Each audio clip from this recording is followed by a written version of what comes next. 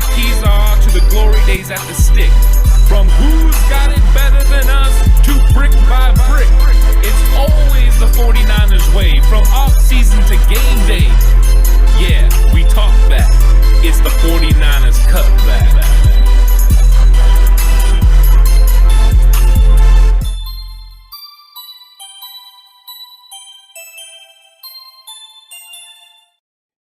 It's 49ers Cutback podcast time, and we are here for rounds 2 and 3. So this is going to be a lot of fun, Alex. And we're having some technical difficulties off the bat. It's been great so far. It's been wonderful. You love to see it, man. You really do. Hey, as long as we're smooth by pick 43, I guess that's all that matters. You know, I'm going to say that's probably accurate. It's probably accurate there indeed. There's been some interesting stuff already happening. Yeah, my dude. Yeah, there is. I mean, the fact that Elijah Moore went, to the Jets, I thought that was a little surprising. I think we thought it was going to be a running back, and they went ahead and went with the slot receiver, somebody that the rumors were that Kyle Shanahan really likes. Mm-hmm. So, they went ahead and struck there. I know Miami is about to pick right now. The Isley brothers are up there, announcing who it's going to be. Strutting their stuff. Yeah, they are. They're getting it. They're keeping it on the down low. They look good too. No, I like what's going on over there. Javon Holland. That is a good pick, my guy. First safety off the board. How about that? That is impressive. And look at this, just more things going on because nothing wants to go smoothly today to start. My apologies, everybody. You got just totally threw off the vibe and the ambiance there. I know it's not actually me on the TV. That's craziness. Freaking Miami though, just building that defense like crazy. Oh man, not only like crazy too. I mean, they're doing everything they can to make sure that they got, the defensive core that they need to be successful. Yeah, that's what they want. They want the defensive core to be successful, and in all honesty, they're getting it done. Yeah. And now that we're seeing these names come off the board, we're kind of getting an idea who's going to be available for the 49ers at 43. And I think a lot of the names that we've been thinking were going to be available are still there. Oh, 100%. I think the one that I'm surprised is still around right now that I didn't think would make it to 43, or at least one of the ones, is Christian Barmore. Yeah. I mean, he's sitting real tight there. I mean, we were thinking maybe, maybe you trade back and you get Lee McNeil, but I mean, with Barrymore on the board, I mean, there's a good chance McNeil might be on the board, closer to 102? I mean, maybe. I don't know. I still say Ali McNeil is a late second, early third round pick, especially late second. So, but yeah, it's gonna be crazy to see who they do. Azeez Al-Jawlari is still on the board. Yeah. And that's another guy we're high on. And then you have so many corners that we're high on, so many offensive linemen, Landon Dickerson, Creed Humphrey, Walker Little. I mean, all those guys, Dylan Radins, all still on the board. 49ers are going to have a pick of one of the guys that I don't think we thought they would all be there. Not only that, I don't even know necessarily anymore if they're going to make the pick at 43. They may be dealing back if there's all those guys, a bunch of them still on the board there. Right. Because you can still trade back and get a couple of them. And shout out real quick, Kenny Samara says, happy post-trade day. It is. It is a very happy post-trade day because it's happy post-trade day and not happy, oh my God, we took Mac McCorkle day. Oh, yeah, definitely. It is nice to have, somebody else. So that's going to be great.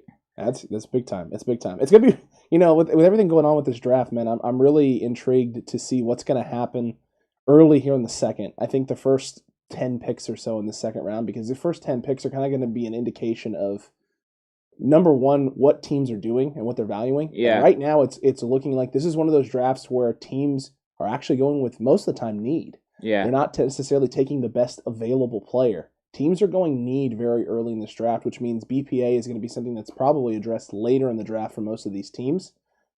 So you, as a team, as the Niners, if you're sitting there, and there's someone that you love that you're targeting right now, if there are teams behind you that player isn't a position of need, you may be able to get away with going back to get that guy and grabbing more capital to attack at other positions and other players a little bit later in this draft, hopefully in the top 100. Yeah, I think we've been kind of, some of the ones that have been really high on them trading back at pick 43, picking up more draft capital and then getting extra guys here in rounds 2 and 3. I think that's something we've been really high on. The one thing that's interesting, though, is I don't think they expected some of these guys to slide here. Asante Samuel Jr. still on the board. Yep. Christian Barmore still on the board. Elijah Molden still on the board. Azeez Al-Jawlari still on the board. So when you're really looking at all these guys, I mean, you're like, wow, And the fact that Andre Cisco is still on the board, Trevon Morwig is still on the board, all those guys is like there is just so much talent right now in this spot. Rondale Moore still on the board. So what are the 49ers going to do? I think there's a lot of options. I think I'm with you 100%, I would trade back. Yeah, that's kind of my gut instinct and gut feeling is trade back, grab some capital, especially if there's some of these guys still on the board. There's just so much you can do. There's so many different ways to go about addressing it. And there's teams I tuned in a little bit on the way over here today, getting ready for this. I tuned into one of the Arizona sports fans, his podcast, and he's live right now too, going and talking about what's going on, and they're panicking right now, and they are in literal panic mode. He's got fans up on there, they're talking, chat's going crazy, and they're talking about how we're not going to get a corner. We're not going to get a corner. We have to move up. How are we going to move up? We have no capital. We're not going to get one of our corners. You said someone was going to slide. No one's sliding. These guys, they're going to be run on corners. They are literally in panic mode. So you might be able to finesse something stupid out of them if you're the 49ers. Hey, Arizona, you really want to come get a Cardinal? Hey, that's fine. How about a future first-round pick? I want you to give us a future first, and, they got like I think they got a bunch of fourth-round picks this year, so maybe you can finesse a couple fourths out of them. Maybe their second-round pick. Hey, give us a first next year, your second, and give us a fourth, I mean, to be honest with you, I think the fans are panicking. I don't think Arizona's front office is panicking. No, the fans are definitely panicking. So far, Arizona has, they've hit it out of the park, man. I mean, they were not happy with the Zaven Cullen pick. I watched his VOD back. They were in distress. The people who were there were they were stressed out. It's because they don't realize how good he is. Well, they him, really Simmons, and Chandler Jones is now one of the best linebacking cores in the NFL. Yeah, I'd say so. I mean, that's outrageous for a 3-4. Mike Golick is about to make the pick for the Eagles, and then we'll see who's going to be left, after this. And that's the thing. The whole thing is the countdown. See who's still available for the 49ers. Mm-hmm. So, asking about Horst. He's at work. He's at work. He'll be here later. Yeah, he will be in here later. Probably won't be here for the Niners pick. Hoping he can get here before. Probably in the third round. Probably somewhere in the third. Yeah, maybe the beginning of the third to kind of around there. Landon Dickerson to the Eagles. They needed to address O-line, and that's a good take there. Yeah, that's a really, really good pick. Solid player. So the 49ers will not be having Landon Dickerson. So if you were looking at interior offensive line, you're talking about other guys. It's true. You're definitely going to be talking about other guys. It's not going to be a center now for the 49ers. Well, it could be. It could be Quinn Miners or Creed Humphrey. You know what? Quinn Miners is looking now, every second now, more and more like a possibility, right? I still don't think the 49ers are going to interior offensive line. I'm thinking no, too, just based on the choices and the decisions that have been made so far. And then they went Tom Compton again, yep. So it's like I wouldn't be surprised if it went Tom Compton and then Ben Garland and then just called it good. Yeah, I mean they might want to address it. And I know that's going to upset some fans who are really, really big on it. But skill position players in this draft, there are a lot of great skill position players.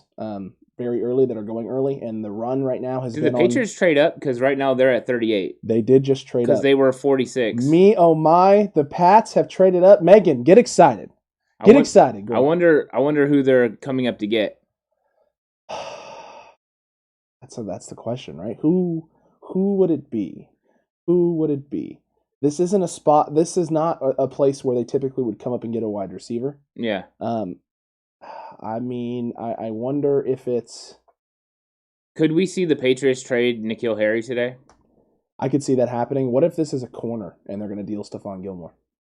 It could definitely be a corner. I mean, that I don't think that's far-fetched to believe at all. Could be. What's up, Monica? Glad you're here. Yeah, absolutely. Monica been very, very active with the chat recently. Yeah. I'd love to see it. Glad you're in here right now. No, this is definitely getting spicy. That is for sure. Yeah, the Pats are making a move up. The dominoes are falling. And you know what? I wonder if they would go interior defensive line. Christian Barrymore still being on the board. You know what? That's a good one. I could see that. Yeah. I could see that. Also, especially Belichick. He's sitting here right now going, this guy's not a second round, day 2 talent. And he's sitting here right now. Might as well just come get him now. Well, and they loaded up on guys on the outside. They got Van Noy back. And then they signed, who was the other edge rusher that they signed from Baltimore, right?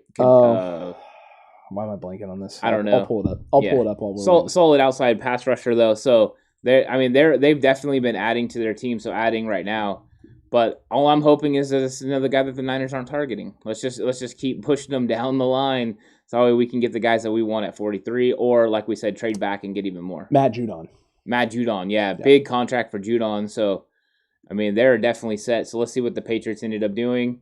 Wow, they had Goodell. They didn't have no player come up to read this. So Interesting. That's interesting. Christian Barmore. So yeah, I did call it. They did come up to get Barmore. Good call for them. Well, you know what? It's also Alabama, Belichick, Alabama, Saban. I mean, so far the Patriots have drafted 2 Alabama guys. It's true. I think that's what Mike Mayock is trying to do too. Just all Clemson and Alabama guys. So, it makes sense. Yeah. It makes sense. And Monica, as for are we trading up or staying at 43? At this point, I don't think there's any need for the Niners to trade up. With everything on the board, definitely not now. There's too much value at 43 wherever they're at. In fact, I wouldn't be shocked now, and I think Ant would probably agree with me if this isn't a trade back type of scenario, where you get a team who's desperate to come up and grab some of this talent that's here that's willing to overpay. Don't get me wrong. I don't think you can get a first by any means for whatever pick you have, unless the team is extremely desperate to move in front of someone else.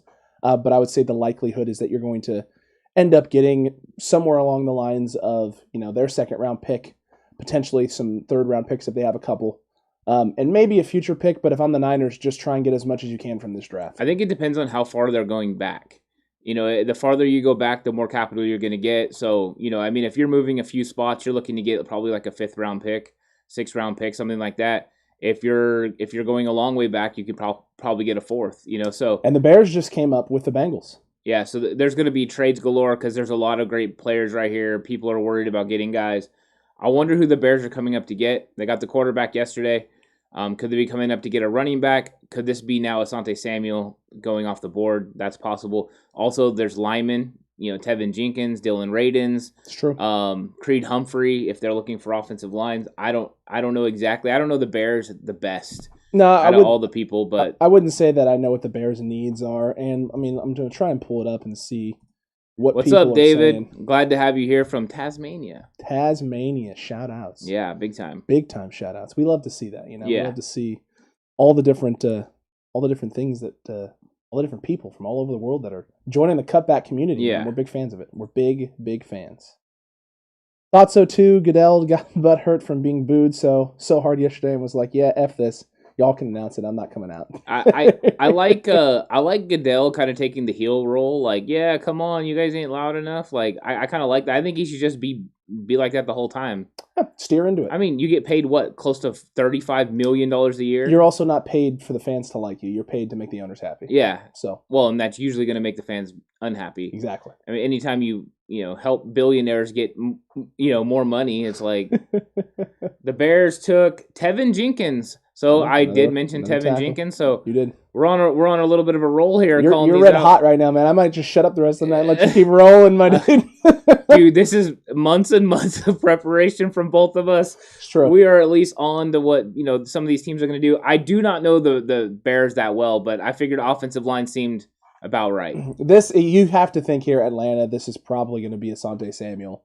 That's going to be a corner. You think most so? Likely. I mean, they got to address something on the defense, right? It could be outside edge rusher Ojulari. Ojulari would be a good fit there as well, especially with them letting go of what was his name?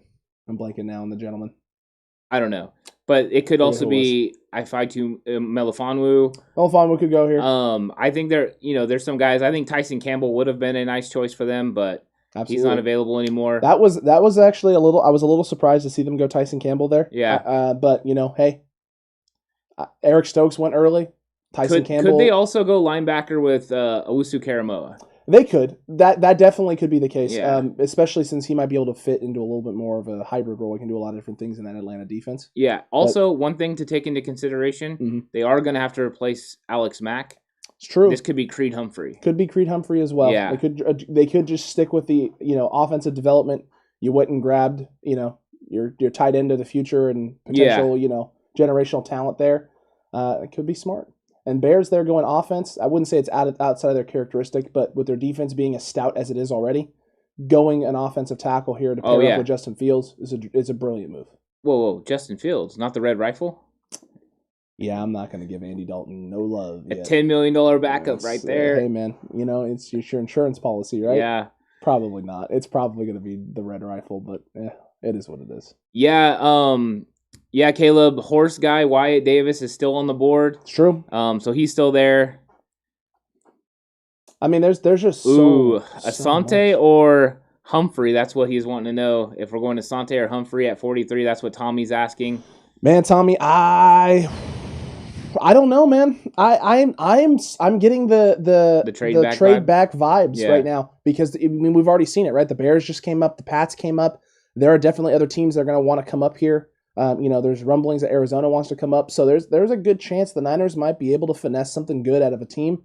A team like the Vikings, who traded back yesterday, may be looking to get aggressive on day 2 and might be willing to give up some capital as well. Yeah. So, I mean, if the right deal strikes San Francisco, you don't have to move back maybe super far, but you're able to pick up 2 or 3 more picks Yeah. here in day 2. I mean, shoot, I don't see why not. I don't see why not. Yeah, I mean, yeah, Tommy, we wanted Campbell as well. I thought he would have been a nice selection. He was somebody that we were definitely for. I think Asante Samuel would be somebody that I'm definitely for. I wouldn't go interior offensive line, so I wouldn't take Creed Humphrey at 43. I would go secondary, so I would go with one of those guys. I mean, I think a trade back and then take Paulson and Debo. I think that's what I would probably lean towards, but I don't know if that's what San Francisco is going to do. But let's see who the Falcons are picking right now. I agree.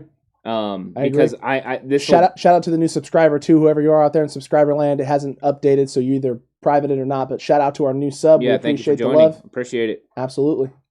Let's see. And this is going to be interesting. We're going to see who. I mean, now we're really right there where the Niners are going to pick. You know what I mean? This is true. We're within striking distance. I'm very excited to see what happens. A part of me wants them to trade back too because I don't want the buffer from 43 to 103. I want there to be some more action. The long time to wait. I want there to be some more there's action. there's no way that they, Richie Grant, okay? Safety. So another safety. Okay. The fact that he went ahead of Andre Sisco and Trevon Moehrig. I'm a little surprised by that, especially over Trevon Moehrig, but they must really like something about the kid. He does look really good on film. I can tell you that. He does look good on film. I think this is a little early for him. Yeah. Especially with their waiting to be safeties until day 2 before one was even taken. But hey, to each their own. To each their own. Yeah.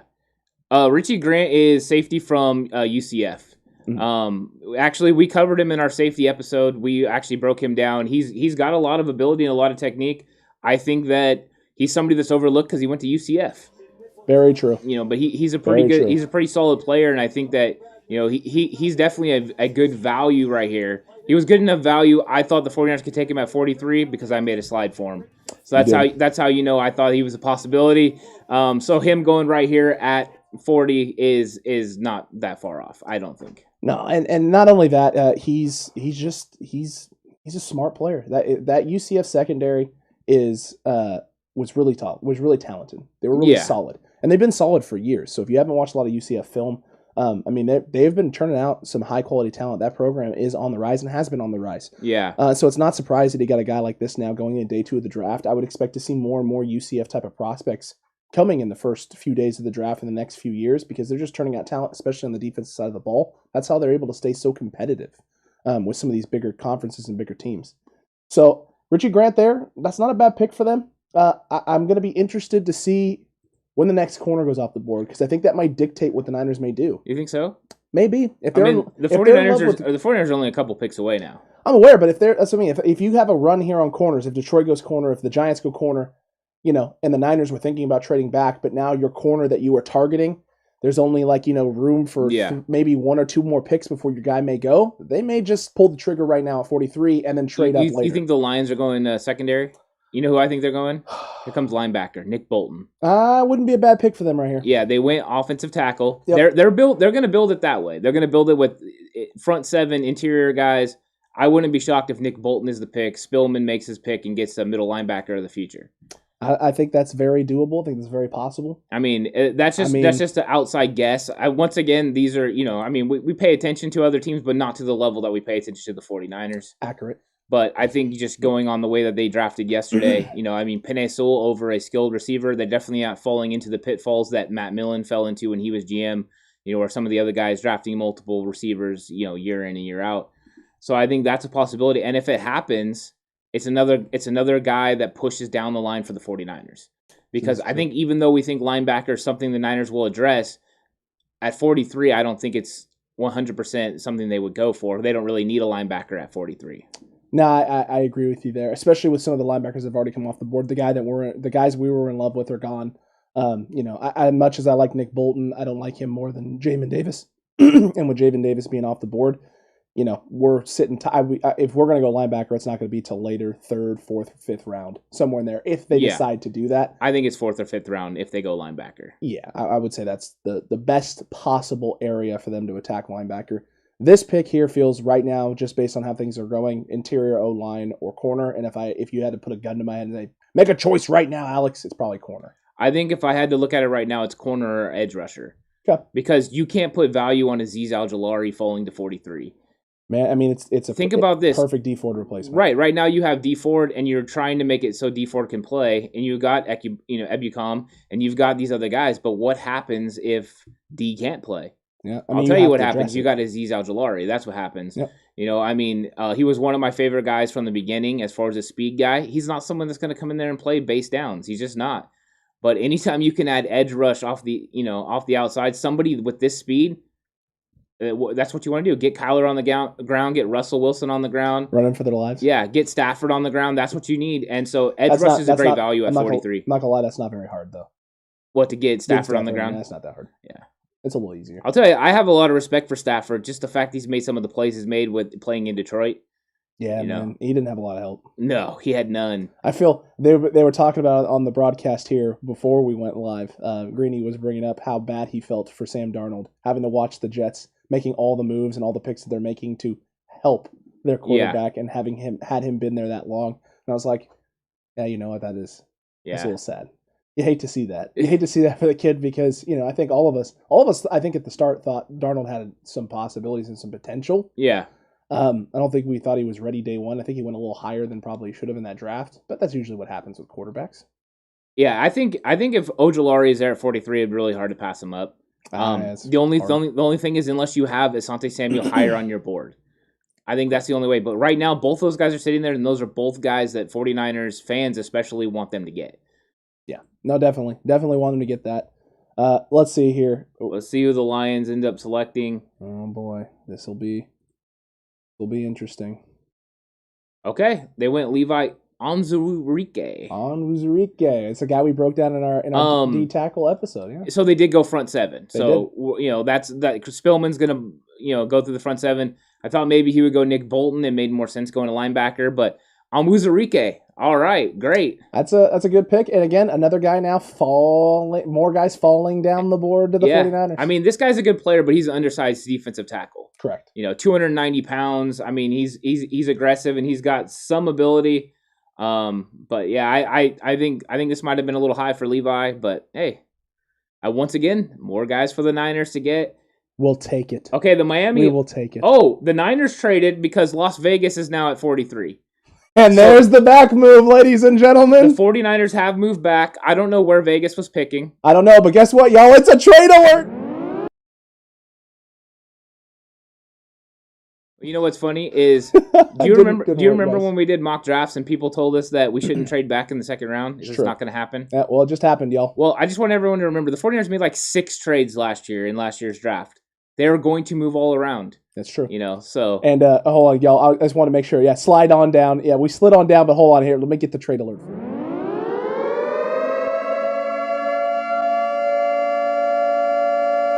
I think because we need to find out where Las Vegas was picking, that we can have a good idea where they fell. So they're definitely seeing guys there. Now, who do you think Vegas is coming up for? Azeez Al-Jawlari, Asante Samuel? Somewhere in there. Yeah. Yep. 40, I think so. I think one of them. Trade back. Okay, so Birdie said Vegas had 48, so we moved back 5 spots. So I like it. I like it too. And you moved back 5 spots. Hey, John, Alberti, who do you think they came up for? Who do you think the Raiders came up for? Is it someone from Alabama? Is it Dylan Moses? Oh no, my God! What if it is? What if it is? The second round, Amari Rodgers. Monica, not happy. You're not happy about that. Look, I think it's about moving back. I think she wanted Raidens, Asante Samuel, or one of them. I think you're going to get one of them. Okay, the Dolphins got Eichenberg, which is a good move. It is a good move for them. So remember when we talked about offensive line and we didn't think they were going offensive line? They did. They went offensive line. They went O-line. They're trying to make sure that they got Tua every. They are literally going to give Tua all the tools so that he has no excuses. They're going to put 2 left tackles on the left side so he doesn't have to roll right. My lord. My lord. Oh, look at Tommy Tremble blocking the highlights.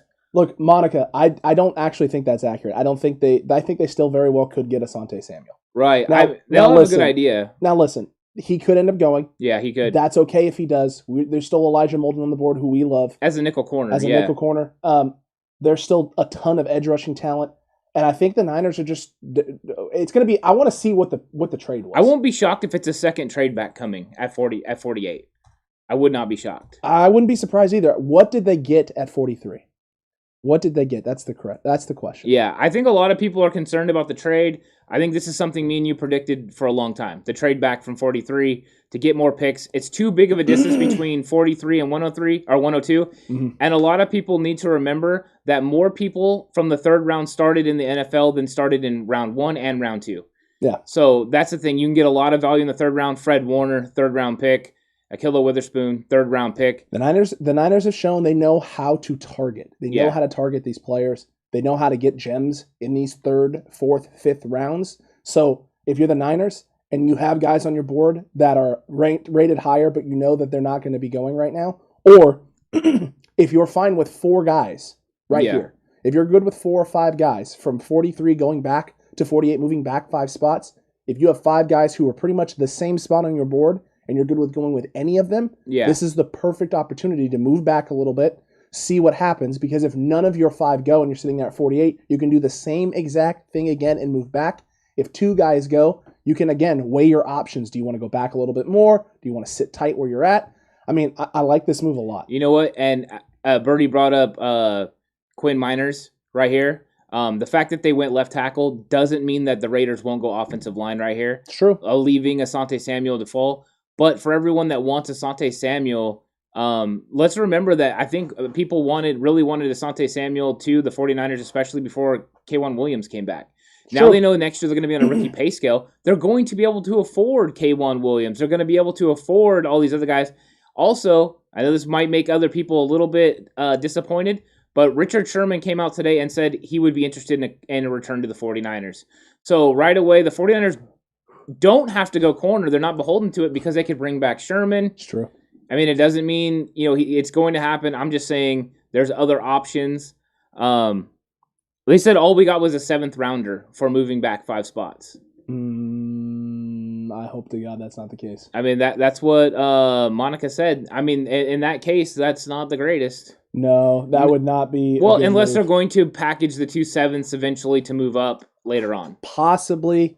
Let's hope that's not the case. I haven't seen anything come across the screen yet. I mean, but they're watching and listening. They're probably seeing it on Twitter. So, I mean, if it's just a 7th, that's not exactly that great to go back 5 spots. But let's see what they do. I mean, let's wait and play it out. Let's see. They might have something else. Some other plan. Sure. Yeah, you know what, JLE? I don't know about Sherm. I'll be honest with you. That is incorrect. The Raiders got pick 43 in a 7th round selection. So they got 230. Okay. The Niners got 48 and pick 121. Very nice. Yes. That is very nice. Very good. We picked up a 4th round pick, gave up a 7th. Moved up from 7. We moved back 5 spots and moved up from round 7 to pick 121. Yeah, we went from 230 to 121. 100% love it. Yep. That is something I did a lot in my mock drafts. It is. Was trade capital to get capital, and that is the best thing to do. So this means 100%. I think the Niners are drafting at 48. I don't think they're going to trade back again unless the guys that they're targeting are still there when they get to 48. If a couple people go off the board here, though, that the Niners are targeting, the Niners will make the pick at 48. Yeah. Because you've already moved up from 230 to 121. And now that we're moving back, a dark horse to think about them drafting, Walker Little, still on the board. Oh man, that'd be nice. We took Walker Little at about 62, 63 in ours. So this is if you factor in about 15 picks plus or minus either direction because of how teams value players. Man, I'll tell you what, it'd be an option here. It's definitely an option here. Yeah, so I mean, I'll definitely take a 4. Yeah, I'll definitely take a 4. Now the trade sounds wonderful. Well, I was nervous when Monica said 7th. I'm like, really? I was like, wait a minute. No, he didn't make that move. I hope to God we didn't. All right, the Raiders selection is in. Roger Goodell is reading. He's not a very fast reader. No, he's a slow reader. He's taking his sweet time. Raiders Oh, Trevon okay. Okay. Morig. Okay. I'm interesting if they go safety. Is it? I mean, they need secondary help. I bet Nico and Alberti are happy with this. What's that, Nico? You good with that? Oh, Nico, I didn't get him on the line there. It's fine. Wait a minute, Nico, you there? So the Niners had a pretty good idea who the Raiders were getting. Yeah, they had a good idea. Nico says he loves it. Yeah, he just shook his head. Yes. Oh, he shook his head. Yeah. So I'm glad we got him on the horn. Yeah. There. So I mean, this is a great pick. I mean, this is a guy that early on I thought was the number one safety in the draft. Yeah. I mean, he's at least top 3. He's got a lot of ability. I think he fits in, with their role, what they do in defense. I think this is the first time that Mike Mayock hasn't tried to outsmart everyone. True. I mean, yesterday he tried to outsmart everyone with Leatherwood. He could have got Leatherwood right now. That's true. And he got him yesterday. Leatherwood if you would have flipped their picks and you told me they took Trevon Moehrig in the first round and Leatherwood right now in the second round, I'd have been like, oh, great. But the fact they flipped him is kind of weird. It is a little weird. The only thing I can think is maybe he wanted to make sure the 5th-year option for a tackle, maybe? I don't know. Yeah. I think, you know what? Right now, I'm curious if the Niners stay on the board here in a few picks. Yeah. I think this pick right here, I think Dallas's pick here will solidify it. Yeah. I think if this is Asante Samuel, you might see the Niners sticking around to make their pick. If this isn't a corner here, if they decide to go linebacker, they probably won't go linebacker. Didn't they go linebacker? They're not going linebacker. They went linebacker. Who the Cowboys? They're not going linebacker. What do you think they go? This should be a corner or an offensive lineman. I can see O-line here. It could be. It's going to be one of those positions. John Gruden's excited. That makes me excited. That means it's probably a bad pick. Yeah, I'm just kidding. Matt Burgos. They are going to go front 7. Spillman is going to build through the interior. Yep. I mean, he's going to. I thought the only other option I thought could have been linebacker, and I still think that's going to come for Detroit. Yep, and maybe Dylan Moses later. That's true. Birdie is celebrating with Cheetos and iced tea. Good combination. Yeah, it is. Dark Cloud. Yeah. Operation Dark Cloud. Yeah. I mean, you would think the Cowboys go corner. You're right, JLE. I would think that would be, but they could definitely go offensive line because Jerry Jones does what Jerry Jones wants to do. Very accurate indeed. Let's see what Jerry decides to do in Jerry's world. It's going to be an interesting pick here. And with the 44th pick in the 2021 NFL Draft, the Dallas Cowboys in Jerry's world select. Drum rolls, everybody. Get excited. Is our guy falling to us or let's see who they go with. They're going to take 10,000 years. I can't tell. Because he's still talking. He's just hyping it up too much. Just make the pick, bro. Your prime was like 30 years ago. Ouch. Yeah. Ouch. Hey. Right now, Roger Goodell's like, let's not bring this guy back next year. The way he was reading it off, it sounded like he said Ruvio. I don't know if that was the pick. I don't even know who that is. He still hasn't made the pick yet. Dude's giving a sermon. He's ready. I love it. Yeah. I love it. The Dallas Cowboys are going to take. Let me scream for another 5 minutes. Okay, we got the minutes. Macho Man fan there. Okay, that's great. This is really killing me. This is the longest freaking pick ever. I almost want to hear what this guy saying. I don't want to hear it now. He's just yelling. Oh. Just hurry up so we can figure out who the Niners are going to get to. He's now just reading the card. He's been screaming for 5 minutes. This guy will never do a graduation commencement speech now.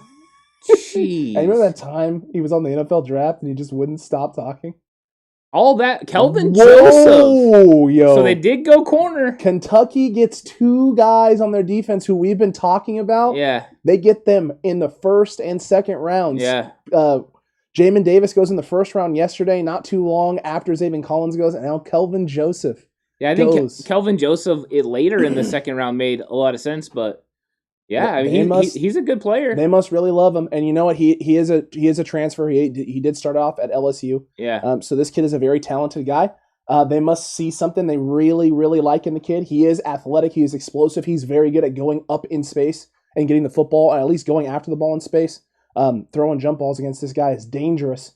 And so, the Cowboys must feel they can turn this guy into something. Let's hope so. Let's hope for the Cowboys. Well, I don't think the Jaguars pick is in. I'd be surprised if they go corner. They went Tyson Campbell with the first pick of the second round. It's true. So we might see Asante Samuel slip again. So maybe the 49ers knew something that we didn't know about where he's going to end up going.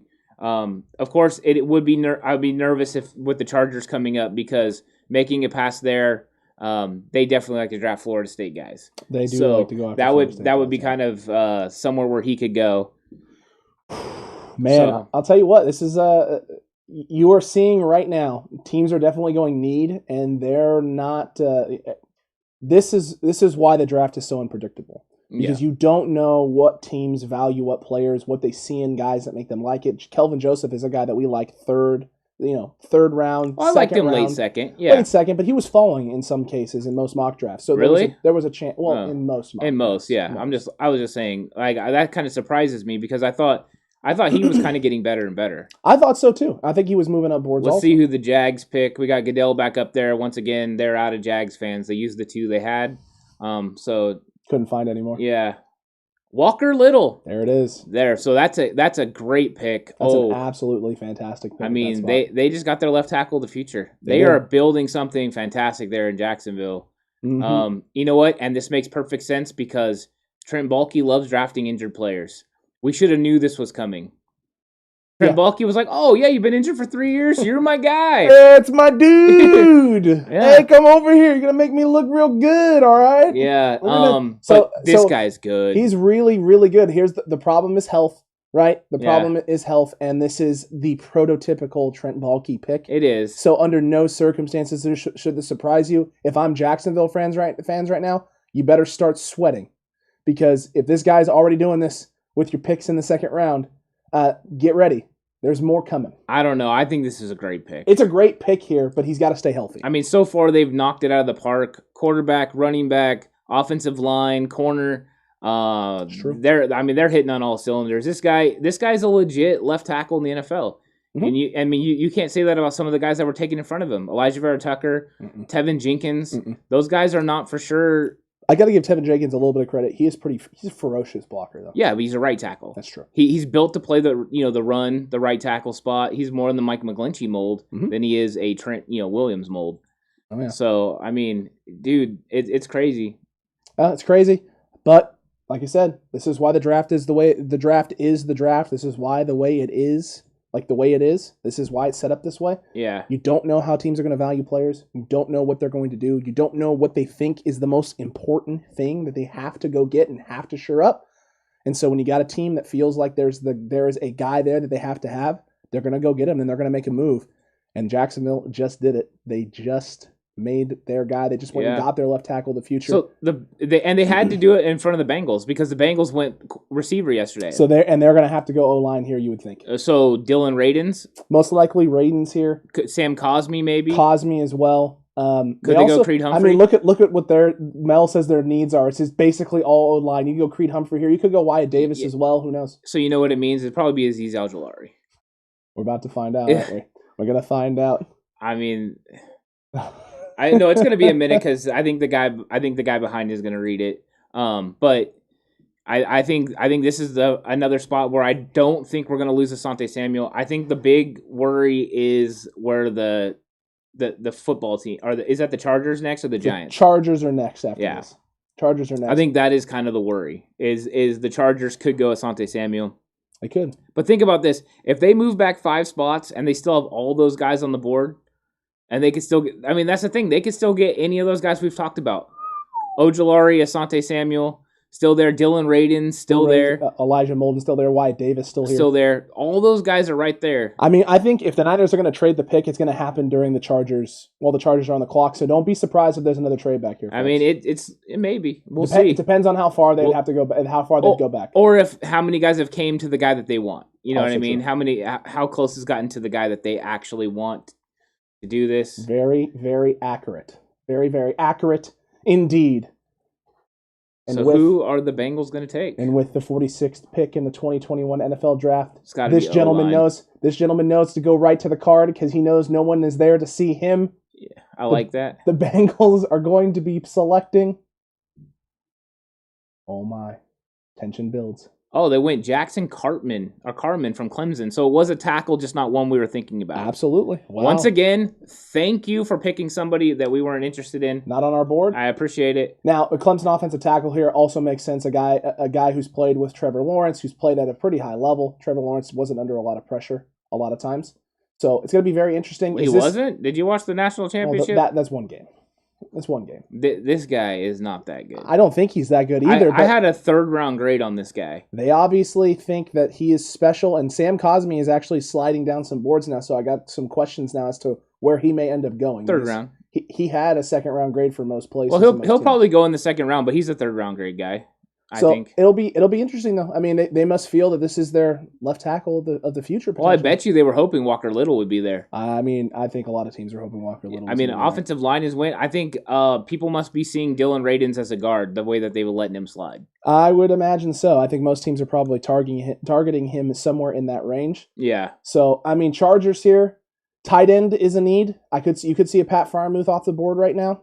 I think it'd be still a little early with everything else that's still out there, but he's the best tight end on the board at the moment. They could go Brevin Jordan if they want more value as a receiver. They're looking at a receiving threat. Absolutely could. They could also go. This could be Aziz because they need somebody because of Melvin Ingram. Sorry, Melvin Ingram being gone. Yeah. Yep. You could pair him up opposite of the other bigger Bosa, and you got your speed threat off the edge. Yeah. So I think he's a possibility right now. Yeah, man. I mean, this is Oh, Mel's got Asante Samuel as the number 10 on his big board left. Interesting. So he did not value Asante Samuel as much as everybody else did. So I mean, that's what I mean, man. I'll be very interested to see what the Niners are doing here. Well, the Niners are on the clock. Arizona's right behind them, and I know that Arizona fans are dying for Asante Samuel. That is the word that I've been getting is that they really, really, really, really, really want Asante Samuel. Like really bad. So if the 49ers pick him here, this will be the ultimate troll. Yeah. For all of Arizona fans, it'll be hilarious. I think I would trade again. I might. JLE, I think we agree with you there. I think depending on how far I had to go back and if I got an offer. Mm-hmm. But if I got an offer and it wasn't going too far back, 4 or 5 spots, I would trade again. Yep. Try to get similar capital, maybe a 4th round pick where you can get a lot of value and trade something on the back end again. Trade 194. Maybe even get a 3rd round pick. That way you can, make sure you're picking in the top 150 like we talked about. Correct. You're not really wanting to pick after that. You're wanting to add, 5, 6, 7 impact players to the team and not 9. And I think that's what they're looking at. Oh, 100%. It's going to be very, very interesting, man. I can't believe Mel has Hunter Long up as high as he does on the tight end board. Yeah. That's pretty high, but, hey, to each their own, sir. To each their own. Well, let's be honest. Mel Kiper's been wrong a lot of times. Accurate. I mean, Trent Dilfer was supposed to be the truth. You don't stick with a Harbaugh when you got a Trent Dilfer. Yeah. That pick is one of the worst takes of all time. Tommy Huxley says no trade. Yeah. No trade. He also said earlier Jags are still trash. Just thought I'd point that out. They lost 15 straight games last year. I don't think they're good, but I think they're definitely building for the future. I definitely think that they're going to be a much more competitive team this year in the AFC. Yeah, they might win 4 or 5. Hey, now. Yeah. Who knows? Maybe 6. I don't know. I think you're. Was that the line? Yeah, that was just too far. Just a little too much. Yeah, just a little bit. Right. They still are in the AFC South. So. JLE, yes sir. Move back 4 to 7 spots. Add another top 150 talent. We think we agree with you there. Yeah, I definitely agree with that. Unless that there's a guy that they're like, oh my gosh, we can't come off this guy. We have to pick him. Yep. If you're enamored with someone, you make the pick. I agree. You definitely make the pick. And if the Chargers take your guy, then you trade back. But also, I see Amari Rodgers on Mel's big board. If Amari Rodgers is somebody that you value that much, and he's right there, maybe you go receiver. Maybe this is the slot. And that'll make Tommy Huxley's mind blow up if they go receiver or running back. So. Well, they'd be doing one of my dunks and taking a receiver before round 4. So, Yeah. Don't do it, Niners. Yeah, if they stay at 48, they can take Asante Samuel or Ojulari. Either one. Man, it's real. That's real enticing. One of them could go here, so. It's true. I think if one of them goes here, you see the Niners take the other one, maybe. You think so? Maybe. Yeah. Maybe is the maybe. Maybe. Also, Dylan Radins is available. It's true. Wyatt Davis is available. Which is what Monica would be. She wants that bad. She wants a tackle. She wants an offensive lineman. Yeah. We didn't get Little. Dylan Radins is still there. I have a feeling they're not going to draft an offensive lineman. I'm starting to get that feeling also. If they do, it'll be late. Oh, is that Dilfer? It is. No, it's Hank Bauer. Okay. You said Dilfer I looked a little bit like Dilfer for a second as it was coming in. I was like, he never played for the Chargers. He played for everyone else. I know. I was like, was that? Did I miss something? Did I miss it? Let's see what happens here. That's an interesting camera angle you got going on there. Oh my. Suspense building. Asante Samuel Jr. just went. There goes the corner. Yeah. There goes the corner. So is it Al-Jalari here for the Niners? Niners might trade back. Oh my gosh, dude. Hey, what did I say though? Chargers and Florida State guys. It's true. They do like themselves some Florida State people. That is accurate indeed. You know, and also my NFL comparison was to Jason Verrett. You were. Chargers, Jason Verrett. They drafted Jason Verrett. So I thought that was definitely somebody that they'd be interested in. And this is a great pick for them. Yeah, I mean, he really is. He's a great player. Really, really good. Really good player. Man, Niners, a minute left on the clock. Are they making the pick here, folks? I think they're going to make the pick. All right, we're going to make the pick. Who's it going to be? Is it going to be Al-Jalari? Is it going to be a Dylan Radins type player? Is it going to be Creed Humphrey? Is it going to be Wyatt Davis? So many potential options for the 49ers here. They got Trey Lance. So if I had to guess, get your popcorn ready. Here comes a receiver. Very well could be. Amari Rodgers or Rondale Moore. Somebody that's super fast. Very true. But the Niners are obviously going to take the entire time. That means they're on the phones. It's true. They're on the phones trying to decide if they're going to make this pick or trade. I don't think they would go Owusu Karamoa. I don't. I don't think you draft a guy this high that's going to play 25% of the snaps. No, it's a little hard to think that would be the case here. So yeah. I mean, man, I don't know. They are really ticking this thing down. Yeah, this always gets you nervous. I think this would be too high for Cade Johnson and somebody like that. It's true. But I don't know. I mean, the Niners are letting the entire clock run, and I'm not. They're the first team to do this. This is a little nerve-wracking.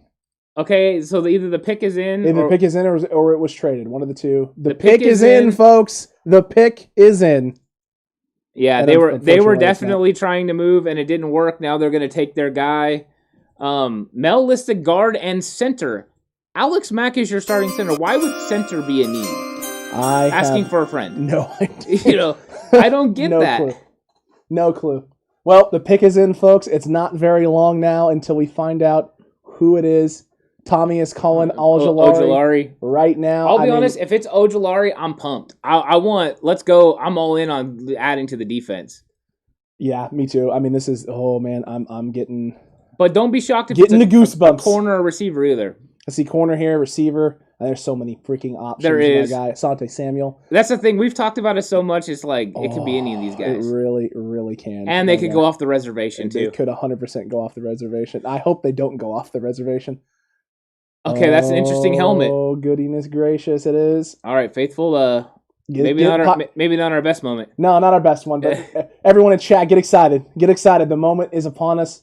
Pick 48, not pick 43 for the 49ers. Birdie is calling Miners. Yeah. I don't know, man. I don't know. It seems early. Seems early for Quinn Miners.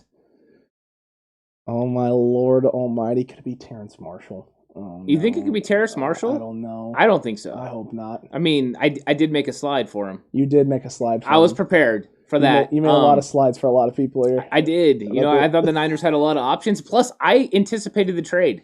You did. So I thought, you know what, they're going to trade back. That's why I didn't put 43 next to any of the slides either. Because that's just not going to work for us.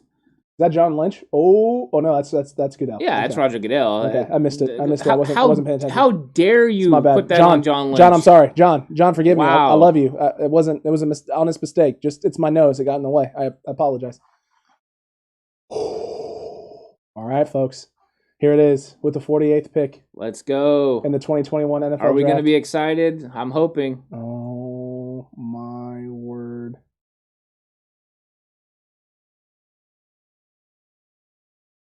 Aaron Banks, guard from Notre Dame. Interesting. And I don't think we have a slide for this guy. We do not. We did not target this guy at all. Very interesting indeed. They must see something here. They have to. I mean, yeah, he's 6'5", 330 pounds. That's huge. He's a big dude. I have watched film on this guy, believe it or not. I wasn't overly excited about him, but hey, we'll see what happens. I mean, listen, it's one of those things where, guard, everyone feels guard is a position of need.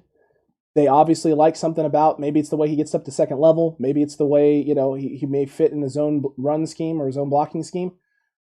he isn't I wouldn't say he's the fastest guy in the world, but you know what? We've developed O linemen before. They feel comfortable with this guy. Maybe it's something with the Notre Dame scheme that they like.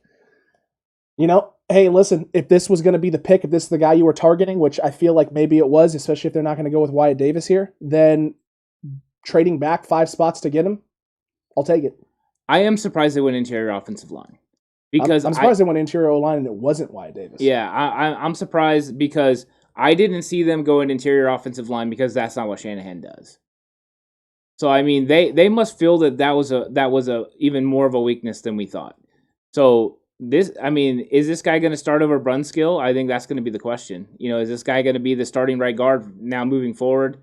I don't think he starts over Laken Tomlinson, but true. I mean, he played left guard in college, but I think he'll translate to right guard in the NFL. But he's huge compared to the other linemen that we have on the team. Besides Trent Williams, I mean, this guy's the biggest guy. He's 330 pounds. Yeah, he's a big dude. Monica, you're right. He is good, though. He is a solid player. They seem happy with it. They actually, and it looks like they're staying busy. Shanahan's sitting there on his laptop still, so they might not be done. Oh, they're definitely not done. I mean, that's not even a question. I think it was a little surprising. I will say this. People have brought him up in comments before that maybe he was going to be someone that the 49ers were targeting. When it was looking at offensive linemen, I didn't see him as one of the best options. But then again, I was looking at 43. But I don't know. I didn't see him fitting the role. I watched film on him last week, and it didn't really, wasn't great for me. But if they see it, they like it. That's what you're going to go with. There you go. And listen, as long once again off the reservation. Yeah, a little bit there. But hey, you know what? I'll take it. The Niners got some more draft capital in order to move back as well. Chat, also let me know on my end. I'm getting some feedback here from YouTube saying things aren't running smoothly. So chat, if the stream is a little wonky, please let me know. Let me know. But I mean, so far, the 49ers have left a lot of guys on the board. Ojulari's still on the board, which is crazy to me.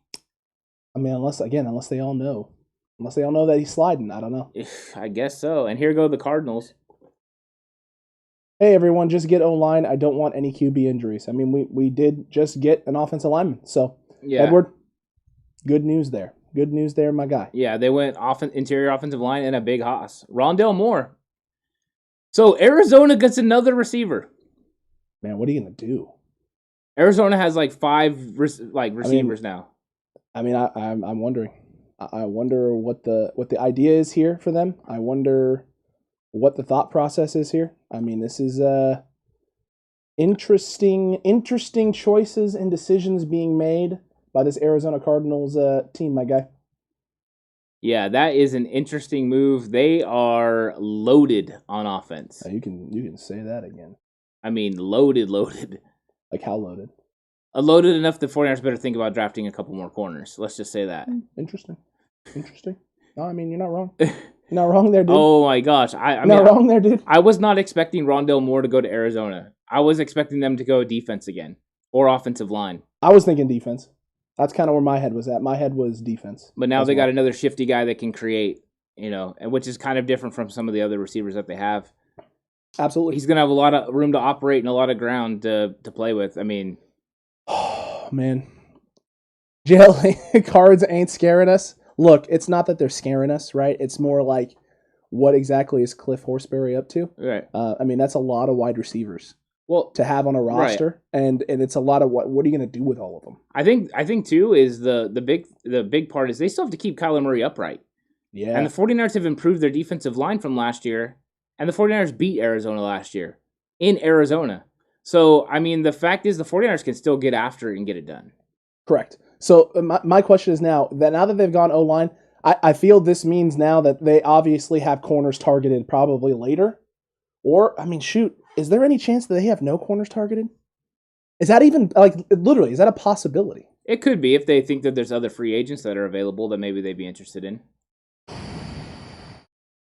I mean, if I had to guess, they're going to take some corners. There are probably 2 of them. Is this pick here Ojulari for New York, for the Giants? It could be. I mean, it could be. I mean, when it comes to them, I would still expect a big person. I would expect a big person, I mean, too. This could be Dylan Radins. This could be Radins. Radins would make a lot of sense. When it comes to the Giants, I mean, they went speed receiver yesterday. True. You know, I could see them going with also a backup running back, somebody that can help spell Saquon Barkley. They could go with a tight end. This might be Pat Freiermuth. He's a different style of tight end than they have. Well, Go there. And Evan Ingram, let's be honest, Evan Ingram really hasn't panned out for the Giants. Also, Bolton, the linebacker, would make sense. Also, they got those safeties that are there. You know, Andre Sisco is available, so. Cards have to be careful how tall their O-line is because you don't want to have Murray walk around with the booster seat. That is true. It's true. 100%. Birdie. Very accurate indeed. Yeah. Very accurate indeed, my guy. Yeah, they do, and there's a lot of great players still available. Mm-hmm. I don't know. Do you think the 49ers are going to wait all the way to 102? At this point, no way. You have 121, right? Like, so if you were targeting someone around 102, I mean, the Niners just showed. I mean, they had just had a guy on the board that none of us were even thinking about. Yeah. I mean, his name didn't get brought up until recently from what you had said. And from conversations that I've had, he hasn't really been a guy that a lot of people have brought up. So, I mean, there's obviously guys on the board that we haven't thought of and that plenty of people haven't thought of. And so, with that being said, maybe there's a guy sitting there at 121. They made that deal because they know they can now take 102 and something else and try and come up and grab somebody else that's on either on our list or not on our list. I wouldn't be surprised to see the Niners making a pick earlier than 102 tonight. Or what if they made that trade so they could get capital to trade for a veteran player? That is also true. You know, could they package 102 and 121 for Stephon Gilmore? Possible. Or even 102 and one of their fifth-round picks, and that's why they needed to get a fourth-rounder so they weren't, you know, with void for a couple of rounds. No, I mean, that's entirely doable. Man, I'll tell you what, it's really, really hard to think what exactly is on the 49ers' mind right now. I don't know. Owusu Karamoa is falling just like I thought he would. I do kind of see that. Azeez Al-Jalaari, I did not see falling. That kind of surprises me. That is shocking. I thought he would be in the second round. I did not think he'd be still here now. De'Ami Brown doesn't surprise me. I think he's going to continue to slip. Mm-hmm. I wouldn't be surprised if he's not, and he doesn't end up being a day 3 guy. Who do you think the 49ers could target in a trade up? Paulson Adebo? Adebo would be the guy that I would Or do you go think after. he could fall to 102? At this point, I don't think there's any way he can fall to 102. You don't think so? No. Asante Samuel fell, so aren't corners falling? Melifonwu is still on the board. It's true. Maybe. You know, there's still a lot of guys that are still on the board. Yeah, but you and I both feel like he's one of the better corners in this draft. Oh, 100%. Right? I mean, we felt the same way about Asante Samuel, but I mean that obviously wasn't the case. Well, I think it was Asante Samuel's stature was always my question. Correct. Because I see him as a nickel corner. Correct. So, I mean, if they didn't think he could start outside day one, that's not what they're looking for. Because they're going to re-sign K'Wan Williams after this. Probably get him an extension during the season. Elijah Molden is still available also. He is. Elijah Molden's still available. Yeah. So, I mean, he does make a lot of sense. Yeah. No, they have a lot of options in a lot of ways that they can go. Trading up would be interesting. I mean, it really would. Apparently, from Birdie, there is an alert on one of the Raiders sites that Vegas is going to try and trade up again into round 2. Yeah, so, that doesn't surprise me. Yeah, they probably have some guy that should be going in the 4th or 5th round that they're targeting in the 2nd. That would make sense. Dylan Moses, here it comes. For the big people? Hey. No, not for the big people. For the Raiders. Yeah. They're trading up to get Moses. He's from Alabama, man. It makes sense, man. It makes sense. Monica, man, Aaron Banks is good, but I don't feel that was the best pick. It's hard to say. It doesn't feel like the best pick right now because of some of the names that were on the board. But again, we all could be wrong, right? We all could be dead wrong. Well, and they see what they need to see in this guy. And when you're saying it's not somebody that you expect, like I know I said it wasn't somebody I expect, and I've watched film on him. Is I still would have gave him like a 3rd round grade. It's not like I wouldn't have gave him. So for them to see him fitting in their system as a 2nd round guy, I'm not going to freak out over it. No, but I mean, I still would have rather had Wyatt Davis. I would have much preferred Wyatt Davis. But maybe they've seen something in it. Whoa, Darius Slayton. Nice. Let's see who the big people take. This will be Azeez Al-Jalaari. It was Al-Jalaari. You called it. Called it. Yeah. So there goes the edge rusher that we were targeting. The Giants needed an edge guy and an edge presence. They're going to get it now. Good for them. Add the speed aspect on the edge for them. Be interesting to see how he develops and blossoms there in New York. Hopefully they don't destroy the man. Because I do like him a lot, especially as a speed presence guy. Oh, that's what he is right now. He's a pass rusher. Mm-hmm. He's going to struggle to play base downs. If you're Dallas, Philly, and them, run right at him. Yeah. especially if he's your base down DN, which I mean, I'm assuming that's why they got him, was to be the guy. I doubt he is at first. He probably won't be at the start of the year, but they're going to try and hopefully. I mean, taking him here, the Niners taking him in the second round, or getting him early made sense because you were using him as a depth piece. Right. A team like this that needs help rushing the passer, you're hoping that he can be more than just a third down type of guy, a guy who's playing more than 25% of your snaps. But who knows? Very interesting. They haven't really gone big person yet. The Giants going the opposite. Yeah. What their name suggests and what they've done in the past. You know what they're doing? They're adjusting to what other people in their division are doing. The Eagles are going all speed on offense, so the Giants are going all speed on defense. Correct. And also Kadarius Toney on offense. Accurate. So they're adjusting to what people are doing in their division, and you wonder if Dallas should have done some similar stuff. Yeah, it's going to be intriguing to say the least. It's going to be very intriguing to see what the football team does here with their pick, because edge and defense and linebacker, I mean, I wouldn't say those are things of need for the football team. There's a nice linebacker there on the board. I wouldn't be shocked with a Terrence Marshall here for them. Big wide receiver to play opposite of, why am I blanking on his name right now? Like him a lot, the slot receiver they have there. Oh, I know you're talking about. I can't think of his name. Can't think of his name either. But I don't think I would go. I wouldn't go him here personally, but this I mean, it would make sense for them. mean, the way that the NFC East is going, don't you think this is somebody's speed? You would think so, but Ron Rivera does like his tall wide receivers. That's true. He does. They could definitely do that. Could it be Andre Sisco, safety? Could be as well. That actually would help them a little bit there. I think that would be the most impactful defensive player they could draft right now. Oh boy. Samuel Cosme. Wow. Okay, so they went off as a tackle. O-line. Yep. For what quarterback? Fitz. Good old Fitz magic. Hey, I bet you a lot of people thought that could have been Davis Mills right there. I wasn't thinking about that, but you know what? They must have a few guys on their list that they're targeting. I bet you that they are looking at, just based on what I know about Ron Rivera and quarterbacks, I don't think Davis Mills actually is the guy they're targeting. I think he's looking at more of a Kellen Mond, Kyle Trask type of guy. Yeah. So don't be surprised if you're seeing Trask or Mond going to the Washington football team here, either late second with them coming back in or in the third round. We're almost 20 picks in, right? And we haven't seen a quarterback. Blowing through round 2, by the way. Oh, love it. Yeah, this is the pace I want. This is the pace I need. Correct. If keeps pressure. Oh, we got a trade. The Browns are coming up, so all right. We'll see what the Browns do. But I mean, I think that this is the pace that I enjoy. That's why rounds 2, 3, and 4 through 7 are so much more enjoyable, because it's like rapid fire. It's accurate. I gotta say, I wish sometimes ESPN put up better plays of these players, because some of the Samuel Cosme stuff that they're showing. Oh, like that one right there, where he just drifts back and just happens to block somebody. Oh yeah, and they're showing literally every clip of him having a guy come directly into his chest. Yeah, where he's not really fully controlling a guy in space, and it's just like, listen, at the NFL level, if you let a linebacker or a defensive interior lineman get into your chest, you're going backwards, my dude. You're not going to be pushing that guy around. So it says defensive end, but the Browns do not need a defensive end. No, that's kind of surprising that they would put D end up there. I mean, why Mel would say that? Yeah, I mean, because if it was defensive end, Basham could be somebody that they're interested in right here. Correct. Could see Basham. He has Ronnie Perkins up there on the board of Oklahoma. Not as big on him, but I mean, Peyton Turner went yesterday in the first freaking round. You know what else? So linebacker. Karamoa could be going here. It could be Karamoa. It could also be Bolton. Bolton as well. Both those guys would be a possibility. Okay. Tight end, maybe? They got the Macho Man, apparently, in the dog pound. It's the Macho Brown. Yeah.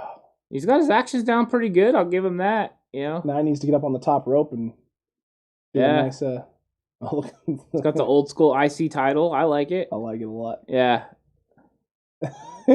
This is probably the most entertaining fan that we've had so far on the... Shout out to Browns fans everywhere. Hey, they saw the dancing guy yesterday. They had to make it up. Gotta come up. Gotta fix it. So come up. I like that. So these are the best guys. According to Mel. You know what? It's so funny that Owosu Karamoa is still there. Everyone told me it was a top 15 pick. Man, totally a top 15 pick. And he's shocked, folks. It was not a top 15 he's pick. He's shocked. Yeah. A lot of people probably don't know how much I do not appreciate that player in the run game. I'm aware. Yeah. I'm aware. You're aware. Hey, he's good in coverage. And listen, we know. Oh, goodiness. Yeah, I do like to watch the film sometimes, you know. Hey, you know what? You do. And you know, I heard Chris Sims talking a lot about him, so I did a second look at it. Mm-hmm. Yeah, and I disagreed with Chris Sims pretty much. I agree. I disagree with him on his edge rushers too a lot. Oh, really? Yeah, I think he should just break down skill players. I mean, I don't think that's unfair. I don't think it's unfair. I mean, it's not terrible, but I mean, I love Javion Hawkins, but should he really be the third best running back in the draft? Maybe not. Looks like the Macho Man's taking over the entire show. I mean, they really like him. They really, really like him.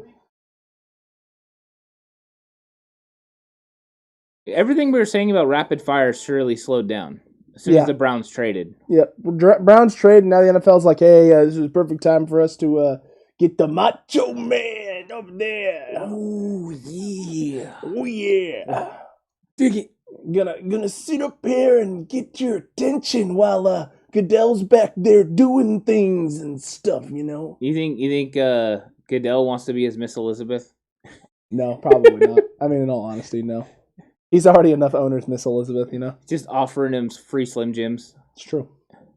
True. Who's that young man? I don't know. Nice Cleveland Browns polo. It looked nice, yeah. Dude, I like it. He looks ready. You know what? The way he's holding his hands, he could be military or something. Very accurate. Yeah. Very, very accurate. Let's find out, folks. What is happening with this pick? What is happening? All right, what are the Browns going to do? This is going to be interesting. Very interesting indeed. What you got for us, Browns? Yeah. What you got for us, Browns? Oh, Goodell's still talking. Gracious. We're having these long intros, which I'm not a huge fan of the long intros. Well, you know, you got to plug your draft-a-thon. It's Marty Gibbons, Browns Coach of the Year for NFL play, whatever. So, okay. You know, they're going to introduce him, give him a little background on him. I like it. Yeah, the whole I like shebang. It. I wish they would do the draft picks more like WWE, like give them some entrance music and have the player come out like flexing and doing entrances. Sure. You know. Oh, he was the high school Coach of the Year. Oh, you know what then? Congratulations, sir. Salute, sir. Good job. Lake Catholic High School. I'll have to look that up. Yeah, I'll have to look it up. That's for sure. The Browns are going to be selecting Jeremiah Owusu-Koramoah. There goes the linebacker. That's a Browns pick. That's a Browns Well, pick. I mean, they needed a linebacker. They did. You get the one that's at the moment, I guess, the highest one on the board. Undersized and good at coverage. Hey, Browns have. You know what they probably got him for, though? I mean, in all reality, the player's fast. So if you got him, he could be somebody that plays against. You're playing against Lamar Jackson. It's true. So he's somebody you need. So to play against Lamar Jackson, he could be able to spy help on the outside. So that's a solid pickup right there. It's not the worst take in the world for them. And you know what? That's been their issue the past couple of seasons for the Browns has been coverage. Coverage is lacking. It is not very good. Yeah. And so this guy getting a guy who can cover in space, cover teams' running backs in space, with the speed aspect as well, helping to set the edge a little bit and not let quarterbacks get outside of the pocket. Yeah. Could help him out.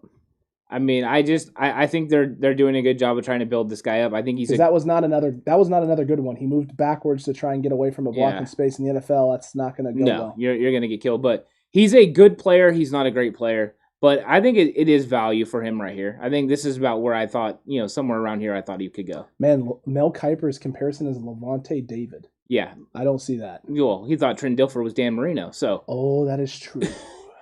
That's the thing. You can't always trust the comparisons. That is true. So, man, all right, interesting. I mean. Koramoah finally comes off the board. A lot of talent still. A lot of guys that we like are still there, so a trade-up is possible. It is, but, I mean, the likelihood now is that if the Niners are making a trade back up, I would say... 80s? Yeah, that would be roughly where it's going to be. I think so, too. 80s where it would be, because I think you can come up a little early and get a pulse of the demo if that's what you're looking at. Mm-hmm. Man, shoot, Elijah Molden sliding down boards. I wonder if teams are viewing him and valuing him as a safety, and because there haven't been a lot of safety picks, he could end up sliding all the way down to pick 102. Well, I thought Elijah Molden was always, kind of after 50, as far as what just he would be drafted after 50. Mm-hmm. That's why he should have always been there in our mock drafts at 43. Yeah. But you're right. If people are looking at him as a safety, safety's just not carrying as much value in this draft we're seeing. I know we have had 3 go in this round, but Andre Cisco is still there. Mm-hmm. So until Cisco goes, if you're viewing him as a safety, he probably doesn't go. Correct. But if you're looking at him as a nickel corner, that's also not carrying as much value because there's only one that's win. That's Asante Samuel. Accurate. So very accurate indeed. Man, I'll tell you what. Treat Mel Kiper like Josh Rosen. We can treat him like that and just won't talk about him anymore. That's a good idea, it's true. actually. That's not a bad idea. Yeah, like nice contribution. We'll start just bringing up Daniel Jeremiah. Oh, there you go. Todd McShay loved the Trey Lance pick, by the way. Yeah. The Kipe did not. Head scratching. It's got a lot of head to scratch, so that's a good one. You got a Justin Fields up there at 3, and you got a Mac Jones, a bona fide. Well, that's the thing. He certified... thought it was Fields. Remember, he went out on a limb months ago and said they were going to trade up for Justin Fields. He did say that first. Yeah. He was the first guy on the trade up for the 49ers. He was. And it was to 3, too. But did he have him going all the way up to 3? I think it was, dude. Okay. I think it was. So he got one thing right. Yeah, I mean, he's not always wrong, but... Batting under 500. Well, let's be honest. If you're trying to do the draft every year and predict it, you're going to be wrong more than you're going to be right. That is for sure. I mean, listen, we haven't been right. And we haven't been right across the board in terms of who the Niners are taking. We were right on guys who were talented, who should have been higher on people's boards that weren't. I mean, Joe Tryon, Jamin Davis, Jalen Collins, Jalen Phillips. I mean, all of those guys. I mean, we weren't wrong on them. No. I mean, Joe Tryon going at 32. My buddy texted me and was like, "Oh, I wanted them to go." And I was like, "Dude, you guys just picked up." I mean, that is huge for you. There goes Dylan Radins to the Titans. Yeah, makes so sense. yesterday we talked about Titans going offensive line. Now they go. So well, that's a good solid pick. You missed last year in the first round with the guy they took, and now you come in and get a guy who doesn't have some of the same questions. He has none of the off-field, field issues. Like very safe pick here for the Titans. I think so, and somebody that's got a lot of talent and a lot of flexibility. He can play anywhere on the offensive line. Mm-hmm. I mean, he would have been a solid pick for the 49ers. So. It would have been, but I don't. At this point, they just went. You just went guard. They're definitely. I don't think they're going to be going offensive line for the rest of the draft until late. Maybe late. 194, Tommy Doyle. Maybe that'd be a good one there. That would be a good one there, man.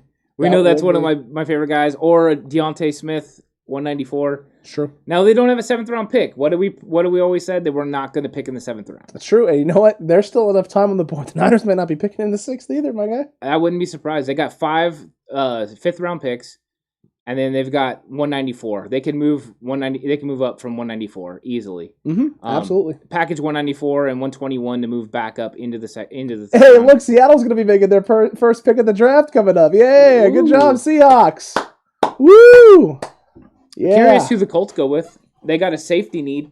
They do have a safety need, and you still got some talented safeties. If they get Andre Cisco, man, here at 54, bro, that's man, wow. I'll tell you what, that could be a heck of a move. It could be. We should have taken Dylan Radins before we took Banks, is what Monica's saying.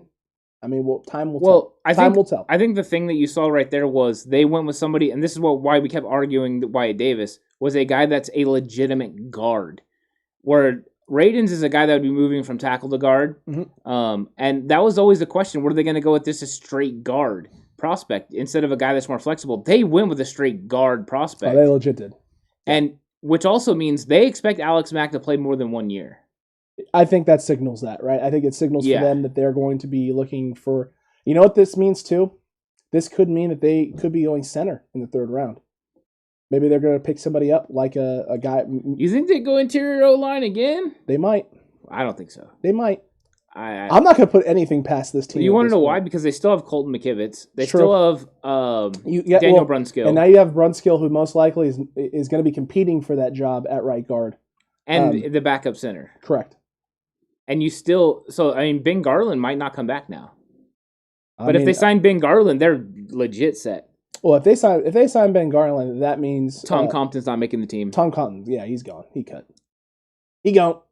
I mean, because you got Skule, you got Brunskill, you got McKivitz. Mm-hmm. I mean, whew. Good luck. Like we said, if Brunskill ends up being a backup, your team is pretty good. No, it's a really, really solid team if he ends up being the backup. Birdie is still on the miners to the Niners train, my dude. I don't think it's happening now. Hey, you know what? It rhymes though. It does. I'll give him that. It rhymes. It does. Stuff. It's good stuff. I just don't think it's happening now. My apologies for applauding for the Sea Chickens. It was more of a sarcastic applauding, Tommy. It was more like a oh hey, you're finally participating. Welcome to the party. Welcome to the thing everyone's already been doing for 2 days. Yeah. It was one of those because they're in the same boat next year too. They don't have a first round pick again next year, so they'll be in the same boat for the next few years. Yeah. So good job, Seattle. Yeah, and Jay Ellie brought up about Niners didn't extend Laken Tomlinson, and Laken Tomlinson actually did the Niners a solid last year because he restructured his contract, and that basically wiped 1 year off the end of the contract. Mm-hmm. So you're right; they need to work out a new contract with him, but I think that they will. I honestly think they like him working next to Trent Williams. I think they do too, but this brings up questions, right? With them going with the guy in Banks who was a left guard at Notre Dame. Maybe he's the right guard this year. Is this they drafting this guy to be the eventual Laken Tomlinson replacement? It's possible if they absolutely love Daniel Brunskill at guard.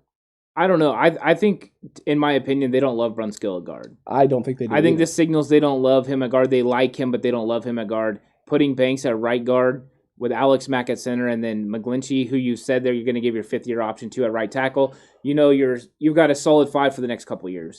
Hey, look, Tommy, I think the only reason they re-signed Compton was because you weren't sure if your guy was going to be there in the draft that you could get. So it's assurances. You made sure that you had someone there that you trust, and then you go into the draft hoping you're going to get a guy, so that way a guy like Compton becomes expendable. That's what they just did. So we'll see what happens. Well, also you need to fill out your roster for right. the 90-man roster for training camp and everything.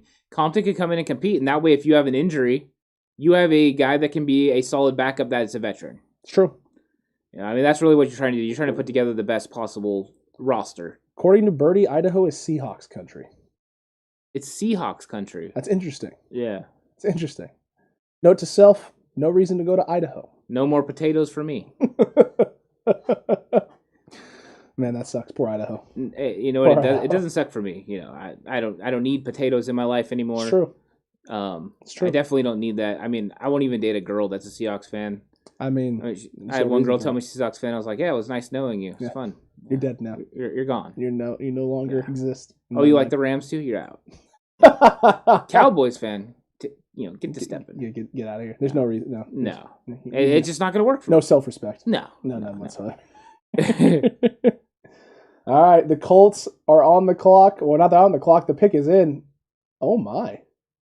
Teo Odin Diongbo. Yeah, you know what? This is a good edge rusher off the edge. All right. From Vandy too. Yeah, another SEC name off the board. I find it hard to criticize anything the Colts do with how good that they've drafted lately, and especially when it comes to defense and O-line. Yeah, and they've hit on pretty much everything. They have one of the best GMs in all of football right now. That was a nice swim move that he just pulled off. Very impressive. He's definitely got skills. I mean, he's a base 4-3 defensive end that they've added now to. I mean, they already got a great defensive group. Buckner's going to get some more help. Absolutely. And that's the thing, right? Other than Buckner last year, there wasn't a lot of presence on that inside. This guy looks like he's going to be playing a little more of that 4 technique, maybe a little inside-outside hybrid for them. So you pair him up next to a guy like Buckner. Buckner now has some help on the inside. You made all the investment in capital that you did into Forrest Buckner, giving up the picks that you did to come get him from San Francisco. Now you got a young guy to put next to him. Buckner can help mold. I mean, it worked in San Francisco when it was him and Armstead. Yeah. So who knows? Maybe this is their Eric Armstead-esque type player. Look what they've done. Pass rush. Mm-hmm.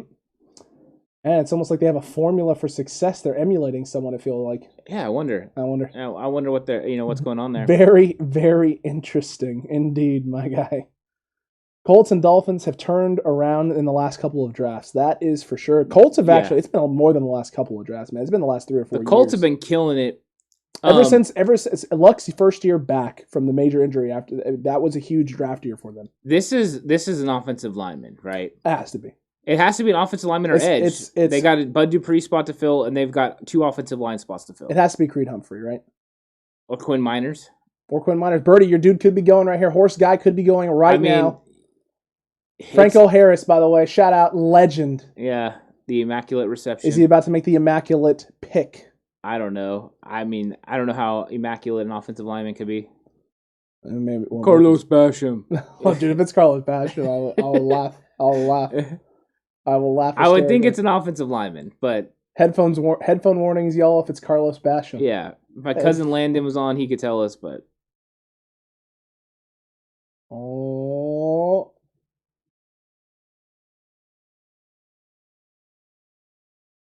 Pat Fryer. Whoa, tight end. Okay, you know We what? forgot McDonald retired. Yep, he did. Tight end was definitely a position of need. They must feel this guy must be very, very high on their board. So Pat Fryermuth finally off the board. He fits the mold of a Pittsburgh tight He end. is definitely a Pittsburgh tight end. Yeah. He's 100% a Pittsburgh tight end. So baby Gronk. And after years of Gronkowski tormenting the Pittsburgh Steelers in the playoffs, they get baby Gronk to bring in instead. I mean, they haven't figured out how to protect Ben Roethlisberger yet. Nope. But they sure have gotten more weapons. There you go. So they got that. He's going got for him. no excuses, right? He's got no excuses. Urinating Tree is probably screaming right now at this pick. Oh my lord. Yeah. I mean, the dude's a beast, but big body. Wow. I still don't get why they didn't go offensive line. I've been clamoring for offensive line since they're not going to replace. Maybe they think they can re-sign Alejandro Villanueva. I mean, they must be feeling that way, but they still got to address the center position. Yeah, they do.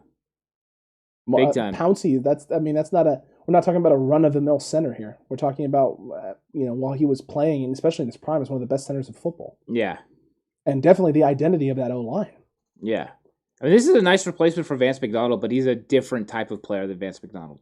Right. Vance McDonald had more speed. Yeah. This is not a fast guy in space. He's physical. Yeah, so they're going all in on making sure that they have receivers and skilled players for Ben Roethlisberger. You got some fist pounds going on there in Pittsburgh land. Yeah, so De'Ami Brown's still on the board. I thought he was a first-round pick. Ah, man, he's going to be there for some time, I think. Yeah. He's going to be there for some time. Mm-hmm. Interesting. JLA says, hey, at least the so-called Jet McKinnon isn't with us anymore. Yeah, he's with the Chiefs now. It's true. It's an interesting fit there. Yeah. He gets to take the Le'Veon role of playing like 5 snaps a game. Like it. So that's good. Like to see it. Well, he'll hold up in that, that environment. You can. Definitely can. Where do we think Le'Veon Bell's going to end up? Man, that's a interesting proposition. Why wouldn't Pittsburgh bring him back? I mean, it feels like the perfect fit for Partner him with Najee Harris. Mm-hmm. Makes sense. Yeah. Teach you the system. Le'Veon had a lot of success there. Hasn't done literally anything since he left. Yeah. Literally nothing. I mean, he just have to get paid by the Jets. I mean, he got paid. He got broke. He didn't just get paid, bro. He got broke off.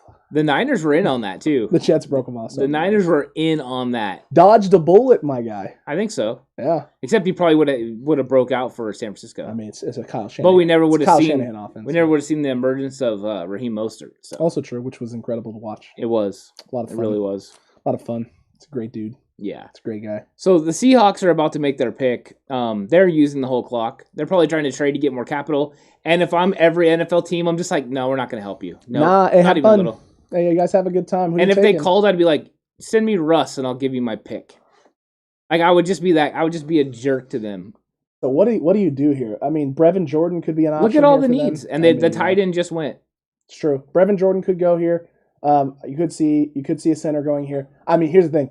If it's not O-line, I think Russell Wilson is storming down there into the office.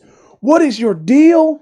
Sierra already said she wants out of this place, and you guys I'm going to go home bruised and beaten? Yeah.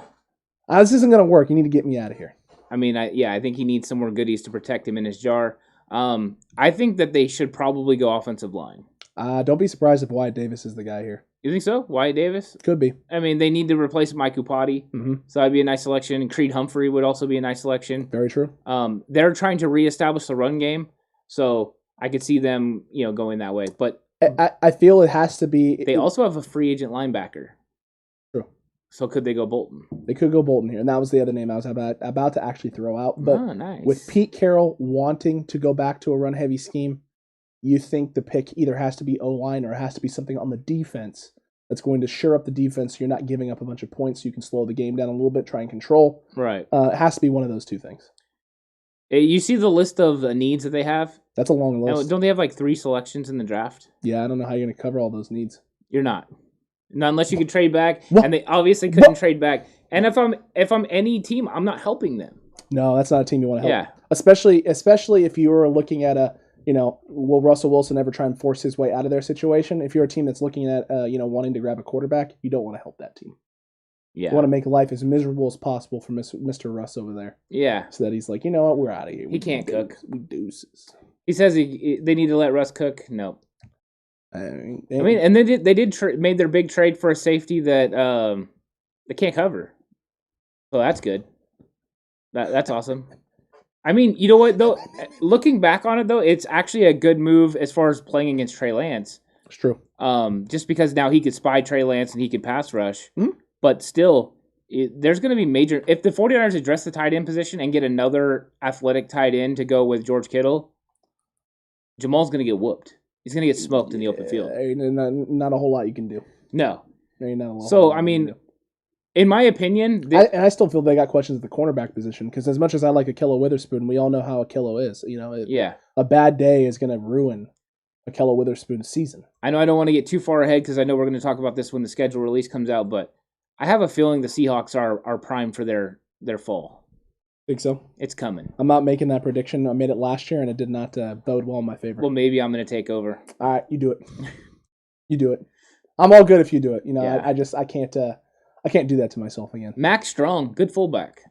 Mm-hmm. So, as much as I hate the Seahawks, he was a good fullback. So. It was. They went wide receiver. Hey, you think Aaron Rodgers is over there like, you get them another wide receiver? I can't get a single guy.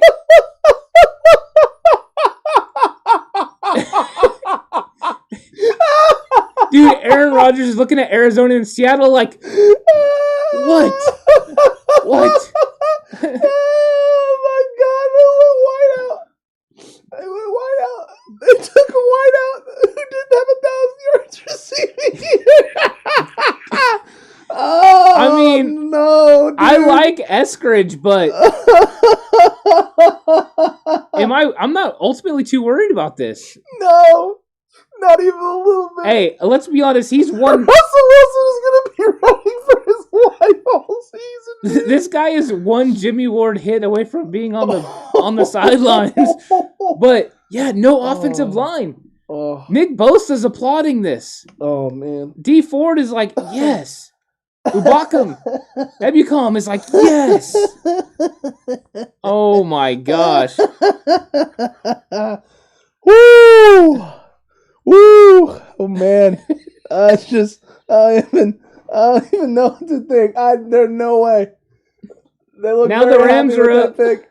They're so happy looking at them. So the Rams are going offensive line, right? No, they're going to go receiver too. They're going to go receiver also. I haven't seen the Seahawks do this bad in a draft since draft day when Kevin Costner fleeced them. Oh, man, he fleeced them hard, bro.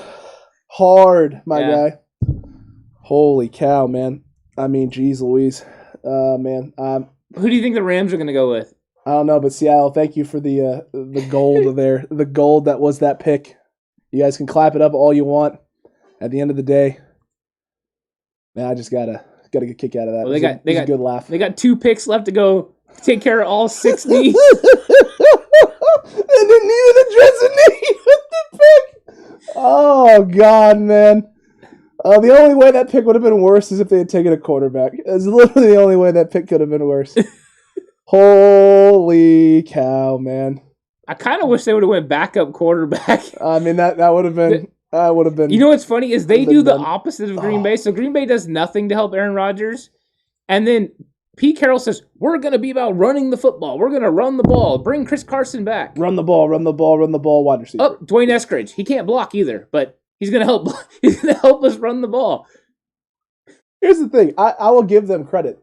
You know, they've hit on wide receiving talent in the draft. Like, right. They do. They've done a really great job of finding undrafted and even drafting wide receivers. So there's a good chance that guy's going to pan out in their system. He's probably their Tyler Lockett replacement. No, they extended Tyler Lockett. Did they really? Yeah, they extended him to big money. I don't know what the thought process is. You know what it is? Here. This guy, they're going to use him in reverses and stuff like that and try to, attract attention, fly sweeps, and make it easier for them to run because their offense was so basic. I mean, I guess, but I still don't understand how you plan on protecting Russell Wilson. Yeah. Hey, the Cardinals. My uncle Rob brought up the choking on gum. Maybe that's it. Maybe he's going to use gum to hold the offensive line together. Maybe at this point, that might be the only thing that can keep them together. Because I'll tell you what, man, I don't get it. I don't understand it. Oh, so it looks like Like the Malibu home, he's on McVay's on the phone talking By the to way, the guy is that they that a got. picture of Goodell Where? in the house? That's a picture of Roger Goodell in the Rams draft house. That's weird, man. That is odd, McVay. They're gonna need more than that to beat the Niners this year. Why? Why do you have that picture there? I don't know, but Aaron Donald is owned by the Niners. I mean, yeah, especially Daniel Brunskill.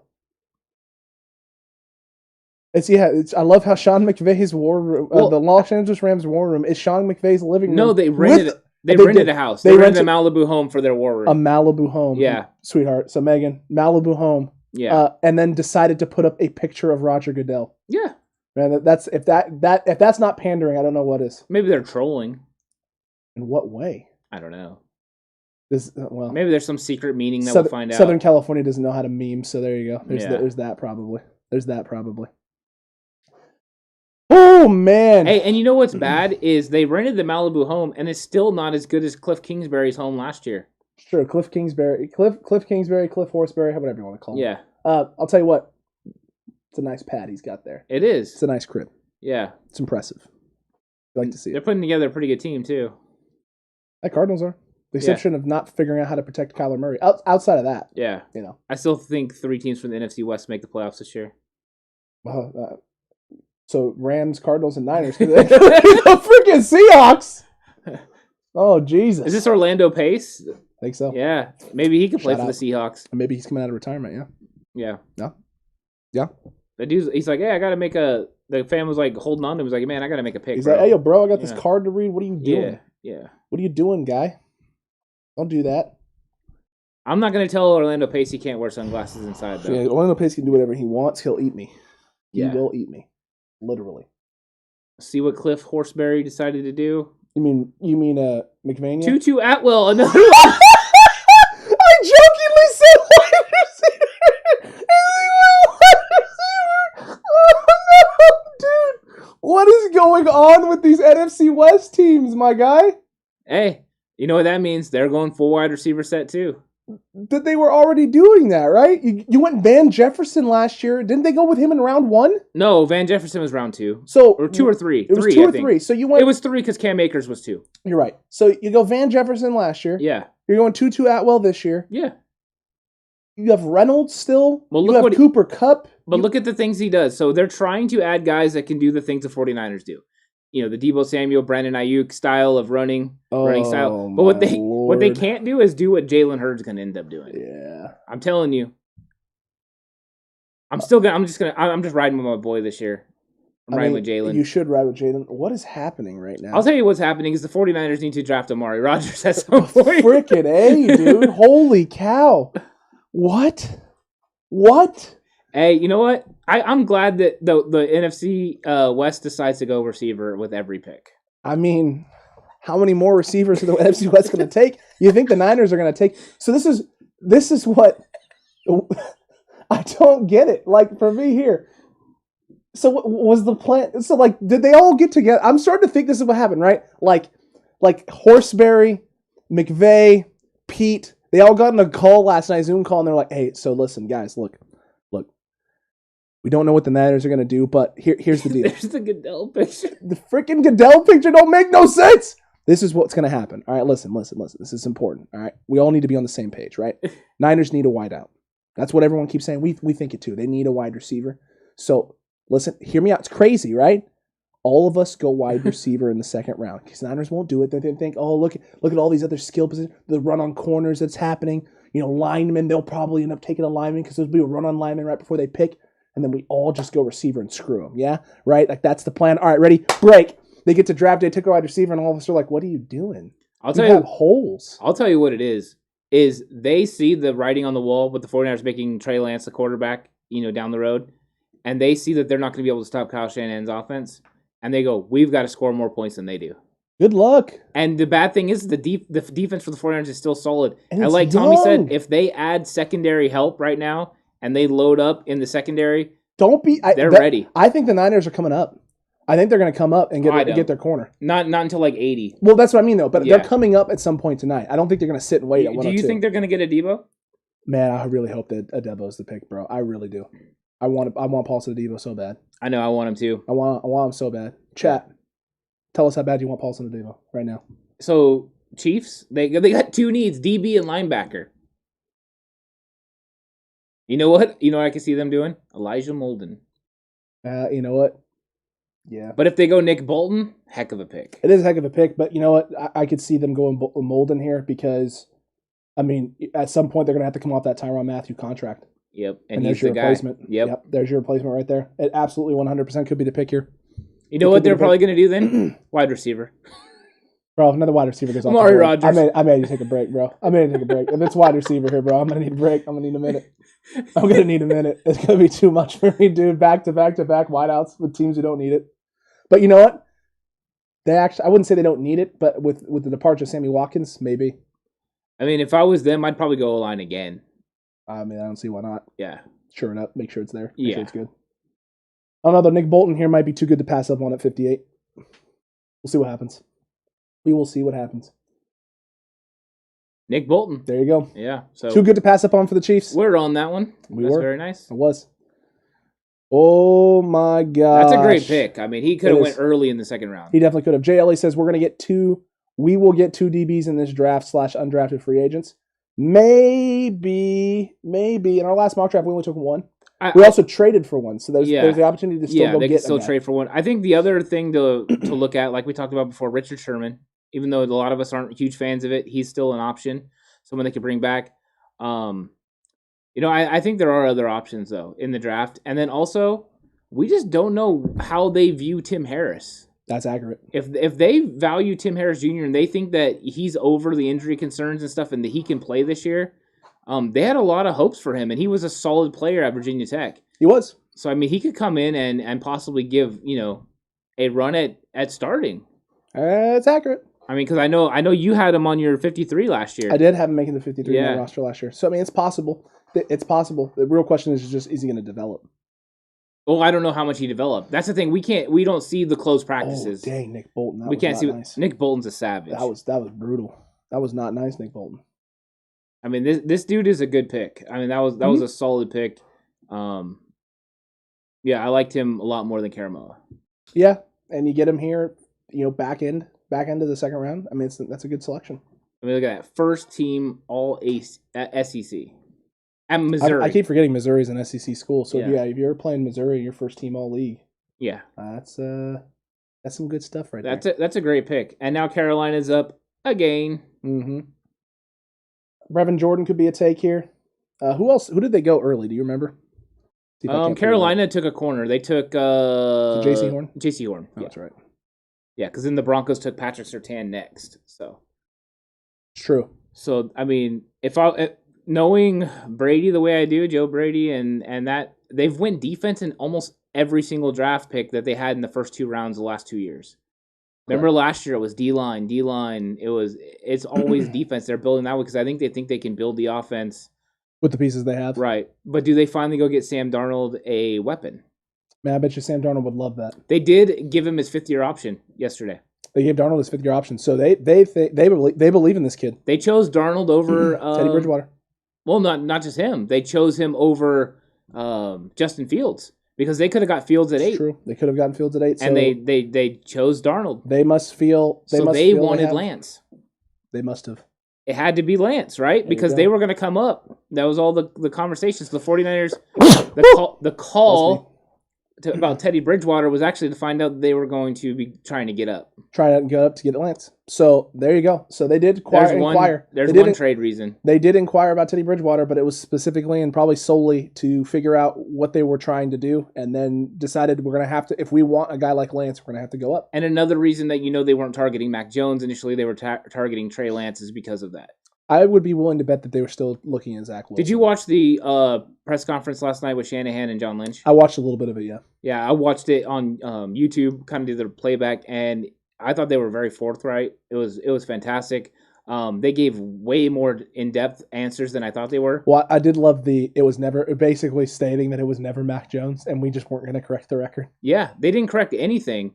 And also that means anyone that claimed to have sources about the quarterback situation didn't have sources. And the only person now who legitimately can make that claim of having sources within the 49ers is probably Pat McAfee, because he was saying this now for the last week that he was being told that it was Trey Lance. No one knew besides Shanahan and Lynch. That's true. So it's complete conjecture. Unless McAfee is buddies with them. You know what? McAfee seems like the kind of guy who would get along with the Shanahan and Lynch. Kyle Shanahan ain't telling no Pat McAfee. You never know. No, what it is somebody had a hunch and they told Pat McAfee, which is fine, but that's not a legit thing. Like it might be. There's people I'm sure there's people that but he said no one knew besides them two, and then Jed on Wednesday, and then Thursday. That's why Jed went absolutely bonkers. His Twitter was off the hook. Great, it was good stuff. Yeah, and the fact he acted like he didn't know to play it up. So glad I don't know. They did admit they called about Aaron Rodgers, and it got shut down fast. Yeah. So I don't even think there was an official offer made because... No. So wait, so you mean to tell me that Grant Cohn and all these talking heads were just talking out of their behind the whole time? Pretty much. My Lord Almighty. Color me surprised, folks. Color me surprised. I got into it with a not a talking head, but a stan of a talking head on one of the Facebook groups who, when the trade stuff got announced, I said, hey, I don't think there's any real... there's nothing really to that, I don't think. Yeah. I think you're just kind of talking out your behind here. I don't think they made any sort of deal for Rodgers. And he clipped, no joke, took the time to clip the segment of Grant Cohn talking about someone else talking about it, and was like, "What do you got to say to that?" It was like, anyone basing their opinions on Grant Cohn has. I have some concerns. If Grant Clown is your first source of breaking 49ers intel and news and sources, I was like, "Hey man, you do you." But I tell you right now, and when we trade for Rodgers, what are you going to say then? Awesome. I'm going to say a broken clock is right twice a day. Don't make a broken clock right. Hey, my Lord. Let's be honest too with the whole Grant Cohn thing. He's just terrible to watch. He's just not fun. It's hard to watch. Well, the best part of Grant Clown, we'll just say it. The best part of his podcast or his show, whatever you want to call it, is when other people are talking. I agree. When it's not him. Oh yeah, I agree. Oh, here goes the Panthers pick. So we'll talk about this before we move on. I know we got some questions too in the chat. Terrace Marshall. Okay. Oh, makes sense. LSU guy. Yeah, going to play. Brady. Yeah. I mean, Brady knows. Brady, if anyone is going to know what to do with the Terrace Marshall, it's going to be Brady. Yeah. Dan Stevenson asked, didn't know you guys were on, flipped over just now. What did you guys think about Banks? Seems like a wasted pick. It was painful to see all the other teams grab first-round talent there. I think it doesn't sting as much for us because they didn't take him at 43. They traded back. He got pick 121 as well. So, I mean, look, you got some decent capital. You're going to get another pick in the top 150, and you gave up pick 230. So, as much as we're not huge fans of it, Dan, at the end of the day, they obviously see something there that they can work with. This is obviously a guy at the guard position they feel can start at right guard. And we don't really know what the thoughts are on Lincoln Tomlinson. I think you and I both believe that Lincoln Tomlinson is a guy that they like, and it's going to be a guy in San Francisco for years to come. But if you don't really like Lincoln Tomlinson, they don't feel it there, then you have a guy in Banks that can replace him in a year or two when you decide to move on from him. Well, I had a third round grade on him. He did. And so if he's going to go, if you think he's going to go before you pick at 102 and you are very high on him, maybe he's your top interior offensive guard in the draft, you go ahead and strike while you can. So I think that's what they're looking at. The fact that they don't pick again until 102, I'm sure forced their hand maybe to take him a little bit earlier than they would like. But when you're saying interior offensive line, I don't know how much farther he was off from, he was, of course, for us, he's behind Wyatt Davis. Correct. But if you're looking for a direct guard, I don't think he would have been that far off, maybe him and like Trey Smith. And we also don't have access to the medical records. So if Wyatt Davis is a guy that they were targeting, but because of the issues with medical and knee and everything else that just happened to him at the end of the season, if they don't feel he's ready to go day one, that would be a reason why they would go with a guy like Banks if they feel Banks will be ready day one and has the chance to start. Wyatt Davis may not with the health concerns, so it spooked them. And maybe they're looking for a guy to start right now. That would be why they would go with a Banks instead of a Davis. Well, maybe it spooked everyone. The fact that Wyatt Davis is still on the board, I know in my mock draft I got him around here, so maybe that's why. Maybe he's falling on medical. JLA, I don't think Dan's saying that it's a wasted pick. I think he's saying wasted pick in terms of the other talent that was around there. He feels Banks could have gone later. He's saying he could have got somebody of more talent. Yeah. Correct. And here's the thing: if you couldn't trade the pick, if you couldn't move back, it's going to be hard, right? It's going to be hard not to just go get the guy you want right there, right now. And they did use the entire time on their clock. He didn't have knee issues. He injured his knee at the end of the season. So right. It's the first time though he's had a major injury. We think it was an ACL. It may have been an ACL. I mean, but yeah, I think I am shocked. I thought Banks wasn't the best fit, only because of size. Mm-hmm. That's one of the things that made me think that Shanahan and them wouldn't be interested. 6'5", 330 pounds. True. He's the heaviest offensive lineman on the team. Accurate. You know, and we're running his own scheme, so you usually think they're quicker, faster, Mike McGlinchey style guys. So. Unless they think they can whip this guy into shape. I'm just worried about Aaron Donald's speed against him. Accurate. Pete Werner. Good take for them. We thought they were going to go linebacker last round. They didn't. They get the linebacker now here in the second round. My third favorite linebacker from Ohio State. It's true. Browning is your first. Yeah, and then Hilliard, and then Hilliard, and then this guy. This guy was unfortunately a lot higher on teams' boards. Hopefully, it works out for him. I think though this is definitely the guy they're looking at as the surefire tackler. They had to get a linebacker. Correct. You know, yeah. I mean, what do 49er faithful think about Quan Alexander possibly coming back? Yeah, that's a good question, chat. How would you feel about it? How would you feel about a K'Wan Alexander? No, Quan. Quan, you're right. K'Wan Williams. K'Wan Williams. Quan Alexander, how would you guys feel about bringing him back into the Bay? Wouldn't be a bad option there, my guys. Yeah, I mean, I think it's a possibility. I seen him already. He's running and doing change of direction drills, and it's true. So he could be healthy by training camp, ready to go, and should be cheap. Should be a cheap option. Well, I think that's the way. That's the only way he comes back is if he's a cheap option because you're only going to play him, 25% of snaps. Accurate indeed. Yep, Werner gets taken there for the good old Saints. They took Peyton Turner. They took Pete Werner. They're definitely going after guys whose last names rhyme, and also is going to help them shore up that defensive front there. And hopefully not be as susceptible against the run. Yeah. And, generate some pressure so that your DBs and things of that nature can... Because they're still in cap hell, I believe, aren't they? They still got a lot of cap space to cut, don't they? No, they cut it all, but they don't have, very much money to sign their draft picks. Oh, there you go. Yeah. But they made a lot of moves, overall to, get stuff done, so... Yep, accurate. So we'll see what happens. Now the Bills are back on, so they went defensive lineman. With their first pick, they went Gregory Rousseau. They did. Good take there. Yeah. So I mean, I don't know what they're gonna do here. I mean, with some of the guys that they're going with and stuff like that. Now, so it'll be very interesting. I think we have a special guest coming in. Yeah. So here we'll see what happens. Now, chat, this is going to be interesting. I saw a couple of you guys saying, Quan, king of the missed tackles. Tommy, maybe he's the king of the missed tackles. You never know. JLE, no thanks, go young. I think we all pretty much agree with you there on that, and the going young part. The Niners definitely can. There's still a lot of good linebacker talent in this draft, whether it's Baron Browning, whether it's Justin Hilliard. There are some good undrafted guys like Stewart out of Houston as well, that they could go after. He'd be a good undrafted option for the 49ers. So if the Niners aren't big on taking a linebacker in this draft and worried about getting other needs and hitting on other things, then, who knows? Who knows? They could not go linebacker. They could stick it out. So, man, at the end of the day, this is going to be interesting to see what the Niners do if they're actually going to make a move up, Ant.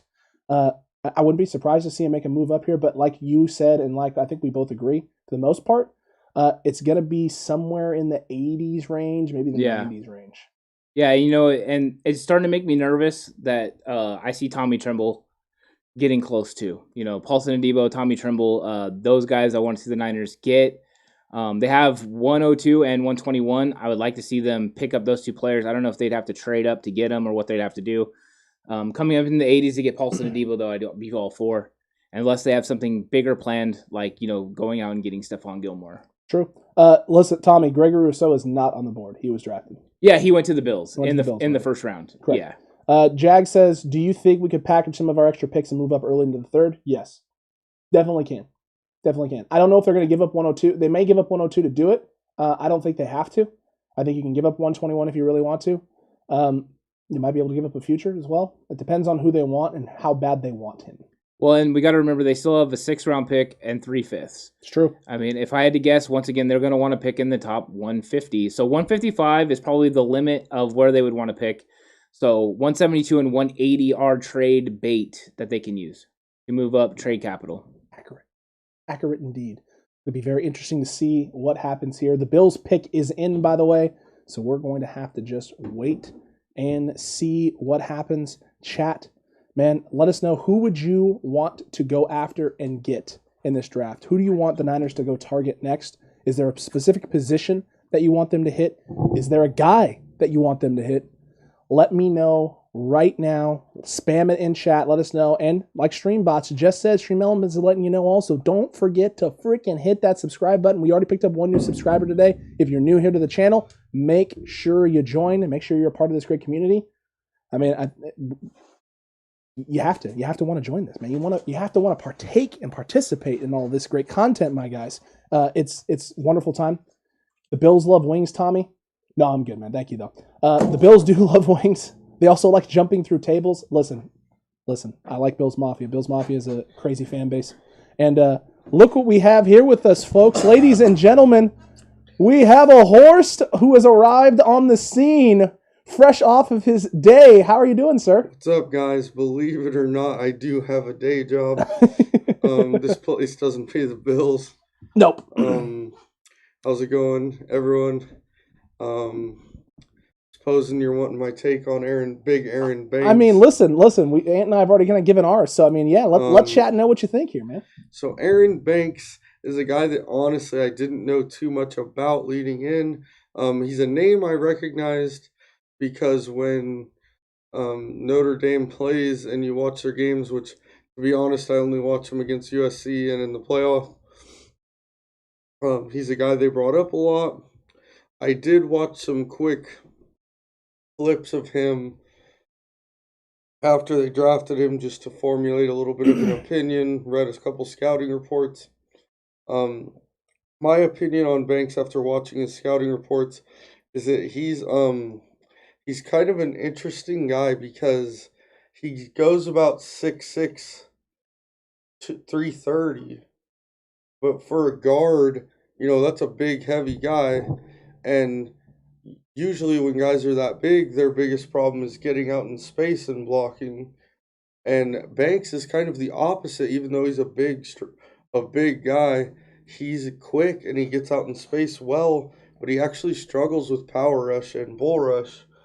And so I think what the Niners' thought process on him would be that they can fix that stuff, that they think it's technique stuff is the reason he struggles, or maybe weight room stuff is why he struggles with the power rush. And maybe their thought process is, hey, guys that are 6'6", 330, that move like that, don't walk around very much, we can fix the rest. So I would think that's where their thought process was on that. Yeah. And obviously their blocking scheme, even though once again he's a big guy, lends itself to quicker linemen, which he does play like. So maybe they feel like he already kind of fits their scheme and they can turn him into a dominant lineman, And I know there was a stat out there, something around 500 pass sets in the last 2 years, and he only allowed about 15 pressures and 1 or 2 sacks. Pretty good numbers. So, and I wouldn't say that Ian Book was known for getting the ball out quick. Yeah, and to be honest, though, Josh Myers, wow. My honest opinion, ahead of Creed Humphrey. I personally had him, Creed Humphrey, Wyatt Davis, guys like that, all ahead of Aaron Banks as interior lineman. Mm-hmm. It's kind of, everyone knows I like Wyatt Davis that's been paying attention. Yeah. I think Wyatt Davis is a lot more pro-ready. But I'm going to give it a chance because they've made a lot of good picks, a lot of good decisions in their time running the team. I'm not going to sit here and poo-poo it. I mean, I would give it a C+, B-. Hey, Horace, I was watching film with him last week, Banks, and I gave him kind of a third round grade. I thought that he was there. Do you think possibly, too, the 49ers took him there because they're worried they couldn't get him at 102 and he was somebody that they targeted, so they went ahead and went with him a little bit earlier than they would have normally? Yeah, that's what it looks like, especially with the trade back beforehand. Yeah. Oh, But I mean, if I complimented Kyle on it yesterday and John, is that they see a guy they want, they get the guy they want. They don't care what other people think. So hopefully that doesn't come back and bite them here. Like I said, there's other guys I would have preferred, personally, but I wouldn't.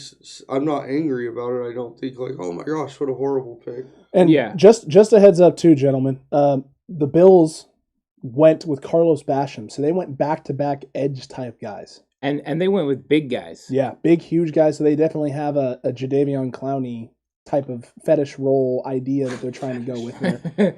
Is he? Is it? It's true, Bertie. At least they didn't pick Leatherwood. That is accurate. That is accurate indeed. So the Chiefs are on the board again. Yep. They just went Nick Bolton horse. I don't know if you saw that or not. No, I did not. So Joe Tryon, we predicted that. Joe very Tryon, nicely, Nick. Wait, no. Joe Tryon went to Tampa. To Tampa. Tampa, that's right. First. So was Bolton their first pick? Yep. Was it? Was the Chiefs' first pick? Really? Yep. That's pretty. Oh, because they traded with Baltimore. It's true, they did. Yeah, so that's what happened. Yeah. Good take though. Good take. That was loud. I really wanted Myers, says Gary. Gary, good to see you, my guy. Oh, he did. He really wanted Myers, but I think we all thought Myers was going to go later in the draft. True. At this point, yeah. I think everyone thought that. He was kind of going to go later. Let's see who the Chiefs go with, and then we can see kind of who's still available as we work closer and closer to 102. Next, a couple guys asked, too, as well, what we think the trade range would be. Creed Humphrey just went. Center. So the Chiefs have taken care of Patrick Mahomes. Yep. Once again, Aaron Rodgers is like, well, hey, they went Josh Myers. Josh Myers over Creed Humphrey. Yeah, that's an interesting take, man. Yeah. It's an interesting take. Wow. Okay. Interesting take. This is a solid pick. I like it out of the Chiefs, and they have things that they're trying to shore up and things that they're trying to do. So you know what that means? Pittsburgh can still get Miners. It's true. Quinn Miners can still go to Pittsburgh, my guys. Still could do it. So I mean, this will be Jacksonville is coming up again, and Jacksonville has been killing this draft. They've been knocking this draft out of the park. It's going to be very interesting to see what they do here with all the things they've already added. What else could they possibly do here? What else could they possibly go? I mean, they could go receiver. They can add, an athletic receiver. Get more help for Trevor. Very, very accurate. But I mean, picking up Walker Little was huge too. That was nice. It's true. Oops. You're good. Nothing fell. We're fine. We're fine. Amari Rodgers is still on the board. That would be somewhere for Jacksonville to go. They could go Clemson. It's true. Tommy, you watch yourself out there, my guy. You watch yourself. And maybe, I don't know. Who do you guys think Buccaneers are going with? Man, that's the Buccaneers or the fist pound gang. Well, that was the Kansas City Chiefs. Whatever. True. Could the Bucs go running back? They could. Could see it. I honestly don't know what they go with because they don't really have very many needs. And they went DN yesterday. I mean, I guess according to quarterback. Davis Mills or Kellen Mond could be the pick here for the Chiefs or for the Bucs. Excuse me, or Kyle Trask. Listen, what about Jamie Newman? No, I don't think so. I think if you're going to go with somebody here, I think it's Kellen Mond. I think this is who they take. Yes, because he fits that prototypical gunslinger type mold. Oh, Davis Mills is the best ones available. I mean, I don't disagree with you here, but I think Kellen Mond kind of fits more of the gunslinger type that Arians goes for. Willing to take shots downfield, big arm. I got questions about Kyle Trask's arm. I'm thinking Weaver, Rashid, or Roche. Oh, as edge rusher? Could happen. Right now or for the 49ers later? I think 102? Yeah, Dan, do you mean now or do you mean later? I think he means later. Let's see. He goes, there are 3 offense tackles still on the board worth taking, but they will probably be gone by round 3, and I don't think San Francisco is taking 2 outside offensive linemen in a row. Maybe Tommy we Huxley go. Says you're really a Bucs fan. Maybe we go edge. There are some good options near the end of round 3. Listen, I would like to have Quincy Roche would be great. Be a great addition. I agree.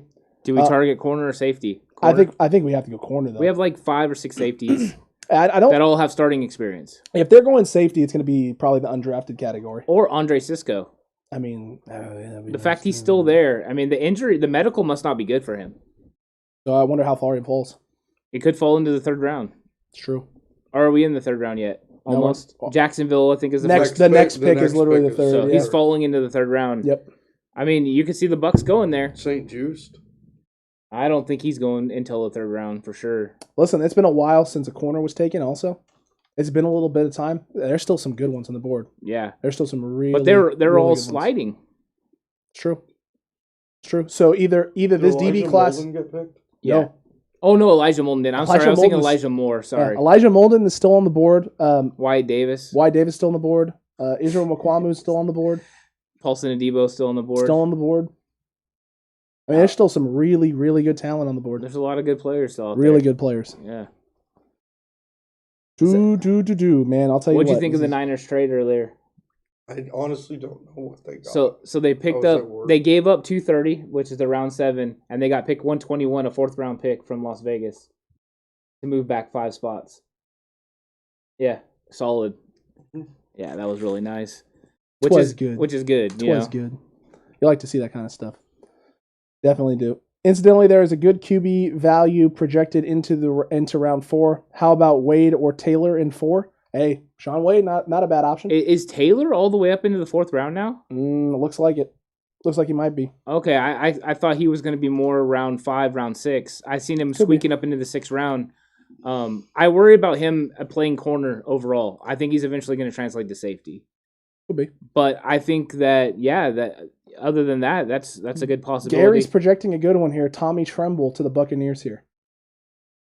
They could go tight end. I don't know. They have tight ends though. They have OJ Howard They and do. Brayton. They have Brait. They have Gronk. Yep. I don't think they're going tight end. I would be shocked if it's tight end here.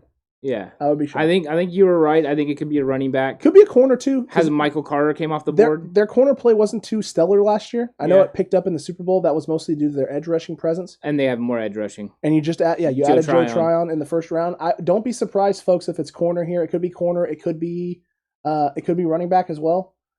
Man, I'll tell you what, it's going to be very interesting to see what they value. I would imagine here that I mean, Don't be shocked if it's offensive line it could be line to protect because they had the injury at center last year, and they had the young guy step up, Brady. Steiny.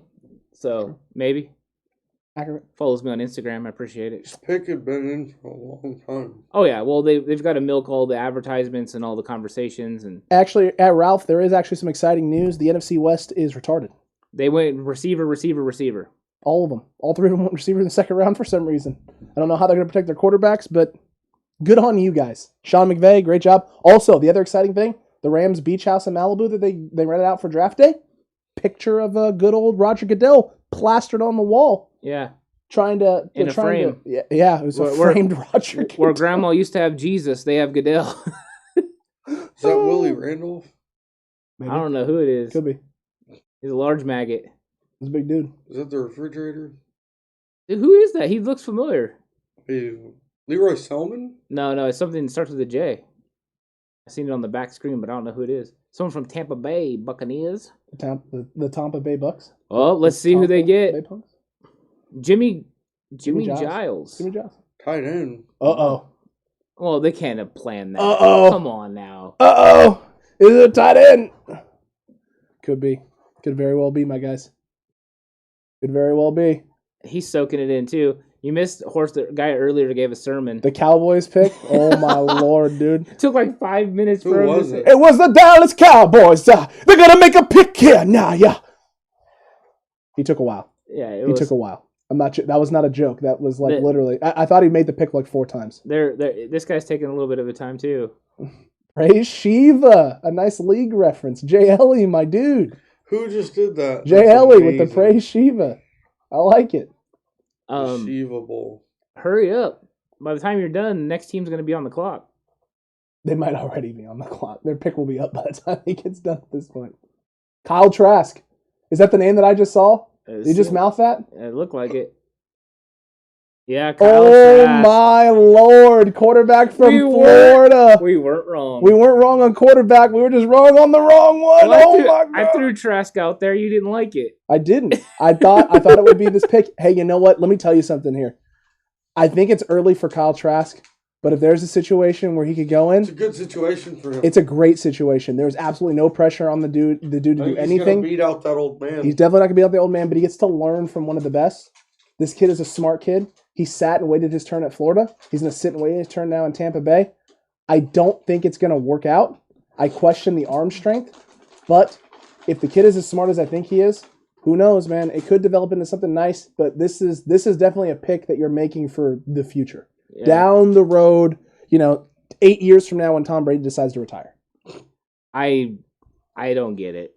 I mean, I'm just never gonna get it with this guy. I don't see it. I told you he's got the Peyton Manning type of throwing action with the hip and the little leg and the throwing motion. Except the ball doesn't go out as good as Peyton Manning. No, it does not. He look at that. I mean, look at that. Everything has air under it. Nothing comes out hard. Nothing comes out strong. Yeah, this is not a great pick in my opinion.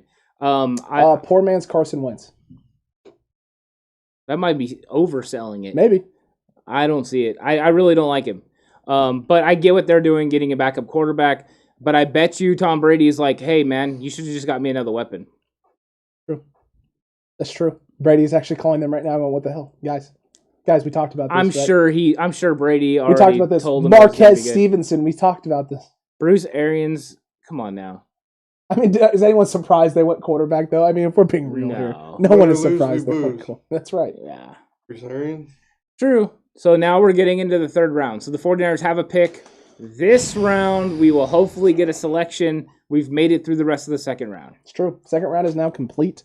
It's only 6:30, by the way. They're blowing through this draft tonight. I like it. You like to see it. You like to see it out of the NFL. Not forcing teams to wait until the very, very end to make their picks. Yeah. And the Jaguars pick is about to be announced. Troy Vincent, solid player. I like that. Very good player. Eagles. Doesn't Troy Vincent? Oh, Andre Cisco. Man, I'll tell you what, bro. The Jacksonville Jaguars. Urban Meyer knows how to spot talent. This is where Urban Meyer... Trent Baalke knows how to spot talent. Bull- Urban's just around for the ride. Pucky on that. I call nonsense on that. These are not... Oh, actually, hold on. Cisco with the injury. This is exactly... Oh, my God, man. Baalke is literally living... Injury. You're right. You know what? This is an Urban. Walker. This is all Baalke. I told this you. is all Baalke. Walker Little, Andre Cisco. He has learned absolutely nothing from his time in San Francisco. Nothing. Oh, my word, Trent Baalke.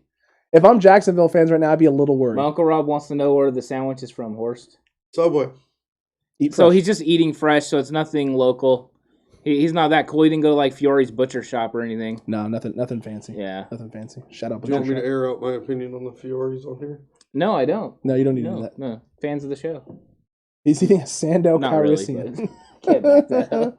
Dan, I would expect San Francisco to move up in this round and maybe even add a pick. Possibly. You could. Last year, the Niners took 5. They made 5 picks last year. I mean, I wouldn't be shocked if we're only going to see 5 or 6 picks, and we see 3 or 4. Minnesota's picks in. We see 3 or 4 picks from the 49ers. Minnesota. Not tonight per se, but 3 or 4 at the end of tonight in terms of if you include yesterday's pick, maybe 2 more still coming tonight. It's entirely possible. I still think they're going to use 180 and 194 to move up. I wouldn't be shocked. Because they got those, maybe not 180, but 194 they'll use for sure. Because I think they don't plan on picking outside the 5th round. I think that's where they're going to be sitting. I agree. That was a great pick though. Cisco to Jacksonville is wonderful. I mean, they got a lot of young talent. This team is primed. This team is primed and ready to try and win some games next year and make it at least difficult in the AFC for teams. They're set up very nice for about 2 to 3 years down the road just in this draft alone. I'm just going to throw this out there because I've been doing it. Okay. De'Ami Brown's still on the board. He's going to be on the board for some time now. He's going to be on the board for a long time. Sims unless an NFC... I don't know, man. Chris Sims can be upset. De'Ami Brown, his film wasn't that great, man. No, it really wasn't. But I'll tell you what, there's an NFC West team right now that's licking their chops, and it's not the 49ers, hopefully. Please don't be the 49ers. So the Vikings traded up to get to 66, is what I told Tommy you says, yeah. I told you they may have traded up, too. I said I had a feeling that the Vikings, after trading back as far as they did in the first round, may try and get aggressive here, and it looks like they're going to start getting aggressive now in day 2. So now the question is, what are they doing? Are they coming up to get a quarterback now? They feel there's a run on quarterbacks coming. I think you're going to start seeing quarterbacks go. Davis Mills might be the pick here. Could be. It would be a great backup for them. Mm-hmm. I mean, they could also be looking for tight end. Could be. This could be Brevin Jordan. Could be Brevin Jordan. Or Tommy Tremble. Oh, man, if it's Tommy Tremble to replace Kyle Rudolph, I'll be upset.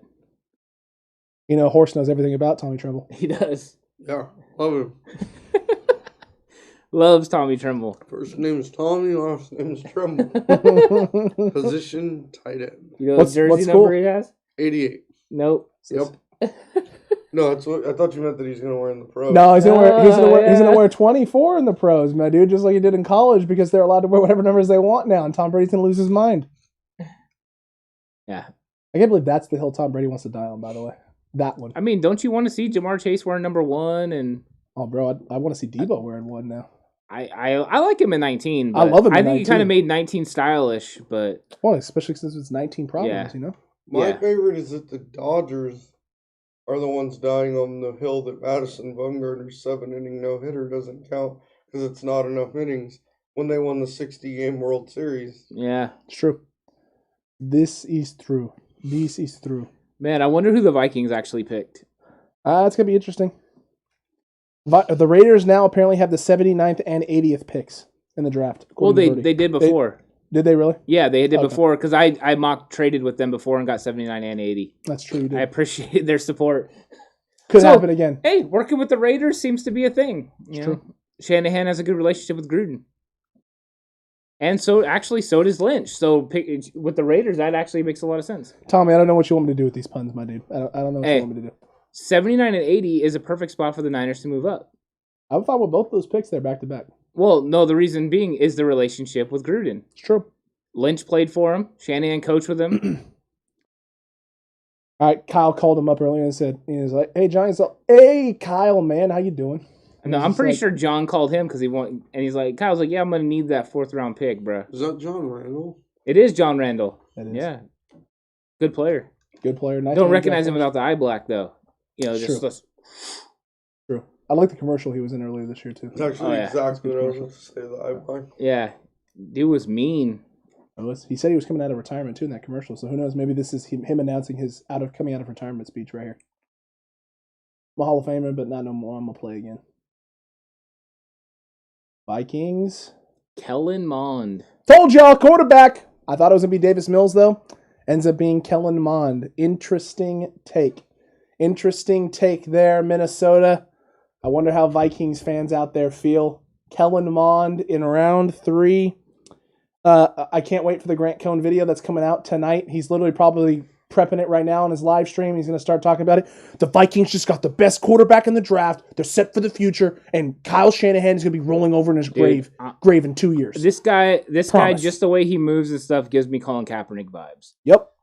I mean, 100% he does. Just watch the way he throws outside the numbers. Yeah. It's kind of scary, actually. He's not I don't think he's as fast, but he gives me Colin Kaepernick vibes. Better. He's got a more compact throwing motion, but man, the big accuracy concerns with this guy outside the numbers. Yeah. Very big. It was like 13 to 52 outside the hash marks this season. It's not good. It's Yeah. not good. And just watch the Senior Bowl. It's not any better. He even moves with the ball like Kaepernick does away from his body when he's scrambling. Yeah. Oh, That was a great play, not a great throw. nope. Come on, Marco Wilson. What are you doing, man? Make that pick. Who throws a shoe? Honestly. Honestly. I mean, Poor Marco Wilson. He's never going to live that down a no. day in his life. So now here comes the run on quarterbacks. They all made it to the 3rd round. So we've had Mond, we've had Trask. So Davis Mills is probably going in one of the next 2 picks, I would imagine. Yeah. I mean, you would think so. A good fit behind Houston. Matt Could Ryan. Houston take him right now? They could. If they know something we all don't know about Deshaun Or Watson. maybe they just want to ensure that it's not a real issue? I mean, they could do that too. I can see that happening. Wow. Very interesting. So I guess, Jamie Newman's still there. He's available. Isaac, Isaac, are you there? Isaac, how are you feeling about the Raiders picking at 79 and 80? By the way, my guy. Oh, hold on. I don't see him on here. I don't see him doing his thing. So Michael Carter's still on the board. That's true. He is still on the board. Was it Isaac? Isaac, did you say something? How does it feel? Great. Okay, great. He's feeling great. He's feeling great about The it. Texans are making their first pick, huh? Yeah. Yeah. Welcome to the show. Hey, guys. Welcome. I'm glad you're here. That's actually worse than Seattle. I gave Seattle a hard time earlier. Texans, welcome to the NFL draft, man. Glad you can make it. Well, and at least Seattle wins. Yeah, I don't know after the pick they made today. I'm not No, sure. I'm just saying, like, they've had winning years. True. Giving up those picks. Accurate. It's worked out for them. The Texans. Texans could go quarterback here. Running back is also kind of a big thing that they need. Looks like they need everything. I mean, there's a lot of needs here. There is a lot of needs, Megan. Yeah, they could go wide receiver. Wide receiver, running back, pretty much anything offense at this point, even quarterback. I mean, it's all on the board for them. All on the board. Tommy Huxley says, I don't know what I'm doing. I don't know where I'm going. We just killed Bambi. Everything. You know what it is? No, I'm missing I it. know. Yeah, What horse is it? nose. It's from Tommy Boy. Yeah, Oh, that is from Tommy Boy. yeah. I forgot about that. We just killed Bambi. That's right. I should have known that because I edited the Yeah, promo video for that. it's true. Oh, it's shame. Shame. I think that started because Gary was talking about Bambi up there earlier. It's true. It's true. True. Mond is better than Mills from Tommy Huxley. No, he's not. Watch the film. And if you're listening to Grant Cohn has not been right on a quarterback ever. He still thinks Rosen's the truth. That's true. He was talking about it last night in his live stream again. No. Davis Mills was the number one recruit coming out of high school who suffered injuries. Mm-hmm. Kellen Mond was the number one recruit coming out of high school who suffered no injuries. And Davis Mills is still better. It's true. Mond it doesn't have it, man. I just don't see it. Accurate. Davis Mills. Told y'all. Hey, Deshaun Watson ain't playing this year. I don't think he is, dude. Yeah. They're not dealing. They're gonna sit. They're gonna sit on him. Wow. Holy cow, folks. Holy cow. Can he start this year over Tyrod Taylor? Be I'm very sorry. interesting. I'm sorry. People are going to be pleasantly surprised. And this is, you know what this is? Nick Caserio going out and getting a very good quarterback. Correct. And not only that, but I mean, we all, if there's one thing we know about Tyrod Taylor, he's the quarterback whisperer. So he's going to be great for them for like 6 games, and then something stupid is going to happen, and then Davis Mills is going to light up the league. Yeah. Watch. This dude, hey, do you see the way he throws the ball? It's easy. Yeah. It not like Kellen Mond where it's herky jerky. Look at this ball come out. That is easy. Oh. He's a good quarterback. He is. Earlier they were talking about it on ESPN. If he would have, some front office personnel said if he would have went back to Stanford and had another year, that when he came out next year he would have been a top 15 pick. And yeah, I mean, I don't. I see it. I see it in a lot of the throws that he makes. He's very poised and comfortable in the pocket. So this is a guy who knows how to throw under pressure too, because that Stanford O-line has not been good the last few years. Yeah, and Ralph, yes, the Eagles took a center. They took Landon Dickerson, who I believe, and I think Horst does, I'm not sure if Alex does, is the best center in the draft. Yes. So we all agree. Yep. Consensus, best center in the draft. Great pick. Played at Florida State, so I watched him play a lot. Played at Alabama, watched him play a lot. Good player. Yeah, mostly though watching him play a lot. Yeah, he went to Florida State before he was a graduate transfer to Alabama. No, I didn't know that. Yeah. Come on, Horst. I didn't know it either. It's fine. Well, you guys don't watch as many Florida State games as me. Also true. Very, very true. Indeed, my dude. Indeed. My goodness gracious. Listen, if the Niners are making a move here, folks, I think we all feel it's happening here probably within the next, 10 to 12 picks? Yeah, I think 10 to 15 would probably be, pretty solid. Mm-hmm. Who do we think the Falcons are going to get? They've already went and got Pitts. Are they getting... There's got to be defense, right? Edge rush? You would think. Corner? Edge, corner, somewhere in there. Defensive tackle. There it is. Oh, offensive tackle. I'm sorry.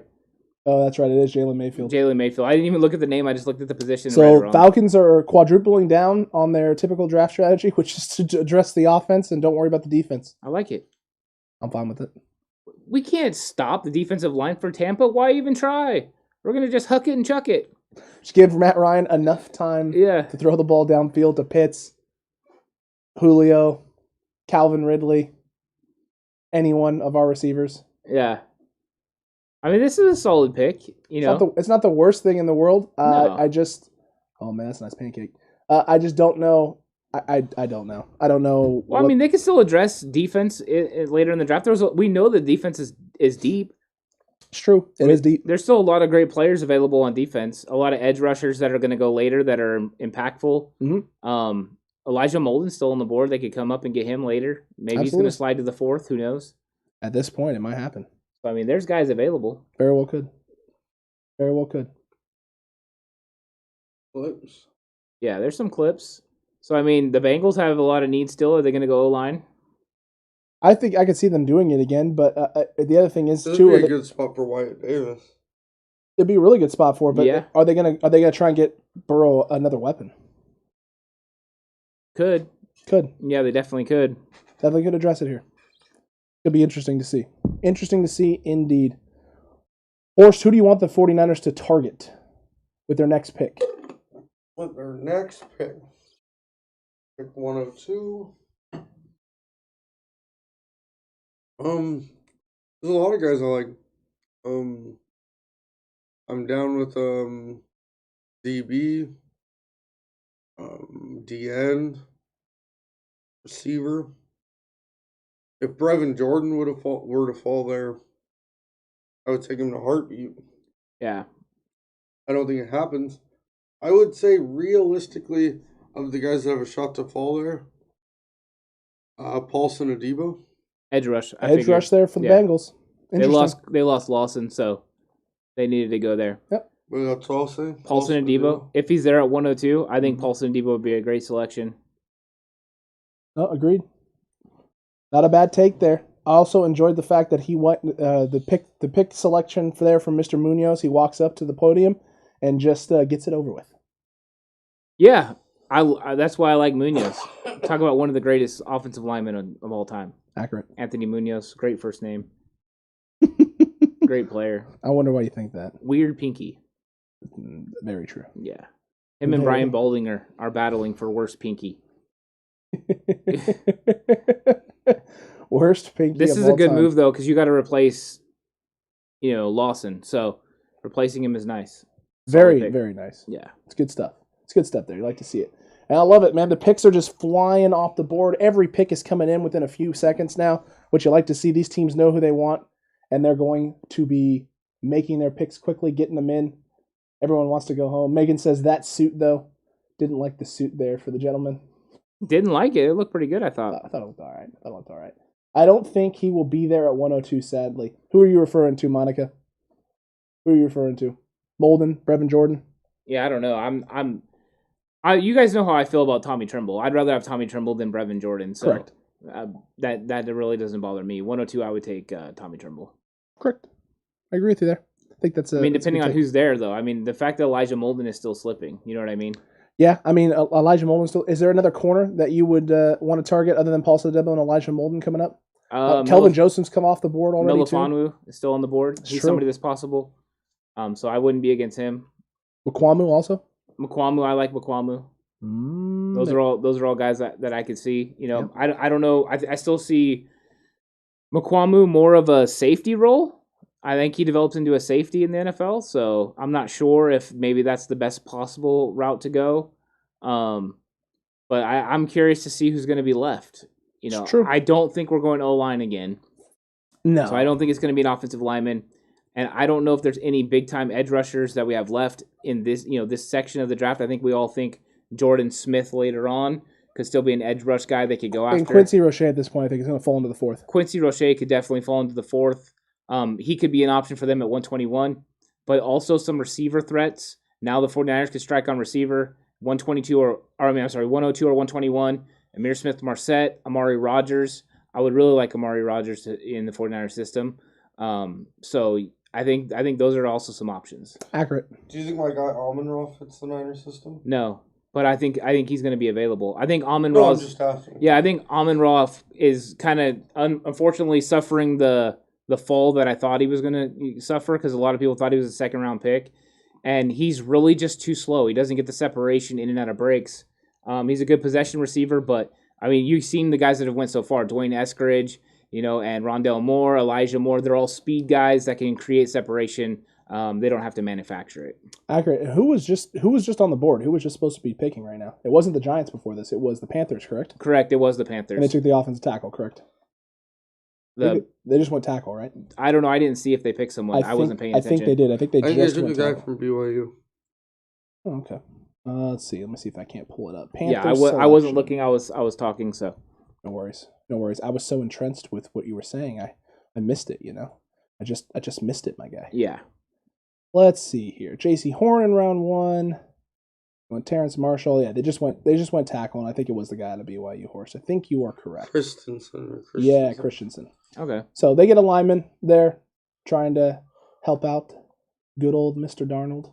So we'll see what happens there. They're definitely investing in Sam a little bit, which Yeah, I like to see because he didn't get a lot of help when he was in New York with the Jets. What? Brady Christensen. Thank you, Megan. I appreciate it. What are you talking about? He had Frank Gore.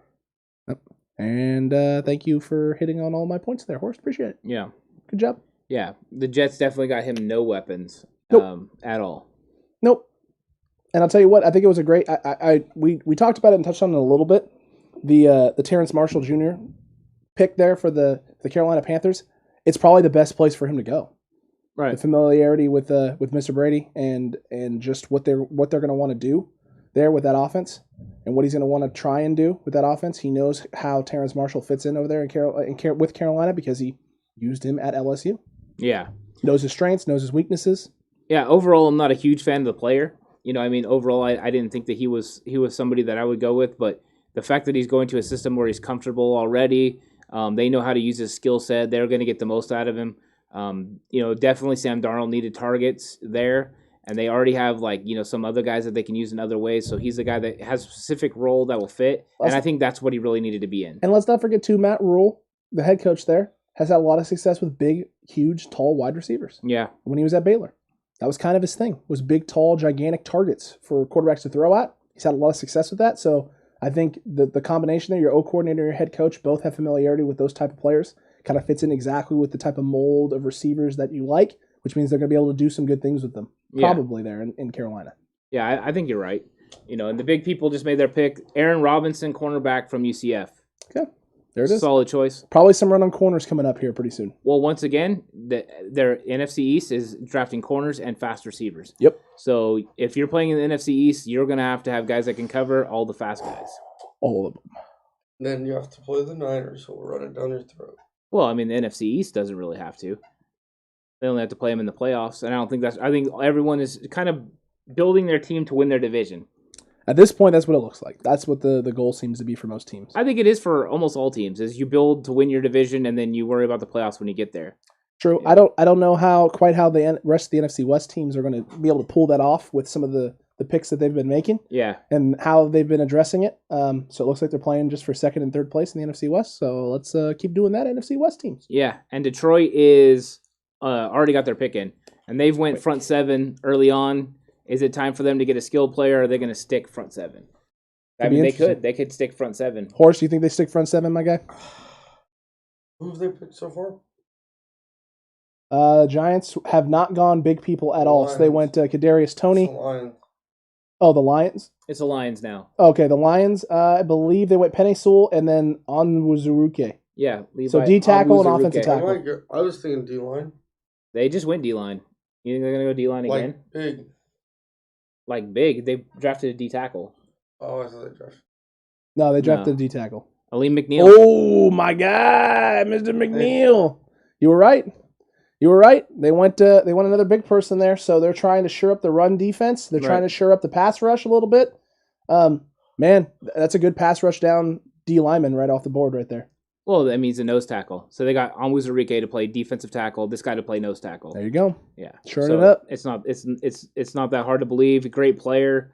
I know we all liked him. Loved him. I think in my mock draft I took him at 65. So this is about where he would have went. Or actually, that's where we took him in our mock draft. At Correct. final mock draft, he went 65. So definitely right where I think we thought he could get targeted. Correct. And great selection here. This guy is quick first step, very fast in space. Great, two great moves. He's got a good swim move, and a good rip move as well. This guy is under no means and under no situations does this guy not know how to put pressure on the quarterback. He's going to be a great fit for an NFL team. The Lions got themselves a pretty good one. And you know what?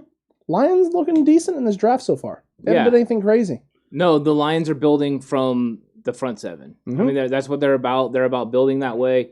They've seen how other teams have had success with this. The Colts, the 49ers, the Dolphins, all of them built with their front seven, and that's what they're doing, and they're making sure that they're going to take care of their team in the future. They're going to worry about all that other stuff later. Accurate So I like it. And we're on rapid fire. The Eagles pick is in, so I know Ralph will be interested in this one. This will be a good one, Ralph. See what happens. See what happens. With pick 73. Milton Williams. Another defensive interior lineman there. This isn't a guy we're as high on. We did watch a good chunk of this guy's film. This was a guy that we would consider putting in our sleepers. In our sleepers category, he just didn't make the list in our sleepers video. Yeah. He's a good player. He Undersized. He doesn't pop on film. And you know what, though? Undersized defensive lineman, that might start being the new trend, right? I don't think so. I think as far as like Aaron Banks, if he's playing against Aaron Banks is going to body this guy and put him in the ground. I like it. I mean, this guy needs to put on more size. This is not DeForest Buckner undersized, where DeForest Buckner's 290, 295 pounds. This guy's under 280. Yeah.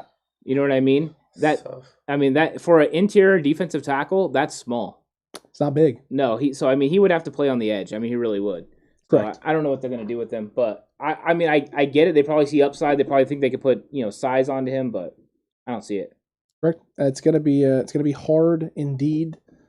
It's gonna be hard indeed to get this done and just sort of. Man, it's interesting what some of these teams value and where they're taking guys. In all honesty, that's the big thing I'm noticing is a lot of teams are just kind of in different positions. Right. Yeah, it is different how each team is, kind of getting different stuff. Not surprised they went defensive tackle. Surprised they went that defensive tackle. It's true. A lot of that bases on scheme, though, right? I mean, what position's more important to who? Agreed. But, I mean, anytime you get a guy that's that small, aren't you worried about him playing interior? That particular pick. I'm just talking about. Right. Yeah, no, it does. It's all scheme fit. 100%. Washington football team. Benjamin St. Juste. Interesting there because Benjamin St. Juste before Paulson Adebo, eh? Well, it depends on what scheme they're running. If they're going to be running the zone scheme, then it makes sense. Yeah, it does. And he's long, real long. He's got a lot of length. So, I mean, you're talking 6'3". Yep. This is a big dude. I mean, here's another guy that we like, but just not this early. Oh, it's a bit early, but hey, you know what? Again, another guy that we thought, was a very talented cornerback.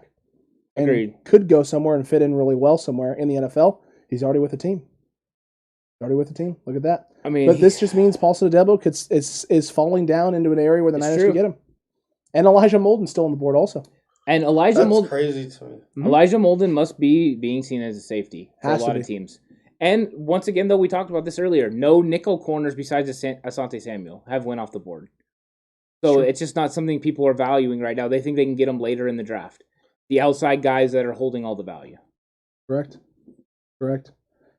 If the Niners, man, it's coming up here. If the Niners may be making a move here in the next 5 to 10 picks potentially here, chat. So I mean, just sit tight. Picks are flying in. Cowboys are currently on the clock.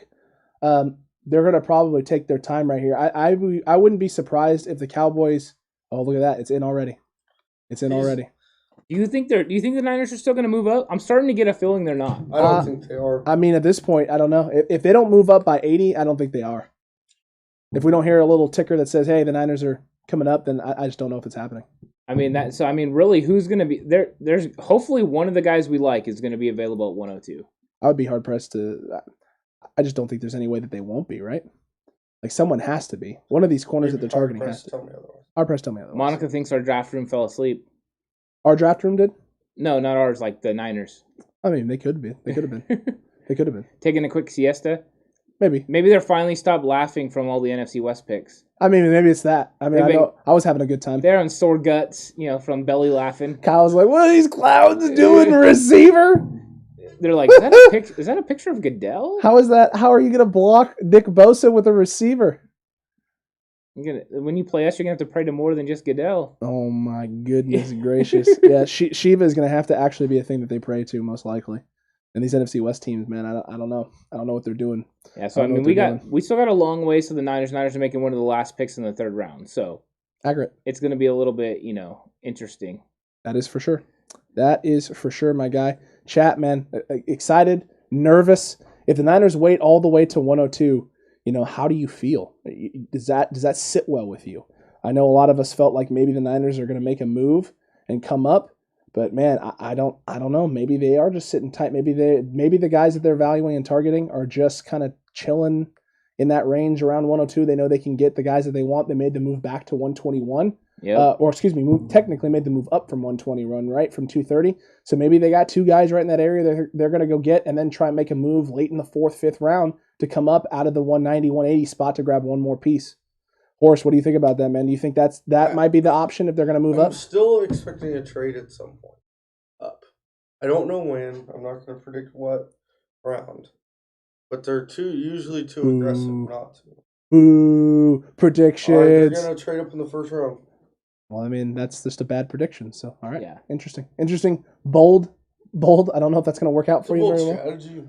I mean, sure. We'll go with bold strategy. Yeah. We'll go with bold strategy. Got to be interesting. I think that Jay Ellie wants a reason to Shiva blast, by the way. I think them getting the 4th round pick earlier made me think that 194 could be used as trade bait. No, 100%. I mean, because when you're looking at their roster, even with Tom Compton, now they added Aaron Banks. They don't need offensive linemen. You're looking at the line. Maybe they could add a linebacker, but they're 5 deep there. You don't have to have someone in the depth chart that way. Their safety room is complete. They need to add corners.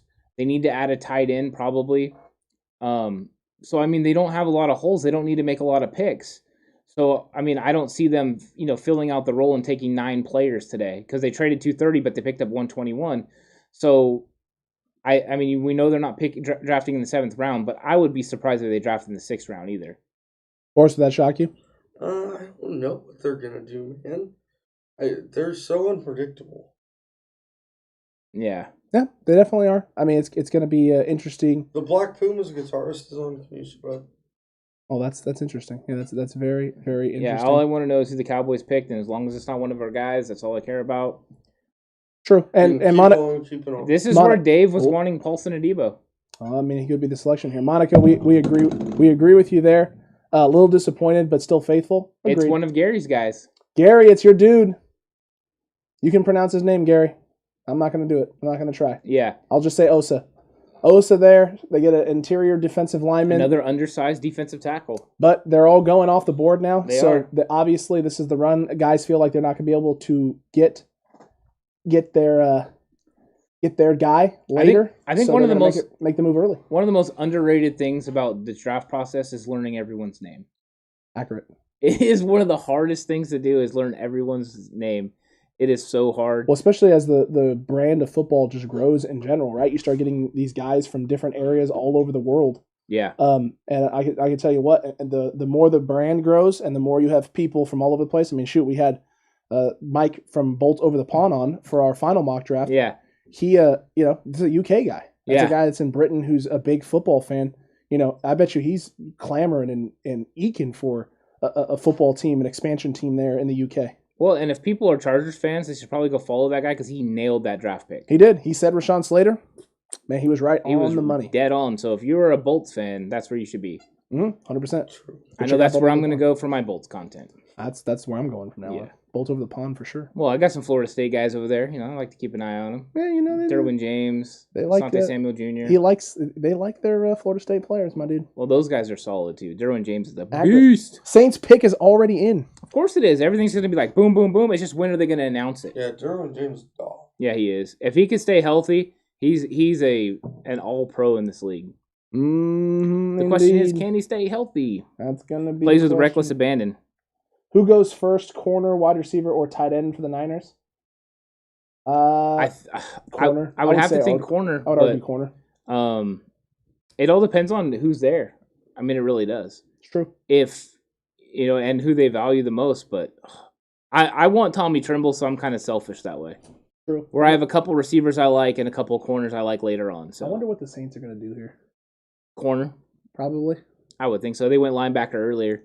I'd be surprised if they don't go corner. They also have a tight end spot, Paulson Adebo. Dang it. That blows. That blows, guys. That one hurt. That one stung there a little bit. I literally said it and talked it into fruition.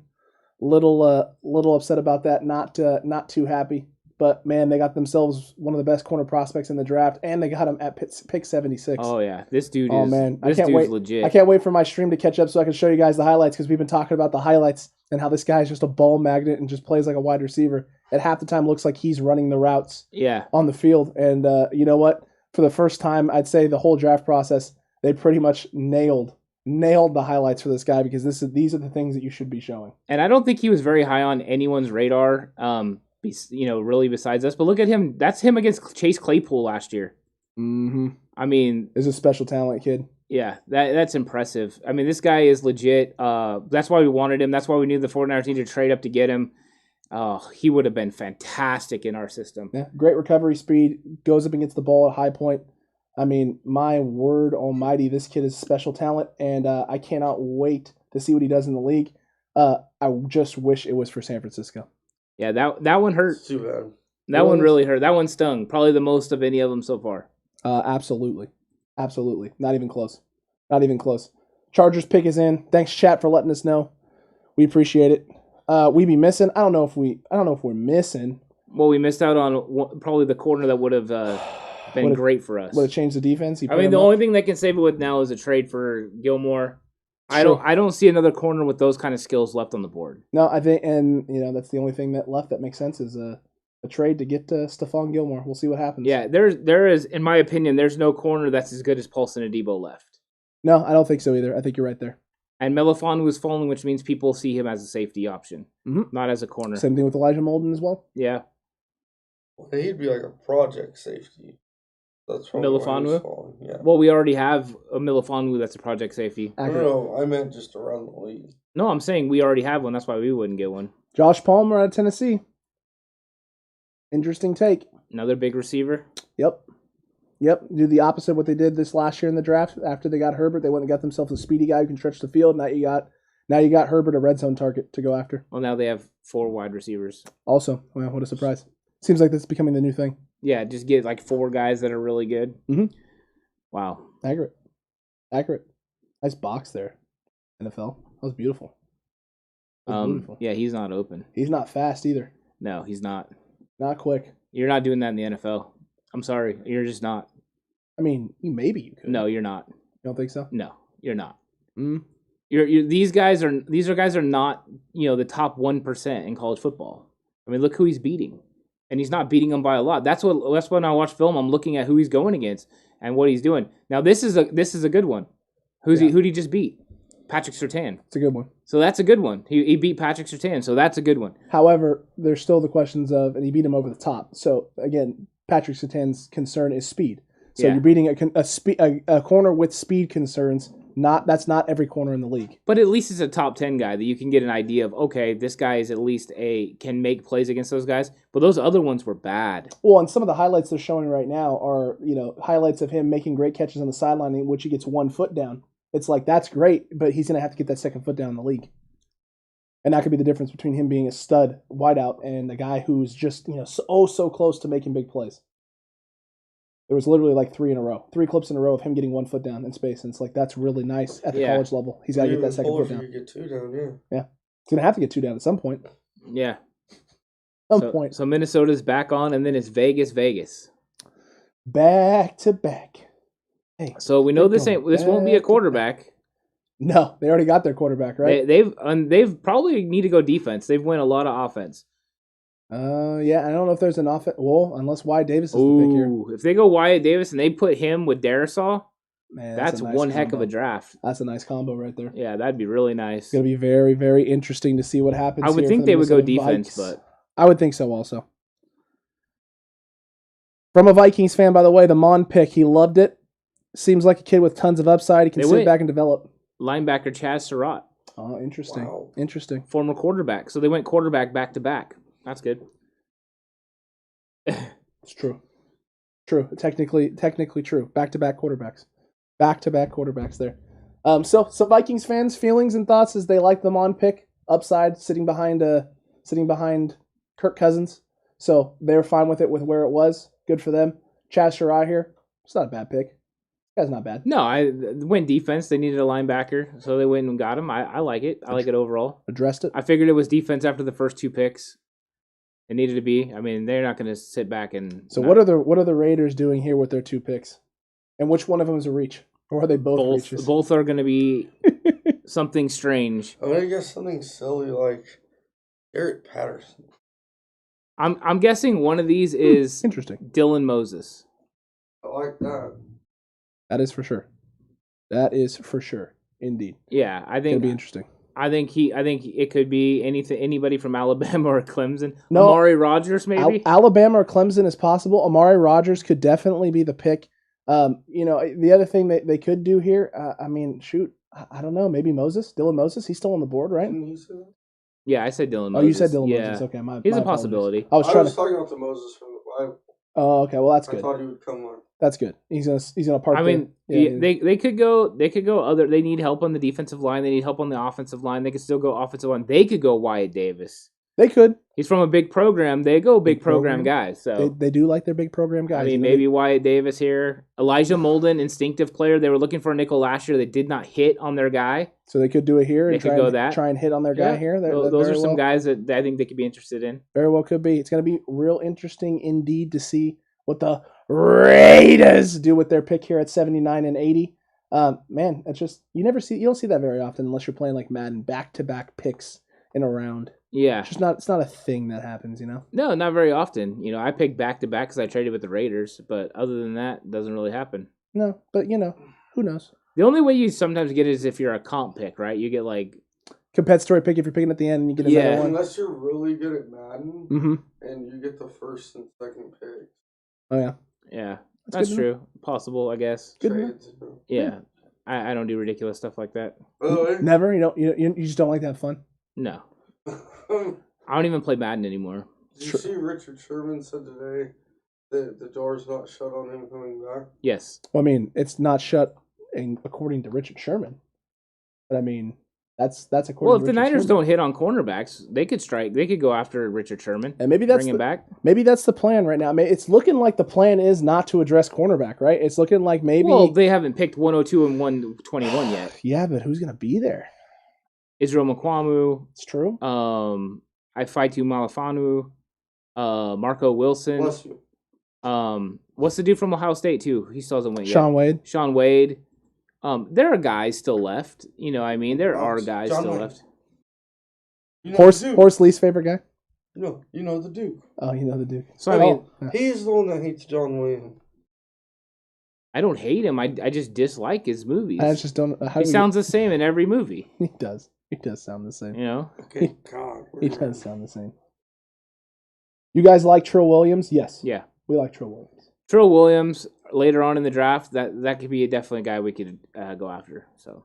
Birdie is saying minors right now. He's wanting the minors. For the Raiders? Mm-hmm. I mean, they could. He's saying minors and Gilmore.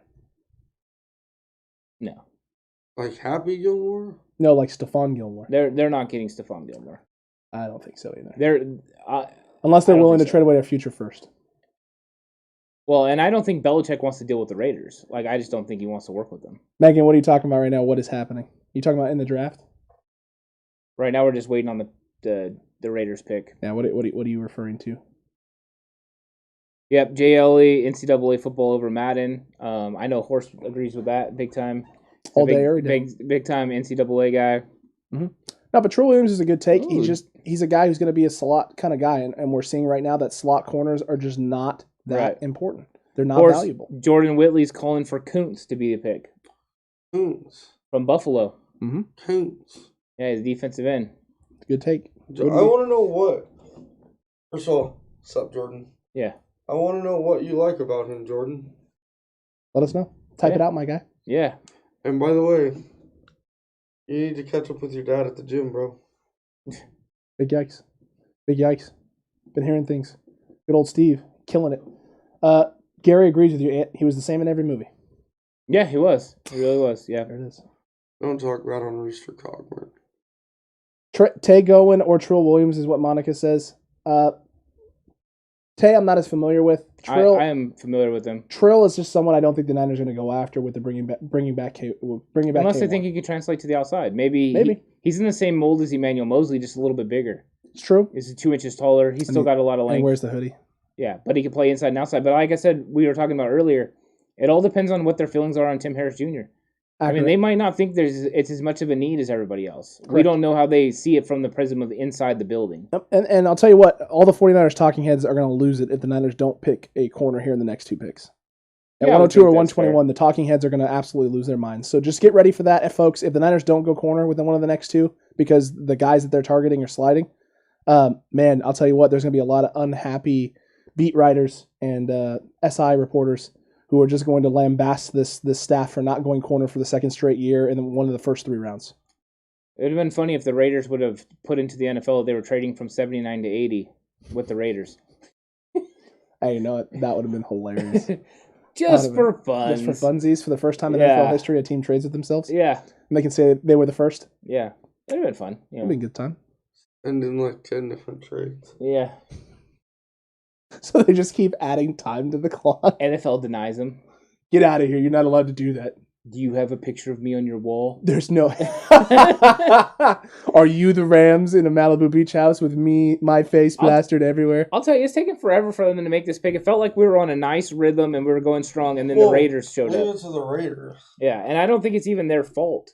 I'm going to disagree with you there. I'm going to disagree.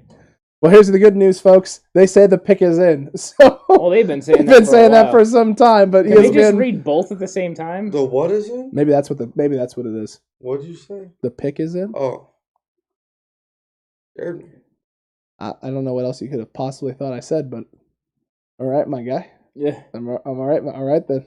All right there. Gary just watched that episode the other night. Gary said he was the best in I Love Lucy. Not gonna lie, not a big. I don't think I've ever seen that episode of I Love Lucy. I don't know how much I Love Lucy I've watched in my lifetime, to be honest with you. I doubt it was in color. No, it wasn't in color. I have actually watched a lot of I Love Lucy, just being around grandma and you know my mom used to watch it when I was younger. So I Love Lucy. I've seen a lot of episodes. Fair enough. I do not remember the Duke being in it. No, I didn't know that either. Yeah. But my dad's a John Wayne guy, and I didn't. Hey now. Yeah, I don't see another quarterback being taken until maybe mid to late 4th, early 5th. Probably. I would say that's the safe place one could go. Dude, he had Quinn Miners ranked above Wyatt Davis. It's pretty incredible. They must know something about his medical record. Yeah. It must be not good. That knee must not be doing well, Horst. They switched hats. All right there. And now he took it off. He just realized I could get lice. Well, not just that, but in the COVID, you don't share things like that in a COVID world. Why not? Just don't do that anymore, you know? The world's not the same. You didn't know hair follicle sweat is how you transfer it? Nope, didn't know that. Well, let's see who they picked. Hopefully, he'll get it out quick. Hopefully, they're going to just do both picks right now so that we don't have to suffer through the Raiders being on the clock again. I'd appreciate that. Learn to love it. Learn to love the Raiders? Mm-hmm. Oh. No, I'm all right. Is that Charlie Garner? That jersey? Yeah. I have one signed. Dude, Charlie Garner was a good player. That he was. That's all right. The best Garner I ever seen. All right, Vegas. Malcolm Kuntz. It's Kuntz. Hey, good job, Jordan. Whitley called it. Whitley with the call there. Mean for the Niners to take him? I don't know, but if he meant for this one, and if he didn't mean for this one, take all the credit for it anyways. Still take it, Jordan. It's all you, my guy. Yeah. It's your time to shine. That's big time right there. You know what? It makes sense. You know, that guy Jordan Whitley has it all. Beautiful man. Got the brains. Hey, you know why it makes sense? Buffalo, Khalil Mack, Raiders. Yeah. Like, you know, we traded him away. We'll just go get another guy from there. He must be good. Those are some pretty sweet unis. That is some sweet unis. Wow. Oh my. Divine. And then they went right away with the next one, Divine Diablo. Diablo. That's a nice last name, dude. It's Spanish for the devil. I thought it was something about a fighting chicken. Actually, Diablo is Spanish for the devil. It's Spanish for fighting chicken. It's fighting chicken for sure. I don't know what to do with my hands. Well, I mean, The Dolphins should probably go with someone not named Jalen. Probably. That Jalen in the first round. So I don't know if there's another Jalen left, but maybe with a different if there spelling. is, the Dolphins are going to find him and take him. So, I mean, they have definitely decided that safety was a real issue because they went 2 of them. Yeah, they went 2 of them. Raiders are making moves. I wonder what's going to happen with it was Jonathan Abrams, right? Was the guy that they had in there? Is that the young man that they drafted a few years back? Yeah, he plays in the box, though. Jay Ellie bringing up Dustin Crum. It's impressive. Alex hates Dustin Crum's throwing style, throwing motion. It's actually worse. It's worse than Kaepernick's. It's worse than Tebow's. I like it because it's very accurate. Bro, it makes me 100% cringe. I think he's going to go undrafted. You think so? Yeah, I think so. Horst, do you think he go undrafted? Yeah. Why? Is it the throwing motion? Yeah. Is it the school he went to? Is it the hair? Is it the last name? Is it literally any of the things that I just said and then some? That's good at least. You like to see that. Let's see what happens with the Dolphins. Man, I just want to get to the Niners' next pick, I'll be honest. Yeah, I'm a little surprised they're not making a move up, but hey, you know what? It is what it is. Well, I mean, Adebo's gone. Yeah, with the Debo gone, it's what do you do now? You just sit tight, right? Sit tight and see what comes to you. Yeah. Dolphins have had a great draft. And they really have. They have knocked it out of the park in most every category. So they could still go offensive line. Yeah. Even though they went Eichenberg earlier. Yeah, between them, it's going to be interior, though. I mean, again, Wyatt Davis here for them? Could be. Could it be linebacker? Could be linebacker also. Dylan Moses, they like Alabama as well. They like Alabama guys, and in all honesty, I mean, going with like a middle linebacker who could get your guys in positions on the field, that's not a bad take here. Yeah. Not a bad take. We'll have to see what happens. Gonna be interesting. So they need to have Snoop Dogg announce the 4th round and on. Why? Entertainment purposes. I mean, all right. I don't know if it'll happen, but you can submit that. Submit that in. Yeah. You know, let them know. Call the Rams up first, though, Horst. They got the picture of Goodell. You have a better chance of getting a hold and getting through to Goodell. Yeah. Hunter Long, tight end. Okay. Interesting selection. He was the next. They had him as the next projected tight end on the board. I'm surprised they didn't go a tight end that was already from the U.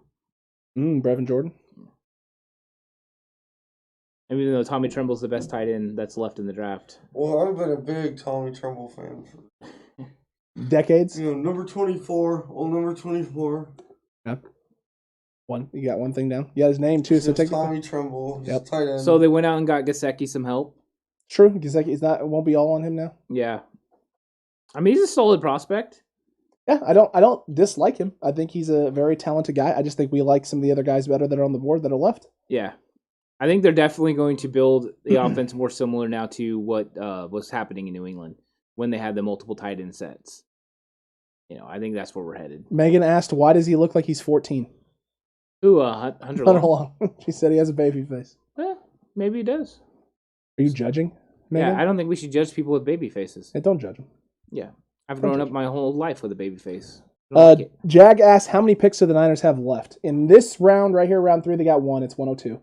They got 102, 121, 155, 172, 172, 180, 180, and 194. 194. Yeah. Yep. There you go. They had 9 selections coming into the draft. They still have 9 selections. Well, they've made 2, so they have 7 selections remaining. 7 left.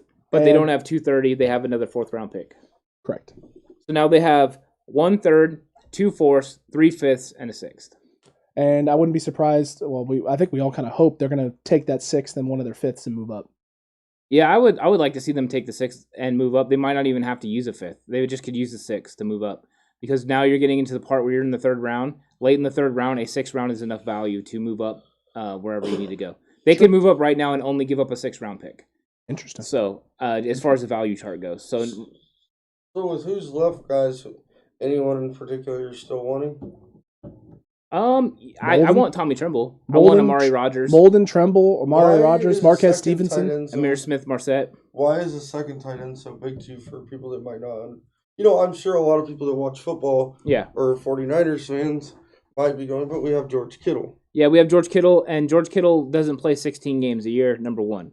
He gets hurt, and that's because he plays reckless abandon, which we all love. Absolutely. But that means you have to have somebody behind him. And yes, they do have Ross Dwelley behind him, but Ross Dwelley is not the best blocker in line. We saw that last year. So then you need to use Charlie Warner on inline, but then Charlie Warner suffers in the receiving game. So adding a guy that could do both makes it more dangerous for the 49ers because now you don't know if the guy's going to block or run, more like George Kittle. Yes, you're not going to find anyone that is as good as George Kittle or can do what George Kittle can do, but you can find someone that is a better option as a backup than pairing two guys together to make one guy. That's why I like Tommy Tremble, because I think he would be a guy that could do both. Yeah, it's an interesting dynamic there because I agree with you that, the second tight end thing. But man, you don't dig Brevin Jordan? Can Brevin Jordan block? Brevin Jordan can do anything. Well, I'm just saying, Brevin Jordan is not a good blocker. So Kyle Shanahan, it went right off the bat. That's not going to be one of the guys that's highest on Is Jordan Reed a good blocker? No, but Jordan Reed is a better receiver than Brevin Jordan and was using a specific role in Kyle Shanahan's offense and only played about 20% of the snaps. That's true. So if you're going to draft a guy in the third round to play, draft him to play 20. I don't think so. I mean, I think Brevin Jordan's a solid player. They met with him. I just think you want somebody that's more of a complete tight end if you're going to take him this early in the draft. If you were taking Brevin Jordan in the 4th, 5th, or 6th, okay. I mean, he's a solid player, and they might take him. I still think Tommy Tremble's a better option. Just my opinion. But like, JL is bringing up, Wyatt Davis and Molden are still there. Could the Niners go 102 double up and take Wyatt Davis and just secure the interior offensive line for the future? Very well could. Very well could. If we walked away with Aaron Banks and Wyatt Davis on the interior, and then at 121 we struck on a cornerback, I don't think anyone would complain. I don't think I would. Horst, you complain? No. Not even a little bit? No, but if they go out Wyatt, yeah. I mean, I think there would be people that would be like, why'd you go offensive guard? But you would literally have probably, one of the best young offensive lines there is. Yeah, and you got a lot of options, right? There's a lot of different things you can do. And I think it also would signal that maybe they're not as high on Lincoln Tomlinson as we all thought. And they could be, trying to move off of his contract and go young and get young pieces in there. Who knows, man? Well, you could. You definitely could go a younger guy there. You know what I mean? Yeah, for real. You definitely can. Gary, agree. 19 for 16 ain't too bad. Make sure you hit that like button. If you haven't already, hit that subscribe button as well. For those of you who are here, first time, 6th time, you've been coming a lot and you just haven't considered it. Well, now is the time. Today is the day. We already picked up one in the live stream. Washington. Oh, yeah. That's right. Washington is on the clock. Horst, get excited. The football team is making a pick. De'Ami Brown. That's actually a pretty good spot for him. Yep. They got themselves a receiver we're not very big on, but they needed to address the wide receiver position and add some pieces to go with Terry McLaurin. His name finally popped into my head, folks. Yeah, well, McLaurin will free up some room for this guy to be able to operate, but everyone was acting like this guy's a speed receiver, but look at that. That's him against Israel Mukwamu.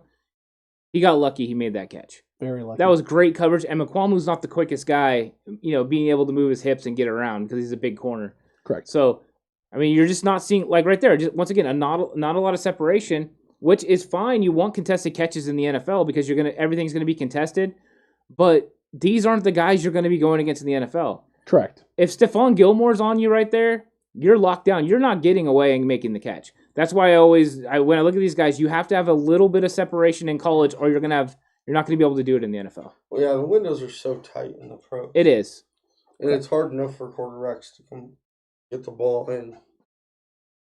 Yeah, I agree. That's the thing. Windows are so tight, and that was one of the complaints with Mac Jones. He didn't throw into tight windows because the receivers got a lot of separation. But this receiver doesn't get a lot of separation. No, he doesn't. And I've watched a lot of North Carolina football. Sam Howell is a very, very talented quarterback. He knows how to put the ball in space where it needs to be for his receivers to go make plays.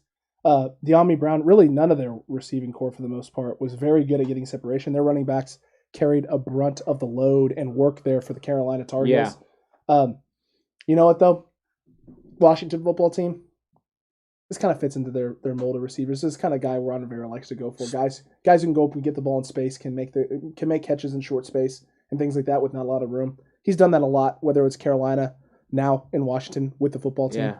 The difference is the height, though. Yeah. When you used to get those guys before, they were 6'3", 6'4", 6'5". This guy's 6 foot. Yep. And so, it is a big difference. It's true. Let's see who the Panthers pick. It'll be interesting. we're gonna see who's gonna, we're getting to where we're gonna see who's gonna be left on the board for the Niners. Accurate. Finally, within 20 picks. Oh man, good take. Good take.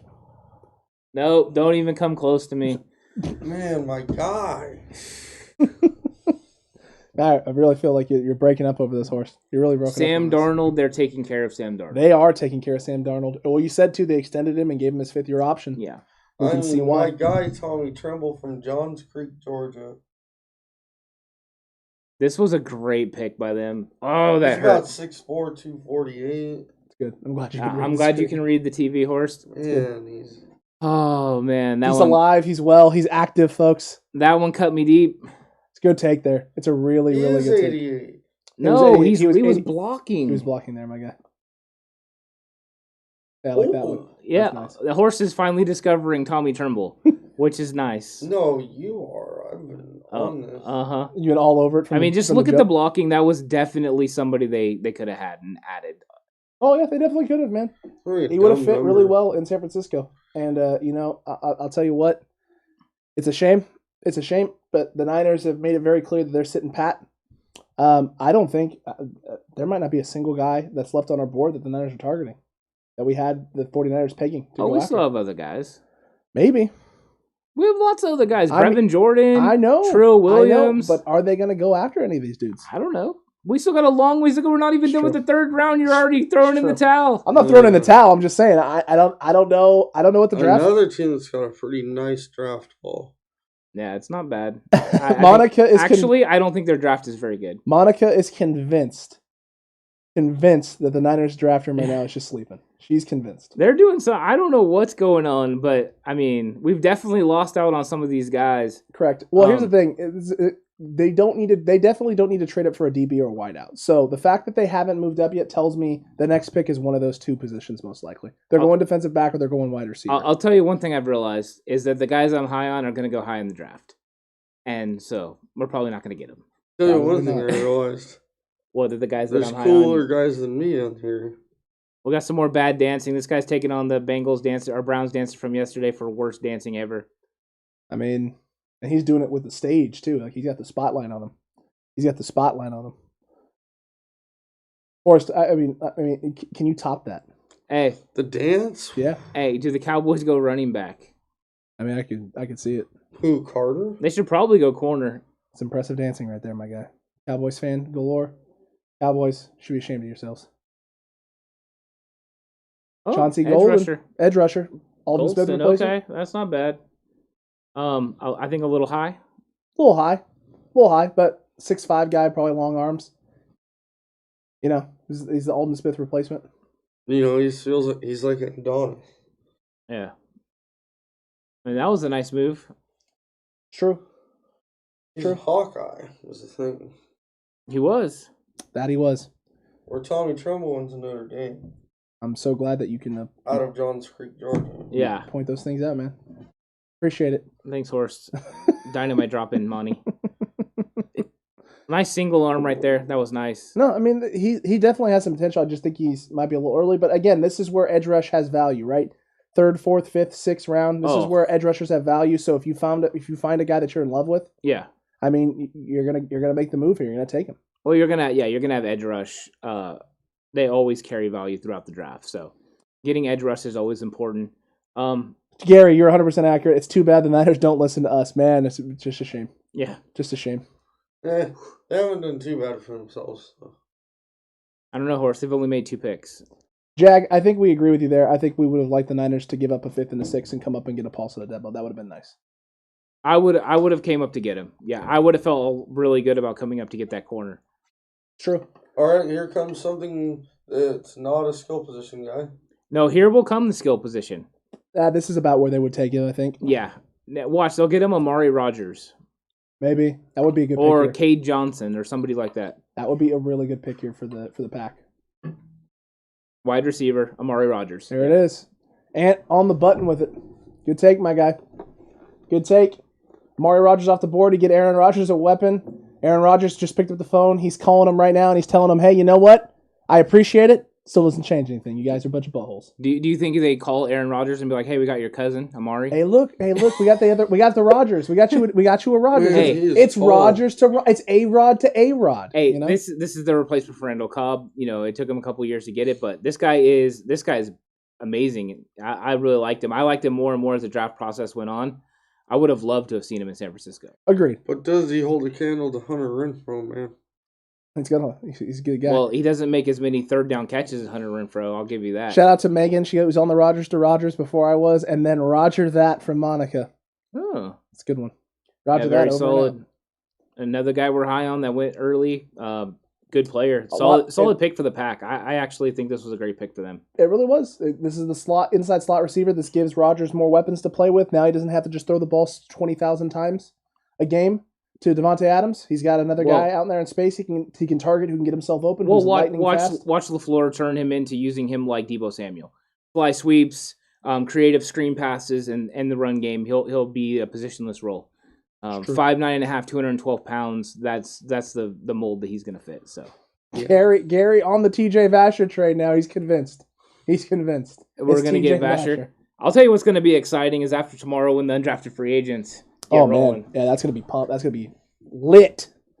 It's going to be lit, Horst. HAWT hot. I like it. HAWT. I like it. Man, though, they may have picked themselves a bust at corner in the first round. Who? Pack with Stokes. Oh, no, they definitely did. They picked the wrong guy from Georgia. I agree. Tyson Campbell Yeah, went. when I saw Tyson Campbell, at work, I was just glancing at my phone to see the pics. Joking if anyone from work was watching. I was glancing at my phone to see the pics. Just glancing. And I saw, I heard about doing that. Someone told me. And then I saw the Tyson Campbell thing, and I was like, man, that's a good pick. Yeah. Pick 33, excuse me. My apologies. Yeah, that was a great pick, actually. It was. Solid selection. Someone else looked at their phone and then told me. Yeah, of course. That's probably, and that person's going to get written up, I'm sure. I'm going to have to. Yeah. Letting the power go to his head. Yep. Sorry, Dave, you're getting written up. We all know it was you, Dave. Guys, I'm making a smoothie. What pick we at? Pick 86, Monica. Yeah. Pick 86. We got you. What kind of smoothie? Yeah, what kind of smoothie? Yeah, they both want to know where what are kind you of at? smoothie. Can you make Horst one? Horst is a big fan of the smoothies. Are you a fan of the smoothies? You don't like a smoothie? I'll be honest, I don't think I've ever drinking a smoothie. You've never drank in a smoothie? I've never drank a Hold smoothie. on a second. This is ridiculous. You haven't drank in a smoothie? I haven't. A smoothie? I haven't drinking a smoothie. No. He hasn't drinking a smoothie, folks. I'm sorry. I'm stunned. I'm They're stunned. refreshing. Yeah, you know what? I'm not a big fruit drinker. Okay. I've never done juicing. I don't do any of that. I'm so glad that you don't juice, my guy. Yeah. I'm so happy to hear that. I have dabbled in the occasional milkshake. Those are delicious. I like those. Is anyone keeping a my guy count on Sesania today? On a what? On my guy count? No. See, we don't keep my guy counts, dude. Yeah. I just say my guy, and some people pointed out, why are you ripping on me for my guy takes? So Megan says I'm missing out on the smoothies. You know what? Maybe next year I'll give it a gander. Gander. Hey, no cheat days until next year. So I know. I'll wait and then I'll check out this smoothie thing next year maybe. I don't know what the best kind of smoothie is. Horst, get this man up to speed on the smoothies. Yeah. I mean, he doesn't have to have a smoothie if he doesn't want a smoothie. Megan, I can't do Jamba Juice. I can't force have fruit. I don't do fruit. He doesn't Can't do do fruit. No, they have carbohydrates. It's sugar, Horse. Let me introduce you to my boy Cody Demerel, who doesn't eat vegetables. I don't know about that. I eat a lot of vegetables. I do eat a lot of Wait, vegetables. he really eats no vegetables? Yeah, bro. For the longest time, I couldn't get the kid to eat vegetables.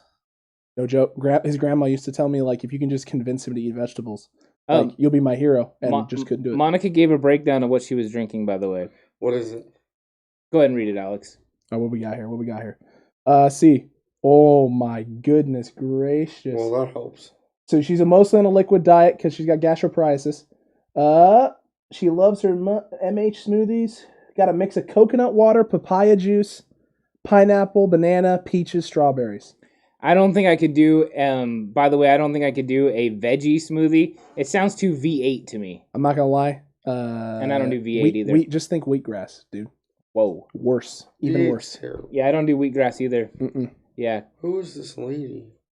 she's the one reading the Vikings pick, Horst. Correct. Accurate. Wyatt Davis. There it is. Good pick. Good take. All my guys are going in the last like 5 picks. But do you recognize his dad, Alex? A little bit. Do you know who he is? Forget his name. He's the linebacker from the program. Oh, that's right. Alvin Mack. He hasn't said that before. For those of you who don't know, if you've ever seen the movie The Program, Wyatt Davis's dad played Alvin Mack in it. It was also Stonehands in Necessary Roughness. And his grandpa on his dad's side was Willie Davis from the 60s Packers. Yeah, and for Gary, if you watch Summer School, he was the guy that spent 6 weeks in the bathroom. Accurate.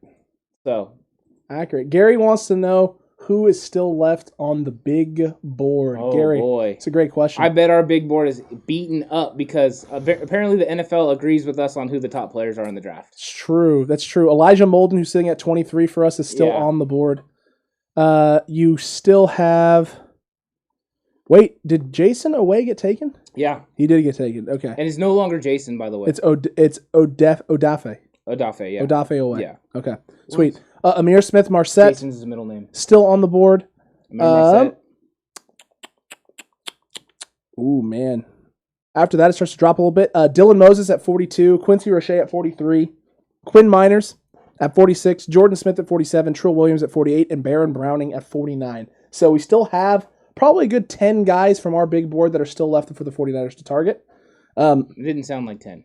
Well, I think I skipped over a few. There was a few earlier. There was about Okay. 3 or 4 earlier, and then I read off about what 1, 2, 3, 4. And Five, all those guys at the 6. end were guys that we thought were going to go 102-ish. Yeah. Yeah, we had about 10 guys still left on the board. And Elijah Molden, who we have ranked in our top 25, is the highest ranked guy still on our board. Yeah. So in all honesty, I mean, we really kind of hope he's the guy here for him. Really do. Niners traded up? Somebody said Jag said Niners traded up. Oh, let me see if I can't pull it up. Let's pull up the intel. Let's pull up the info. 49ers 2021 NFL Draft. Give me some news. Give me some news. Yeah, I think we're all wondering where they traded up. I don't see it yet. Haven't seen anything yet.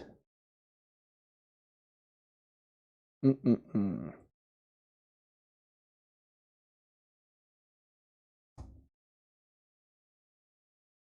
Horse guy Amon-Ra is still on the board. Looks like he's going to be a 4th rounder. Unless the Steelers... Well, no, I don't think the Steelers are going to go with him right now. They need to go O-line. It's looking for us. Oh, here goes Quinn. Watch. Quinn Miners could be off the board right here. It could. Entirely possible. Entirely possible. DMC from Run DMC. Mm-hmm. It's true. Mm-mm-mm. Mm-mm-mm. Yeah, I don't know. I haven't seen anything come across here on my ticker. Maybe they're just saying the Niners need to trade up or should trade up. Maybe. But I thought he was saying they did trade up. He said Niners traded up. So we'll see. Maybe he's hearing something on the broadcast that we're not hearing because we have it muted so we can talk with you guys. Yeah, I don't. Maybe it's something on Twitter that's getting reported that they're going to trade up or Maybe. something that nature. I wonder who is reporting it though. I wonder. That's a good question. That is a good question. Good question.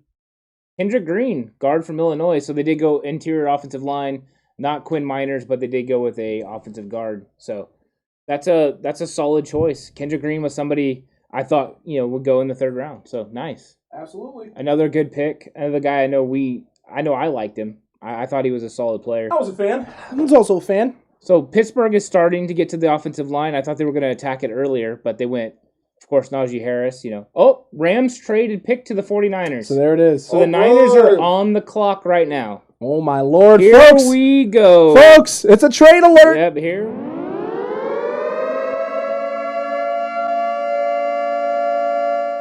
Ooh, daddy. Who are the 49ers going to get? Oh my God. Horse, any Nervous. guesses who they're going to get? I don't have a guess, actually. Yeah. I think they're going for someone impactful. I think Brevin? it could be Brevin Jordan. Brevin Jordan is possible. I mean, Tommy Tremble's off the board. I mean, if they're just reading... according to Brad Jones, it's pick 117 and 121. Oh, they gave up both of those picks to come up? That's what it says. That's what he's saying. But they would still have 102 then. They still would have Oh, 102. then they would have 102 still. Okay. Correct. Okay. Very interesting. You know what? I don't hate it yet. Not yet. Folks, though, the pick is in. Let's see. Okay, we wanted them to be aggressive, and I mean, if they can get 2 guys here in the 3rd round, okay, I like it. I would really like it if they can get 2 guys here in the 3rd.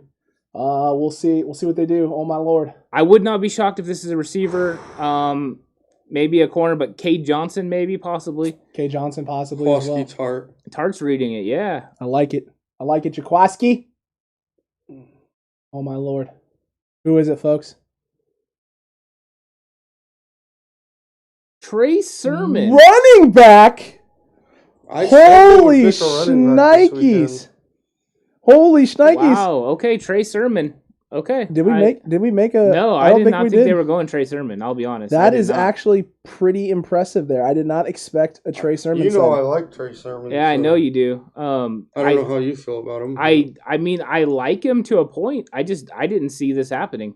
You know one thing, folks, to love about Sermon, 455 career carries, no fumbles. Yeah. And you know what? I mean, in all honesty, Shanahan must like something about this He kid. must really like him to pick He him has to this high. really like him to go running back in the 3rd. I'll be honest, I'm going to be 100%. I don't like the trade up to get Trey Sermon. I think he would have fallen. I think they could have got him at 102, but you know what? Could be wrong. They got a guy that they wanted, and they went up and got him. Looks like Carolina's coming up, so maybe they knew Carolina was coming up to get someone. Especially if the Panthers go running back here. Oh wait, no. Panthers trade pick to Texans? So the Texans are on the clock. So they must have thought the Texans were going to come up and get a running back. So the Niners have went all offense. Interesting. This is very different from their typical draft strategy. It is. Very, very different. And we still got the pick at 102 too. Yeah, so they're going to be on the clock here daddy. again, 13 picks or so. That's interesting. Yeah. Wow. My lord. So I wonder what they're going to Well, do. we no longer have a 4th round pick. That's accurate. Now we're cooking. That's accurate. Yeah, so now it's we got 5th and 6th round picks after this. Unless we move up. Again, move up, maybe. back into the 4th round. Maybe. We could. So who's going to be the target at 102? Brad Jones says the NFL Network loved the trade. Huh? Okay. Well, there you go. NFL Network. All on it. They like it. They Well, like it a lot. Let me see who Houston picks before I decide. If Houston takes a running back here, then it was Then I if get this it was because the running Niner- back. Yeah. Because once again, like we've talked about, I'm not saying Houston was going to pick him, but Shanahan wanted his running back, and he thought Houston might be taking him. Right. I just think that he is a different fit than what we were expecting from Kyle Shanahan. Yeah. He doesn't really fit that mold. So unless this is, I mean, Well, they ran a zone run though. No, but I mean, as far as like he's not the Raheem Mostert, so is he the eventual replacement for Wilson, maybe Jeff Wilson Jr. Because that's more the mold. That's who he's going to take carries from. He's not taking him from Raheem Mostert. it's true. Unless he's worried about Raheem Mostert's health and is looking for a running back who can take a little bit more of a pounding. I mean, he has had success with some downhill runners before. It wouldn't be like he's never done it. It's not like he can't do everything that you need him to do. I just think that it was a little interesting moving up to get him in round 3. Yeah, but he could definitely be Alfred Morris. I mean, Yeah. that type of player. No, he's better than Alfred Morris, like skill set wise. But once again, you're looking at it and you're like, in round 3, you're getting a guy that's not like explosive or dynamic, or this guy's more of a move the chains kind of guy. Correct. I don't have his. He does catch the ball in the backfield pretty well though. So there's that aspect as well. Okay. So he adds that dynamic. So I don't know. I mean, is he that much of an upgrade over Tevin Coleman? I mean, in terms of being on the field, maybe, but he's coming off the injury also. I'm just saying, like when I'm looking at it. It's an interesting pick. It's not a 49ers, Kyle Shanahan, John Lynch type of pick. Yeah, I mean, so they had just signed Gallman. Mm-hmm. So I mean, are we worried about our guy from Baylor even making the team now? Jalen Hurd? No. He means the running back. Hasty. Oh, you mean Hasty. I mean, maybe they've fallen out of love. Possibly. I don't know, but now they have 5 running backs and Austin Walter. Yeah, that's a lot. That's a lot of RBs. Yeah, I mean, I thought that maybe they could go that way, but yeah, Austin Walter just cried watching that pick. Yeah, Tommy Huxley's not happy about the running back one. It puzzled me a little bit. I think Sermon 4th, 5th round, but not here. It was a little shocking to me. Listen, watch them go receiver with 102. They very well might, or it could be Brevin Jordan. Could be a tight end. Yeah. I think they've made it very, very clear. They're going offense. They've been going offense. Don't be shocked if it's offense at 102. So what are they doing at cornerback? Because they have They not. must like Tim Harris, man. Or they're They going have to to. bring Sherman back. Or they're Yeah. gonna make a deal still. Or they can make a trade. You're right. Maybe 102 is a deal. Maybe 102 is a deal. Maybe we'll have a big fat major trade alert to announce. Who knows? Yeah, I know. Who knows? It's hard. It's hard. Definitely don't want to judge the draft yet. I mean, the fact that they only really gave up 117 because they had picked up 121 for moving back 5 spots. Sure. That's not that bad. I do like that they're still picking at 102. And maybe Trey Sermon will be a great pick. Hey, you know what? We have no real reason to doubt anything that they've done so far. I mean, for the most part, they've hit on a lot of their guys. Nico Collins That's there for the pretty high Texans. for him. No, he's been up there on a lot of boards, man. Yeah, he was late 3, early 4. Mhm. That's really where it was. So I mean, this isn't a terrible spot for him. And in all honesty, they needed outside receiving threats, and Nico Collins kind of fits that role. I for don't him. like him. Because he went to Michigan? No, that's not why. He's not the fastest guy in the world. No, I don't like him because he talked about on Jim Harbaugh. Oh. Oh, well, there you go. Well, I mean, they also got Davis Mills, so they're definitely building for the future and building in more of the Nick Casario way. Why didn't they get Shea Patterson? Because he's terrible. Oh. Yeah. Yeah, still no Ronnie Perkins, and that's kind of what I thought. I didn't think he was going until 4th or 5th round. Did people have him up this high? Yeah, Mel Kiper had him. I mean, going into day 2, he was in the top 10 on Mel Kiper's board. But he's kind of poopy. Well, and he also played in the Big 12. Yeah. Where, there's not like great, front sevens in the Big 12. Oh, I don't know. The Trey Sermon one's got me kind of going. Well, I think too, you got the frustration of you don't get Davis, you don't get Tommy Trimble. You don't hit any of our corner You options. see all these guys coming off the board, and then you trade up, which you could have obviously traded up and gave away that capital to get somebody else, and you Elijah end up Molden, you could have picked up. You end up with Trey Sermon, and it's like I think Trey. I guess I don't see like this guy's good at what, a third string running back. Unless the plan is that this dude's taking over from Mostert. No way. I just don't see how that's No possible. way. Mostert is the most dynamic running back because of his speed. I agree. He unlocks this offense. I'm aware. So I don't know what the idea is here. I don't either. It's mind-boggling. Unless to this me. pick was made for someone else. I don't think so. You don't think so? No, I think Horst? No. I think they made the pick, I and just laugh because it's like the 3rd pick you've done that on. yeah, Well, this is one of those picks that just doesn't. I don't get it. Patrick Jones, outside edge rusher, Nice. solid pick. Nice pick. Yeah, good Nice player, nice and long. It's their scheme. Yeah, Good stuff there. I know you're thinking inappropriately, but I was not. Yeah, I Get mean, the head out of gut always. yeah, I mean, it's a good player overall. I mean, that's a nice inside swim move right there. Very It is. nice. It's very good. I don't know how much you're going to be able to do that in the NFL, but I like it. True. Okay, nice little dip of the shoulder. And Patrick Jones ain't too bad. He's a solid pick. So we got how many picks until the Niners pick? At this 13. point, yeah, 11? we're 13 away. 13 away. No, Well, we're the on Vikings 91. just picked, so 12 away. Okay. 12 picks. So we got 12 picks. I don't know who's going to be available now. I don't know what the Niners are going to do.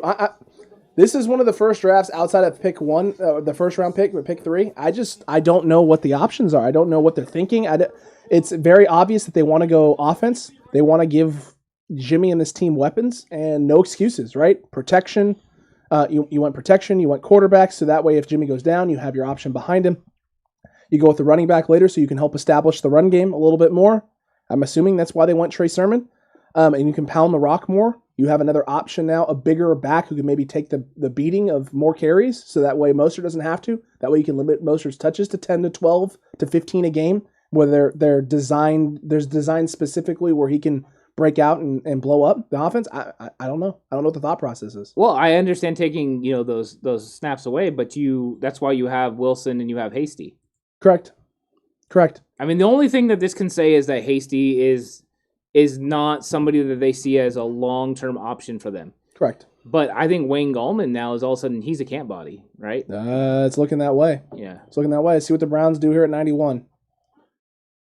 Jeez, Myles Garrett is jacked, but he needs a tailor because that jacket does not fit. Bro, he busting out of that Yeah, he jacket. is. He busting out. You know, he got so big. He swung helmets. Yeah. Yep. A lot of helmets. Make contact with those helmets too. Man, why do they talk so long? It's like, dude, just make the pick. Anthony Schwartz. Schwartz, okay. Mr. Schwartz out of Auburn, eh? All right.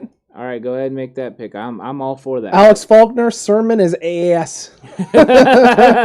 It's a good one, my guy. Yeah, you know what? I think we all had a similar response. I think Horst liked the pick the most out of everybody. That's Horst guy. Yeah. He likes Trey Sermon. Yeah. Which is fine. Jay Ellie said Carter Eric would have. Sermon, the generic version. He said Michael Carter would have been a better option out of North Carolina. Michael Carter played years ago. Michael Carter is a different type of back than Trey Sermon. Correct. So it's obviously what they were targeting. It wasn't somebody that I definitely wasn't somebody that I had. But maybe, hey, you know what? They saw the Dolphins going with all of the Jalens, and they're like, you know what? Let's go with all the Treys. Jag Ellerson Smith has not been taken, but he's probably not going until day 3. Yeah. 5th, 6th round, somewhere in there Agreed. is where Ellerson Smith will Agreed. probably end up going. Wayne Gallman is not no camp body, says Gregory Hammond. I don't know, man. After that pick, No, I didn't think he was until right now. Right It's now, like, as of this pick with Trey Sermon, pretty much, yeah, he is. Because do the Niners roll with more than 4 running backs? no, they're not. So the question is who's going to get cut? Is it Gallman or is it Hasty? One of the two. Gallman's going to cost more Unless they move one of the other guys in the draft. Unless they trade somebody. Which they traded Matt Breida last year. So they deal Raheem Mostert? I don't think so. No. No, I don't think Raheem so Mostert is explosive. We don't have anyone like him, and the NFL doesn't have very many guys like Raheem Mostert. Correct. There's no way it's Mostert that's getting traded. That guy's explosive. So if anyone gets traded, it's what? Tevin Coleman? Not Tevin Coleman. Wilson Jeff Jr.? Wilson Jr. And they love value? him. Well, what value can you really get for him? Probably the same you got for Breida. Okay. But I don't see it. I just that's the only question is who's going to make the team between Hasty and Gallman. It's definitely a question now because they went and got their guy. Monty Rice from Georgia goes to the Tennessee Titans. This guy is super pumped in the front, and he has no idea who Monty Rice is. He probably has never watched him play a game. No, not at all. You're willing to bet? Even I've seen limited film of Monty Rice, and I've watched so much film. But yeah, I haven't watched very much of this guy, to be honest with you. Huh? He was a Butkus Award finalist. Yeah, I checked out some film of him when I was watching other guys like Aziz Al-Jalari. He had 219 tackles. Horst is reading from the teleprompter. So don't worry. I was going to give Horst. everyone a good taste of what Horst was reading. Yeah. A bit when it comes up on my Are you going to screen. put an arrow? You know, well, that's why it's funny because I know it's coming up after on this. Yeah, on my screen it's a little late. It's a little delayed, but here you guys, Phil. You get to see this gentleman. He had a probably heck watched of a sack against Tennessee. Well, I think you see him too. He's more of Yeah, an he did. interior guy. I remember that. He Yeah. picked it up and ran it all the way back for a touchdown. Thanks, It's true. Horst. St. Juice was picked. Megan is all over that. We appreciate it, Megan. Thank you so much. Benjamin St. Juice was picked already. He was selected, so that's not an option for the What about 49ers. St. Nick? St. Nick, I mean, listen, he brings presents around Christmas time. I don't know if he wants to play football, though, to be honest with you. He does fit into some tight It's kind windows. of big. He fits into tight windows, though, man. Fits into tight windows. That's for sure. St. that. Juice, who did he go to? Oh, man. I forget who it was. Was it Minnesota? I'll look it up real quick. I'll pull it up. We'll pull it up. It might have been Minnesota. I was trying to remember where he went. Well, I know he played in Minnesota. No, I know that, but I thought he even Washington. Washington, The the football football team. team. Okay. Tommy, this draft is terrible. Well, you know, Tommy didn't want to take a running back early. That was one of Tommy's It's things. true. Well, I don't think anyone... Or interior offensive line, you know. Hey, can I be honest with you? I think if we had actually legitimately thought Kyle Shanahan and Lynch would go running back in the 3rd round, that would have been one of our don'ts, our draft don'ts. Don't go running back at 3. Well, I thought it was possible. I just thought it was a different guy. Yeah, and being Trey Sermon. No, I didn't either. That wasn't my thought process. No, Just I like him. Don't get me wrong. 4th round guy. Horst, What? Trey Sermon. thoughts? I think he's a good player. Do you think he's a 3rd round pick? I don't know, but I agree that it's kind of random. Yeah. But I like him. Yeah. Tommy says, I like Lance, but these other scrubs, nah. Jag says, how about Molden? Elijah Molden's still on the board, and it's a He guy we is. like. He's actually top 25 on our big board. Boy, Shy Smith. Yeah, Mhm. he is. And Shai Smith, you know, I don't think they're going to go with him anytime soon. Pretty sure the Niners have 3 fifth-round picks, so they can easily move up into the 4th. They do 155, 172, and 180. Yeah, 180. Yeah, that's right. Because 190 and Yeah, they still 194 is the 6th. They still have 194 too. That's the 6th round. So they have right now they have 102, which is 3rd round, and then they have 3 fifths and 1 6th. Correct. Guys, I ate one of those today. Ate one of what? Potato Rito. He's watching a commercial. Oh, That's okay. the kind of dynamite content we're getting. That's what we got Yeah. going on over here. Gotcha. I mean, Banks looks like he might be good. He is huge. Yeah. Jay Ellie trusts the process. Yeah, agreed.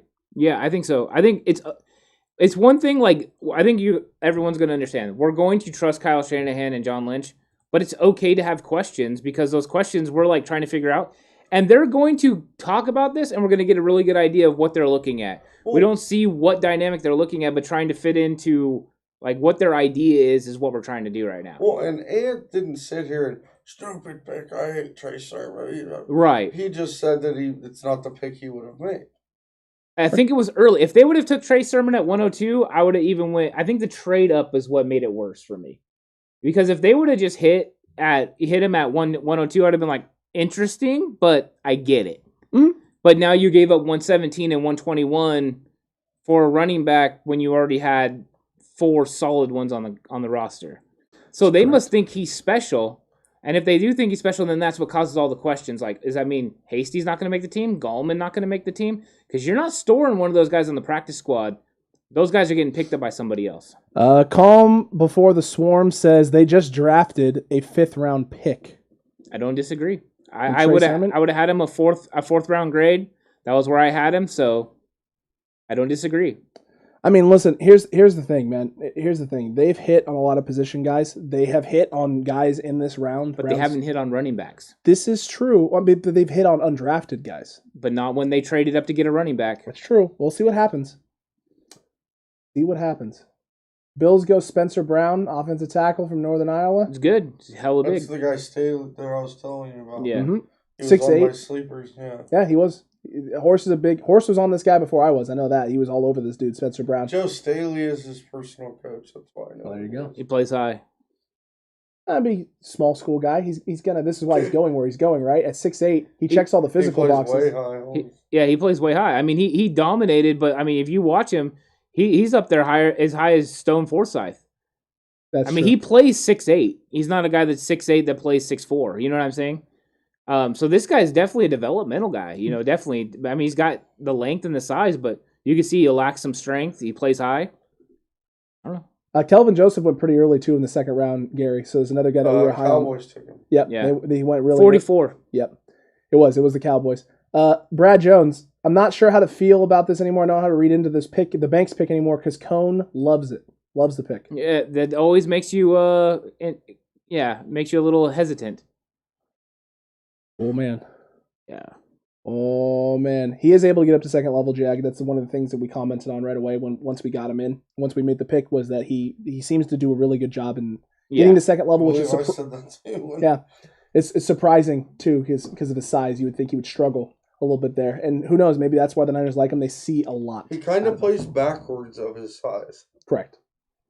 Yeah, I mean, I watched film on him, like I said, 3rd round grade. I just, But if you can't get him at 102, you make a move. It's fine. True. But would you agree with that statement that he plays backwards of his size? No, I thought he played pretty equivalent to his size. I thought he was a little more athletic than anticipated, but to me, he doesn't move as good as some of the other guys that are in their system. He doesn't move as good as Laken Tomlinson or Daniel Brunskill. Fair enough. I mean, he just doesn't.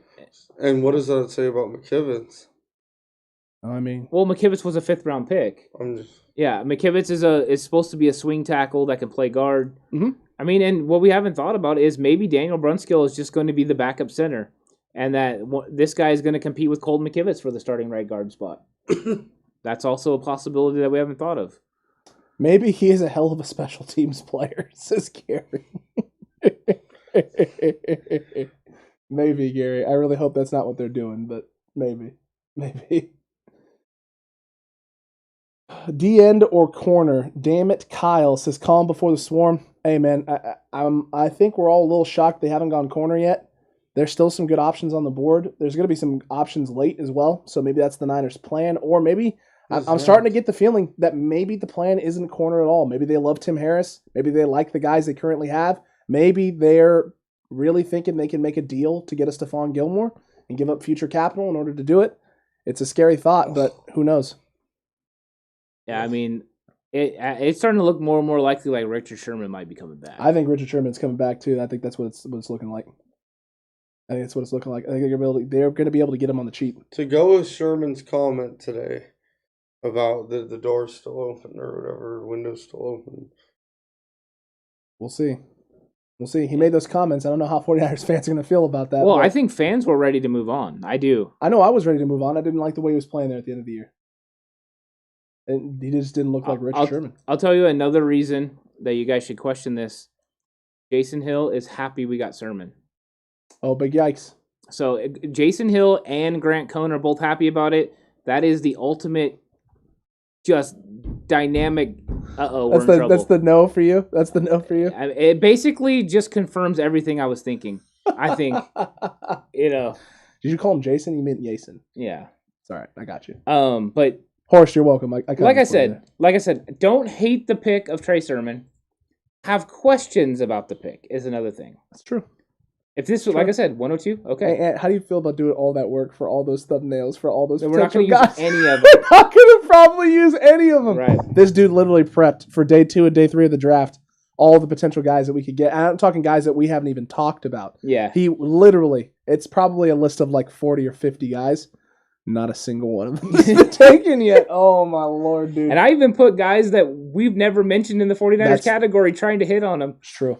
Yeah. So we were trying to prepare. We tried to get you guys graphics, all the good stuff, and the 49ers are throwing curveball after curveball right now. Yeah, that I know. is for sure. I'm hoping they go secondary still. Me too. Because I mean the only other target that I can think of that's in a different spot that I'd be interested in right now would be Amir Smith-Marset, who I like a lot. Offensive weapon is not out of the question. But you would think after they've went offense, they're going defense, right? You would think, but man, I don't know. Who's an edge rusher that they could go for? Isn't the guy from Tulane there? I think this is early for him, though. Oh, yeah, I know what you're talking about. Yeah, he's still there. Cameron Sample and Patrick Johnson are both still there. Hey, the other Notre Dame guard. True. So the Bucks go guard. I remember I said earlier I thought they would go interior O-line. They went line, didn't they? The last pick was line 2, I think, wasn't it? Oh, it could have been because they had Steiny starting at center in the playoff Super Bowl, and he did a great job, and he's a good player. So, but I think they needed to shore it up, make sure they had nice, solid backups. Calm before the storm. If one dude in the secondary gets hurt, we are screwed. As of right now, it seems like it. Yeah. As of the moment, yes. If they go out and get Richard Sherman, though, maybe not as much. If they make a deal for Stephon Gilmore instead of going after Richard Sherman, not as much. The Niners, here's the thing. The Niners have had a plan since day one. They've had a plan. What a great block by Skodernick, by the way. That was a good pick. Yeah. That's a guy, sleeper to watch out for, folks. Sleeper to watch out for. Oh, yeah, and then another thing was somebody asked us today why we didn't have Dwayne Eskridge in the Sleepers episode. Because we didn't consider him a sleeper. Because he was way up on people's boards, and he ended up going in the second round. So that's part of the reason that we didn't have some guys sleepers that, we thought they were already that had that much value. Correct. And there was no way the Niners were going to go receiver in the second round. Solid point by Brad Jones. Could this be influence coming from Mike McDaniel being the offensive coordinator? Possibly. This is a guy that he likes, that he thinks he can do things with, potentially, yeah. I'll be honest with you, though. I think it's a Kyle Shanahan thing. He went up for was it Joe Johnson? Joe Williams. There you go. And you kind of go up and get your guy, and he's still been looking for a guy. Jag asked, do you think Shanahan might be changing the offensive philosophy because of the physical traits of Trey Lance? No. He's going to add to it. That's the idea, right? Is Trey Lance adds to the offense. He adds to the playbook. He expands it further. Trey played in a similar offense. Yes. He did. It was. Yeah. South Dakota. Or North Dakota. The thing that Trey's going to add to the offense is the dynamic that he can run at any moment. Correct. And he does not even going to run that much, but they have to fear him running. If he runs 5 to 8 times a game, these defensive ends have to sit tight and can't go downhill and get down the line of scrimmage on outside zone reads to get Raheem Mostert, and that's going to create windows and places for them to run. I mean, I guess I could talk myself into Trey Sermon with the fact that he's at least very good at running that type of thing. True. So I mean, you're adding to guys that can contribute to Also, Raheem Mostert last year of his contract Jeff Wilson Jr. last year of his contract. So maybe this is a preparation for the future. Could be. Could very well be. We're going to see what happens here. Patriots pick is in. Pick 96. We don't have too much longer to wait, boys. We got 7 more picks to 103. Almost there. Don't they pick 102? 102, my 102, apologies. So yeah. 6 more 103 is the Rams. 6 picks for 102. 5 picks if you consider the Patriots pick in already. So Would it shock you if they trade out a 102? no, I hope they don't, but no, it wouldn't. It wouldn't at this point. It wouldn't. Kenny, your boy. Yeah, wide receiver. Pablo asked about wide receiver. It's definitely a possibility. 100% Pablo. Amir Smith-Marset, Cornell Powell, Cade Johnson. Just All some those. names off the top of my head. Jalen Darden also. Jalen Darden. Does New England take Brevin here? Oh, I mean, could. they signed 2 tight ends, right? Well, and they drafted 2 last year. Yeah, Aussie. Yeah. I don't. Yeah. There's no way. This is wide receiver, or could they go running back? They could. I could see them going running back here. Yeah. Michael Carter seems like a Patriots type. They of could running also back. go receiver if they're thinking about trading N'Keal Harry. Also true. You know, because now they need to get more quick receivers. This could be Cade Johnson, or Jalen Darden or somebody like that. True. They had a nice little nod to Tom Brady apparently, so I missed it. They've never placed a major emphasis on secondary since Kyle and John got here. To be fair, that is accurate. Not 100% because they did spend a lot of money on Richard Sherman. It's true. I think he meant more draft. Draft is Tavarius Moore. It's true. Also, Akilla Witherspoon, 3rd round. that was 3rd round. Pick. They have done a good job, but it's always been and to say there's not an emphasis is Fred Warner was a 3rd round. You know what I mean? They've done a good job of trying to attack it, and where you get the most starters is from 3 to 5. That's where most starters in the NFL are from, and especially the 3rd round. There's more starters from the 3rd round than there is in the 2nd or the 1st. Mm-hmm. So, I mean, in that category, when you think about it. Well, look, calm before the storm. Here's the thing. All these 1-year free agent contracts might be a thing. It's a thing right now because of the COVID situation. With the cap going down, there's just not that much money to spend, so a lot of these guys know, hey, I may or may not get a big contract, so why don't I take a small contract right now, play my butt off with a lot of incentives. If I play really well, someone's going to break me off something nice next year when the new TV money comes in and the salary cap goes back up. There's going to be a lot of money to spend. So it's a short-term situation right now for a lot of these players and a lot of teams. Cap is tight for a lot of people. 1-year contracts are a thing right now. They're not going to be a thing going on in the future. Football is too physical of a sport for 1-year contracts to become a commonplace. Well, you know who else is not going to be in cap problems next year is the 49ers because they're going to have a rookie pay scale. Accurate. You know, they're freeing up over $16 million by Jimmy Garoppolo being not on the roster. That's enough money to sign Fred Warner, bring back Raheem Mostert. You know, they're going to have a lot of things that are going to be going their way. Mm-hmm. So. And that Trent Williams contract too, if he doesn't play up to par, they can get out of it after his first 3 years of his deal and save themselves a bunch of money. He'll play up to par. I have no doubts. I have no doubts either. Yeah, I have no doubts. So let's see who the Patriots get. We're getting to crunch time. We're going to see who's available, who the 49ers have left to target. There's at least some options, but a lot of our guys have went out kind of when that 78. Molden's still there? He's Molden still is there. still there. Man, if they went Molden right now, that'd be a great pick for the Patriots. It would be. Sean Wade too there as well. Sean Wade, that's a possibility. Yep. Ronnie Perkins. There goes the D end. Okay. Edge rusher. You can see it. Yeah. Not a bad spot for him. I mean, you know Mel Kiper's all over this. Oh, that guy had him a 2nd round talent. You know, but Bill Belichick does it again. I'm glad they picked him because he was the guy I didn't want the 49ers to get. So I'm good with that. Off the board there. Off the board. Don't have to worry about it. My goodness gracious me. So Ronnie Perkins, 6'3", 247. That's another guy a little on the smaller side there. But hey, Belichick knows what he's doing there with that defense. He knows what he wants to do. Oh, yeah. So my goodness gracious. This guy also rambled a little bit. Oh my gosh. Well, you like to see it there. You like to see it. Good job for the Patriots there. Chargers pick is already in. Of course it is. I think somebody said they thought it was going to be the tight end, Brevin Jordan. I just don't see them going tight end with all the moves they made at tight end already. Man. They like Florida State guys. Hampson Nasruddin, Marion, Terry. Marvin Wilson. So this is Hamza Nasruddin right here? Could be. It could be. What if it is, dude? I'll laugh my I would laugh behind too. off. Hampson Nasruddin is a good player as well. He is. He's a solid player. Solid player. Solid dude.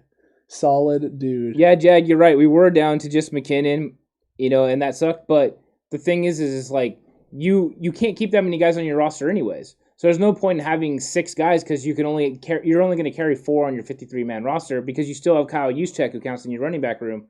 5 running backs is the most you're going to keep. So somebody's getting basically edged out. One of them is going to, for sure. Yeah. One of them is going to, for sure.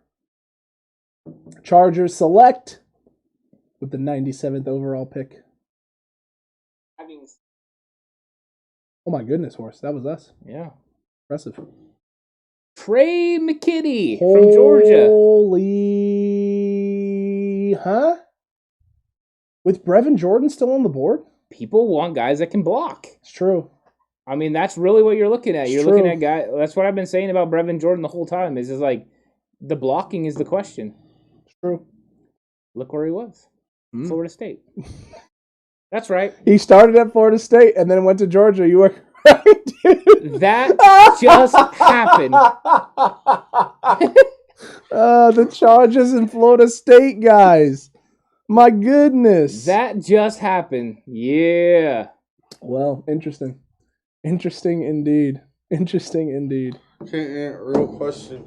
Did you know that guy went to Florida State? Correct. That's why I said interesting when I saw McKitty come up. I just love that they put the Florida State highlights up for the man also too. So Well, yeah. see his Well, Florida because you can State see the stuff. way he played there. But I mean, it's. I have no problems with him going to Georgia. I mean, I probably would have done that as a graduate as well. Yeah, especially the way that program is going down there at FSU. Yeah. You mean to tell me they're not freaking stuff up down there at Florida State University? Yeah. No, I agree. I think, because Jag says that's good. Iron sharpens iron. Mm-hmm. It was not taking a running back that's the issue. It's trading up to take a running back and giving up 117 and 121 for value-wise when you might have been able to get that running back at 102. I have no problem with Trey Sermon. I have a problem with where he was selected for the value of draft picks that they were able to take him. And I have a problem with the fact that they've signed Wayne Gallman, so who's going to... Well, not really a problem. I guess I have the question. And Hasty, who's going to make the roster? Calm before the swarm. Hasty was on the practice squad. We had a video that talked about, once they were making the moves to probably... It was a real bring him good up. Yeah, Yeah, it really was. If you haven't seen that one, you should go check it out. We were Alex gave him the nickname Tasty Hasty, and that big guy stole it. It's true. It's true. I said it, and then it was taken the next week. Also, with Hasty, we can't store him on the practice squad again. No. Everyone has seen what he can do. Salvan Ahmed got signed off our practice squad and went and played very well for Miami, and Hasty was over him. Like, he was considered a better player than him. There's no way. The Giants wanted to sign him, and they couldn't because he turned it down. He's not on the practice squad this year. No way. Accurate. He's either making the roster or getting cut. It's one of the two. Yeah. So, he was from the practice squad. Accurate indeed. The Denver Broncos at 98 select Terrell Davis. Quinn Miners. Going O-line. From Division III, Wisconsin Whitewater to third-round draft Jordan pick. Costa? Well, and you knew the belly was coming out. It was guaranteed. Wait, it says Did belly. Does it really? Yes, it does. I like this guy. He's doing the long lunges Dude, on it's the Costa. Dude, okay. Just like pushing trees. You know what? This whole video makes sense. Oh yeah, look at this guy. He's curling jugs, man. Curling jugs. It's a big dude. Yeah, it's a lot of man meat. It is. It's a lot of Is that meat. Braun Strowman? I know. Listed him as a guard, huh? Interesting. So it'll be interesting to see what he does, where he's playing for the Denver Broncos. This highlight tape is so good. I mean, they needed help. Oh my! Yeah, I can't wait till they show that. I'll have to bring that back up on my screen so you can see what they were owing and oohing and on about, because it wasn't the lunges. I can promise you it wasn't the lunges. I mean, It was the absolute destruction. The dude can blow people up. He's definitely strong. That's accurate. That is accurate. Nickname the gut, Megan said, laughing. Yeah. You must be calling him that on the stream. So we're getting close now. 3 picks away. Dallas. Who's Dallas going to go with? They went edge already. They went corner. They've gone linebacker. They've gone edge. And they've gone interior defensive line. I mean, there's a lot of options here. Could they go Brevin Jordan? They could go. Tight end is possible. Here's that play. Wham! Just absolutely destroyed that man there. his highlight film was hilarious watching Quinn Miners because he's just literally bullying everyone in his path. He destroys everybody. He doesn't stop too until they're on the ground crying. Yeah. So it's great. It's great to watch. It's fun to watch. You can see him there moving the body around. And here's another really good clip here from Mr. Quinn Miners as well.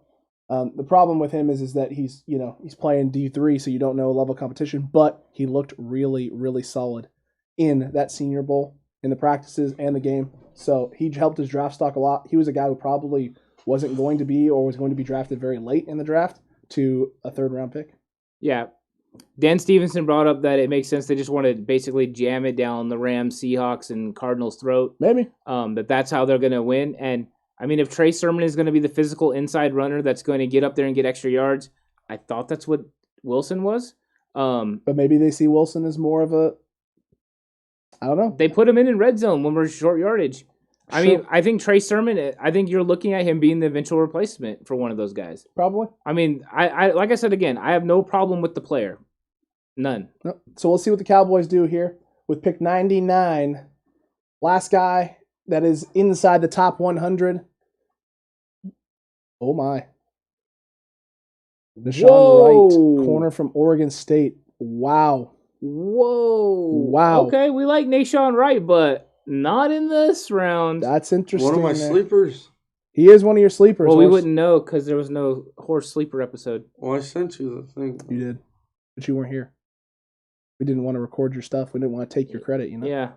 Last thing I want to do is take anything away from you, my guy. Nashawn Wright. That's another my guy for you, my guy. Brother was on Last Chance U. Yeah, Rez John. That's true. Rajon. Yep. So interesting though. Corner pick for the Dallas Cowboys there. Yeah, I was thinking 6th. Yeah, somewhere in there. That's more my thought process. 6th, late 5th. I thought he was 6th round pick. I mean, listen, that's 6th, not 7th. that's not a great highlight. The one they just showed of him right there. He got beat off the line. Quarterback throws underneath and inside. And well, you know what though? He is going to be playing in a cover 3. So he's True. a big, long, tall corner playing in a certain scheme. So there you go. accurate indeed. See what happens there. Cowboys taking a shot, taking a chance with the man. You think they need to improve their defense? Yeah, Look at the. I know. It's a lot of defensive picks. I wonder. there. I wonder what Dave's going to say about that pick. Yeah, Dave, we want to hear from you, my guy. What do you think? Okay, so let's ask chat. Who do they think the 49ers are going to be taking? So, chat, yeah, well, let's hear from you, not us. You. What are we doing here at 102? What are the 49ers going to be taking? What are they going to be going after? Are they going after a certain pick, a certain type of position? Is there a certain player that you think they're going to get? Starts putting some names down there in chat. We got 26 people watching right now. 20 likes. You'll love to see it. Hit that like button also while you're here. I want to see 26 comments right now. Who are the Niners targeting at pick 102? Who are they taking? Who are you thinking, chat? And Pablo wants to know about some fast, quick receivers, shifty guys. You're talking about Jalen Darden, Cade Johnson. Yep. Those are two guys that are available that are off the top of my head. Me some Jalen Darden. Yeah, I think both of those guys could be targets. What about the other Shai Smith? Shai Smith, I don't think he's really considered like the speed guy. And I don't think they have to go him here. No, I don't think so either. But those are two guys. I think I still like Amir Smith-Marset, and he's fast. You talking about speed too. There's always Marquez Stevenson. It's just a matter of where is he going to go. Yeah. And we've seen a lot of teams If going. Elijah speedy wide Molden's there, receivers. they need to take him. At 102. I mean, Maybe. I would feel, man. I don't know. He's fallen off. You know what I mean? I mean, he's fallen down. real the far boards. down. But Real far down. One nickel corner so far. One. Asante Samuel. Gary's voting at exclamation point vote cornerback. I should have put it up. I should have put up the poll. Gary. I do That's my like that, fault. Gary. I like it. He knows how to vote on this channel. And okay, so if it's corner, who is it? Yeah, Gary. Who is it for sure? For real. Is it Melifonwu? Is it Trill Williams? Oh man, there's so many. Is it choices. Marco Wilson? Is it Wade? Molden. Is it Wade? Is it Molden? Yeah, a lot of options. Is it Mukwamu? Israel McQuamma. Some good names on the board, man. There's There still some good is. names on the board. It's very interesting. I mean, Interesting. they could shock us, of course. Lou G votes wide receiver. I like it. I like it. Take it from Gary and Lou. These are day ones right here. They understand. They know how to vote. Tommy sure it's going to be a wide receiver. Maybe, my guy. Calm before the storm, secondary. Secondary as in safety or corner? I'm Yeah. curious. That's just out of curiosity. I mean, if it's Elijah Molden, it's kind of both, but accurate, yeah. accurate indeed. Oh my goodness gracious! I really hate the fact that they went to a commercial. This is just the worst. Well, at least maybe now that they went to a commercial, when they come back, they'll nail the next 2 picks, and we'll be sitting there. Let's waiting. hope so, man. Let's hope that's what's happening. We come back and it's like, oh, by the way, this happened. Also, this happened, and now the Niners are on the clock. Unless we come back from breaking, the Niners are trading the pick away, and then in that case, what do we do? I like what Calm Before the Storm says. He plays in New England. I like that. I like it too. Yeah, let's get Gilmore. Let's get it right now. Yeah. Pick 102. Hey, 102 and 172 for Stephon Gilmore. Make it happen. Do it. Do it. Then it was worth waiting all this time. Oh, it would be 100% worth it. I'd be like, okay, happy. Let me Nice and easy. let me hit the trade alert button right now. I would be so into that. I'd be ready. I mean, right away, we would know our secondary was set.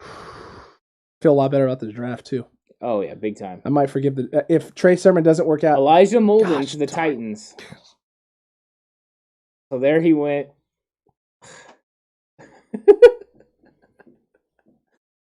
All our guys are going. Why, guy? Why are you doing this to us? Oh man, he's such an instinctive player. That was a great draft pick by them. My lord! Wow, dude, that was fantastic. What a steal at 100. Yeah, I mean, just how instinctive he is. 23rd on our big board. Yeah, Smart player. I can't believe he was still there. This guy's going to show out in Tennessee. They got themselves a big time player. You watch this guy within the first 3 years is going to be a Pro Bowler. Yeah, I think so. There goes our boy. Yeah, that one. Here goes our Molden. That one hurt. Watch him play in That one hurt. Tennessee. It's not great. So let's see. We got Lions right before us, and then we'll see if the Niners stick it out or if they move back. The Lions got Aleem McNeil last time, which was a fantastic pick. I mean, they went defensive interior, bam, bam. Yeah. Just like that. I mean, they hit their D line. They what? Receiver, maybe? For the Lions? Maybe replace Galladay? I don't know. They've been going front seven the whole time. Maybe this could be Amon-Ra St. Brown here. You think so? I could see it. Wow. Could see it. Yeah. That'll work for him. Yeah. Can't get any separation. You like him there? Hmm. You want Amon-Ra to go to the Lions here? Or you want him to fall to the Niners at 102? I don't think the Niners need him. Like, he's not really what they... I like him. They've gone offense so far this whole draft. Oh, I'm just saying he's not really the type of guy they... I know I'm losing it, sweetheart. They went Ifeatu Malifonwu. There goes our other corner. There goes another corner. Aunt Caleb says the NFL saw your mock draft, flipped you off, and gave you a stutter. Basically, dude, that's exactly what happened. All the other teams were like, hey, these guys are on it, man. We don't know these Before guys. the storm, at least we got a 5th running back.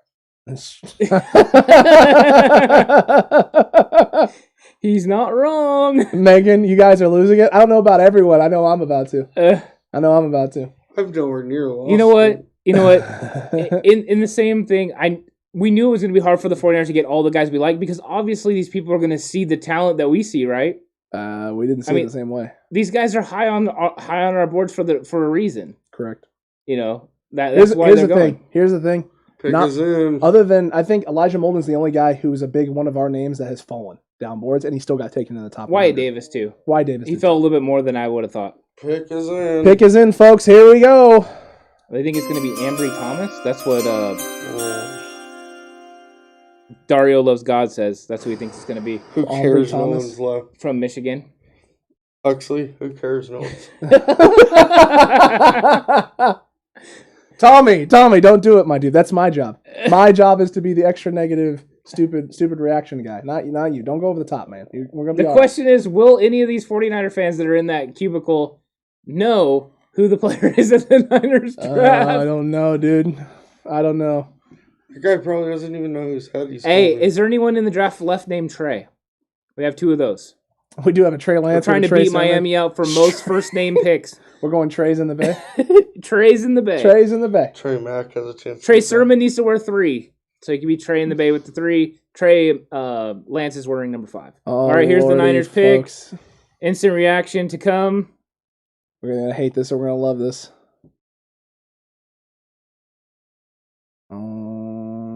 Ambry Thomas. Oh, my Lord almighty. So, hey, yeah, someone called it. Someone called it, yep. Shout out for the pick there. Getting that right. Ambry Thomas, they did address corner. So they like this guy. Obviously, there's something there with him. Another guy that we don't have a slide for, man. They went 3 guys that we were not prepped for. Yeah, we did talk about him in our corner special, though. We did. We Yeah. did talk about him in our corner special. Don't hate it. He was Yeah. brought up. No, I don't dislike it. I just think we had a chance at other guys. No, this guy is a solid player. Don't get it twisted here, 49ers fans. This is not a bad pick here. No, it's not. And we don't know how much better he's going to be in the year that he had off. Correct. He hasn't played since 2019. But that's the thing. And look at his ability to return kicks. So you're getting a lot of speed and a lot of athletic ability. I mean, you can't hate on it. I actually like this one more than the Trey Sermon, so I'm good with it. No, and they finally addressed the corner right here at the end of round 3, which is fine by us. I mean, we don't hate it at all whatsoever. And he was a guy that we talked about. So if you missed our breakdown of this guy, go check out that corner special after this. We did talk about him a little bit and discussed him. So this is a guy that we thought was a name, but we just thought we could get one of these other corners a little bit earlier, which is why we didn't think we'd go with a guy like Ambry Thomas. They don't go with one of these guys earlier. They obviously like this guy here out of Michigan. He's a physical guy, I can tell you that. I don't think he fits the traditional standard cover 3 mold. No, he doesn't. So there's obviously a shift coming in San Francisco. Well, his stature and everything is more like Emmanuel Mosley. I mean, that's who basically he reminds me of as far as stature and stuff like that. So he's going to be able to come in, though, and play zone and man. So they're definitely looking for somebody that could do that, and this is the guy coming from Jim Harbaugh's, sort of their defensive philosophy. He'll be able to do a lot of the different things. He'll understand, shell coverages and stuff. But he's definitely not starting in year 1. I'll tell you that much. This guy is definitely a depth guy that's, you're looking at a couple years down the road. Hey, you know what, though? Shout out to the 49ers for not doing one of my don'ts and taking a wide receiver before round 4. Salute my guys. You can still go get Marquez Stevenson tomorrow as well. So Watch them trade to 105 and take a receiver. No, it will be hard to get Marquez Stevenson because we don't pick until 155 tomorrow. It's true. It's going to be tough. He probably won't be there. Yeah, 155, 172, 180, and 194 tomorrow. I don't see them making all 4 selections. I would be shocked at this point if they do. Yeah, so, I mean, probably the receivers that we've talked about, Darden, K. Johnson, all those guys are gone. Shai Smith, he's going to be a legitimate option at 155. He could be. Cornell Powell could possibly be available. Mm-hmm. Amir Smith-Marset will be gone. Unless the Niners plan on making a move up early tomorrow and trying to grab a Brevin Jordan if he doesn't come off the board here today right here at the end of this draft. I wouldn't be shocked if the Rams didn't go with him right now. I mean, he seems like, in all honesty, both them and Denver could go with a Brevin Jordan type player. I know Denver's got a good tight end, but he has had some injuries as well. So having a guy behind him so you don't drop off at the tight end position for Drew Lock and Teddy Bridgewater might be important. The Rams could also go running back. Very true, because I don't know if they hit on Cam Akers last year. He looked good at times and then has kind of fallen off since then. They also need, I think it's at safety and linebacker, Hampson Nasruddin, possibly. Correct. Linebacker Baron Browning. Mm-hmm. Ernest Johnson also. Chris Rumpf is a guy that's high on a lot of guys' boards. For an edge rusher, maybe. Yeah, possibly. Coleman was a 3rd-round pick, wasn't he? Tommy asked. Tevin Coleman. I don't remember where Tevin Coleman was drafted, to be honest. I'm not very... Are you a second? I'm not huge on what the Atlanta Falcons draft were. Second. Well, let's find out. I'll pull it up right now. Da da da da da da da da da da. Yeah. So how many more picks are left? 3? 3. I think so. Yeah, 3 more picks. We're almost at the end. It actually went fast. It went really quick today. I'm actually surprised by that. 3rd-round pick in 2015, pick 73 out of Indiana. 3rd round. So seems to be a spot where Kyle is comfortable going up to get his guy. Okay. All right, we'll see what happens. Hopefully it works. Yep. I just hope he knows he ain't wearing 8. Someone said you can't win a Super Bowl, without at least a 3rd-round running back. For Tommy Huxley.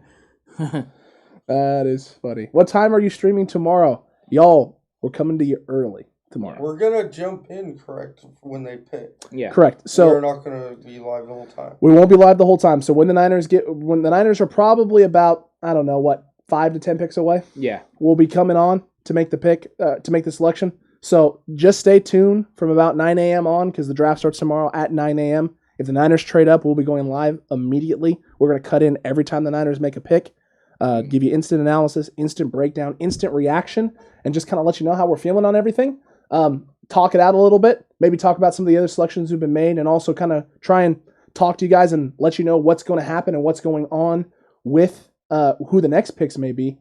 before we kind of cut out and just get prepared and get ready because we're going to try and pump out as much content as we can to you tomorrow on Saturday. Enjoy it. And then we're also got to break down and talk about the draft on Sunday. Sunday's video is going to be grading the 49ers 2021 NFL draft, so you're not going to want to miss that either. Yeah, it's going to be fun tomorrow for sure. And all the, we're going to be breaking down every single pick that the 49ers make. So make sure you're here with us. We want to hear all the comments and reaction and everything. So make sure you're here all day throughout the day. Keep checking in. We'll be here. Accurate. Yes, sir. Very accurate indeed. And Tommy, she is up before me pretty much every day. Yeah. Pretty much every day. So yeah, no. Megan don't sleep. Megan don't sleep on us. She is not snoozing. She don't snooze on the cutback. She don't snooze on any of you guys. She's doing a great job of keeping my eyes peeled to chat because I know every time there's a pick made, she's posting it. So didn't you just call that Ernest Jones? I did say Ernest Jones. I did. So I guess a goes feather by Ernie around his friends. feather in my cap, I guess. Probably. Most people that are Ernest do go by Ernie, to be honest with you. Very Ern. Yeah, I don't think so many go by Ern. Yeah. In all honesty, he just felt like a Ravens type of. It wasn't not Ravens. Ravens. It Who was it? Rams. It was the Rams. I felt with them because of the Ibaka kind of moving off of Ibaka, they were going to kind of go for a guy who can do a little bit of both things, rush and sit in coverage. Is that person doing the Ray Lewis dance? Yeah, and they're like, "Hey, man, you're doing too much. Come sit down. Yeah, doing too much, do less. You're no baconator." They don't want the Baconator up there. No, definitely not. Make everybody look Megan, bad. if the Seahawks take another wide receiver, I am going to. Who did they I'm take? gonna lose it. They took Tutu Atwell. No. Didn't they take Tutu Atwell? No, that was I think that. Oh, that was was the Rams. The Rams took Tutu Atwell. They took the other. Oh, guy. Dwayne Eskridge. Dwayne Eskridge. Yeah. Brandon Stevens from SMU. Okay. Interesting take. They go I think corner he as had well. 11 passes defended last year. It's a lot of passes defended, and I'm so glad you can read them. I'm so proud. Okay, of you, that Aaron. was a highlight? A tackle out of bounds? Come on, ESPN. No, he was a running back Oh, he was a running back? at UCLA. Okay, and then now he's a corner? Yeah. Why isn't he a running back again? I don't know. Now he's Maybe he is. Maybe that's what they're drafting him for. Maybe. Actually, he looked pretty good on that coverage. That ain't too bad. I'm not too familiar with this guy, so I'm not going to comment too much on him. Is that Darden? He's got this. Yeah, he's got speed. That If that ball's ball's in overthrown. front, though, that's a touchdown. Yeah. Same thing there. If that ball's in front, that's a touchdown. Yeah. So he's definitely got some technique issues. But he's a stuff gotta clean developmental up. guy that, a lot of athletic ability if you played running back in college Correct. football. So He didn't look bad running the ball. No, here he is. Here he is as a running back at UCLA. Just so y'all can see what we were seeing earlier, and you'll get to see some of these clips with Calm him. before the storm says it's too late to use your mock draft. No, I mean, I don't know. Can we call the NFL up? Hey, if we tell Roger Goodell there's a full wall fat head of him in here, will he just make the changes for us? I mean, our late round guys are still there, but It's true. we definitely had a pick at 117, in that area. But I think our last pick was 155, so our Correct. mock draft is completely blown at this point. At this point, yes. Baron Browning. Nice pick. Great pick by the Broncos. Great pick by the Broncos. Staff crying. Oh, small. Yeah. I drafted him at 102 in my mock draft. Good take too. That's Great take. That's a great player Dave right there. likes him. It's a good selection. I like that one a lot. And Ravens' first 4-round picks, Bateman, which was one we laughed at. We didn't like it. They went Jason Away as well. I forgot that's where Away went. That's a good take. Who's Jason Away? Odafe Away. Odafe Away. Odafe Away. Yeah, there you go. My bad. Good. Bless you. Yeah, but you know what? This was pretty exciting. The Niners did some interesting stuff moving up and down. I think we were sure they were going to trade back. They did. We thought they were going to trade up. They did. So, I mean, overall, I think we were right on that. We were just really wrong on who they were going to take. Yeah, and you know what? That's what happens with the draft, Yeah. right? This is kind of this is how the drafts go. You don't really know what teams are going to value. Niners don't leak, so you're not going to get a lot from them in terms of who they like and who they don't like. That's true. And so you just try and find guys that fit schemes the best. Here's the thing I will give us some credit on a little bit. The guys that we were high on were all top pretty much for the most part. I would say most of our big board was all top 100 talent. Yeah, it was. Yeah, no, I mean, and the fact that in the first round we hit on Zaven Collins, Jalen Phillips, which I'm sure wasn't that big for that. And Joe Tryon. Joe Tryon, I knew he was a first round talent. We had him in our top 16 on our board. Yeah, I think I told you guys from the beginning that he was my second favorite pass rusher in the entire draft. That was a great draft pick.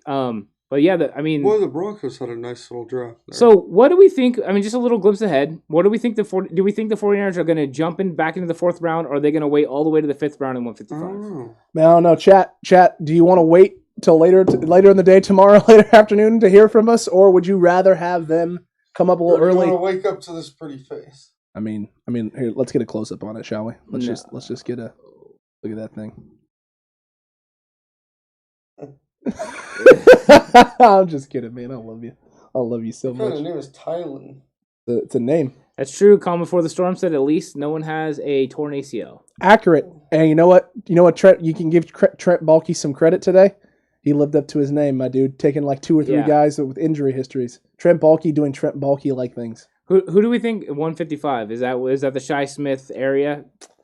I would say probably, yeah. I mean, because I don't think any Darden or any of those guys are going to be available. Cornell Powell maybe, possibly could be there. Maybe Jordan Smith. Chat, you didn't see nothing. You're fine. Maybe Jordan Smith would be a good option. I could see them going edge rush here later. Man, the real question is just going to be: you feel like they're going to have to? I feel like they're going to go receiver at some point. Yeah, it's just when. When are they going to do it? If Shi Smith is the target, they're going to wait till 155. They're gonna sit around and wait in that spot for a receiver. They won't go one earlier. Yeah. So it'll just be, what else are they doing? Where are they going? Who are they taking? Who are they targeting? Man, at this point, it's anyone's guess. I think their moves today have kind of signaled that I'm not sure I know exactly who they're going after. Right. They gave up the 2 4s to move back into the 3rd. True. So that's actually not bad value. They got Sermon, so there's no running back.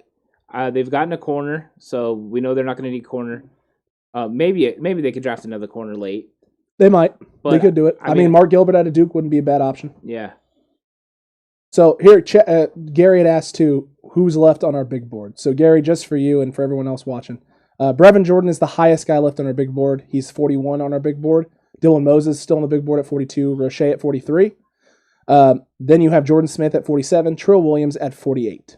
And those were the last 2 guys were guys we thought could be there at 155. Correct. And it looks like that'll be the case. Trill Williams, yes. Smith, yes. Roche, probably yes. Do you think Roche will still be there at 155? Might be at this point. I thought he would have been there at like 121, but I don't know about 155. He might be there. I don't think the 3 who are the least likely to be there are Brevin Jordan, Dylan Moses, and Quincy Roche. Those are the three that are the least likely. Jordan Smith, Trill Williams have a good chance of being there around 155. Yeah, I see that it could also be a South Carolina pick. That is true. They could come up and get Israel Mukwamu. Mukwamu or Shi Smith. And you know what? Debo has said some nice things about Mukwamu. Yeah. And so has J.C. Horn as well. So, I mean, it's going to be interesting to see what they do. That is for sure. I mean, I don't hate the idea that Calm Before the Swarm said about come up and actually take 2 players, use those 4 picks to get 2. I'm fine with that. I'm good with that as well. I've already taken 3. The Niners have shown they'll go after 5 guys and target 5, so maybe that's what they have in mind. Yeah, they could.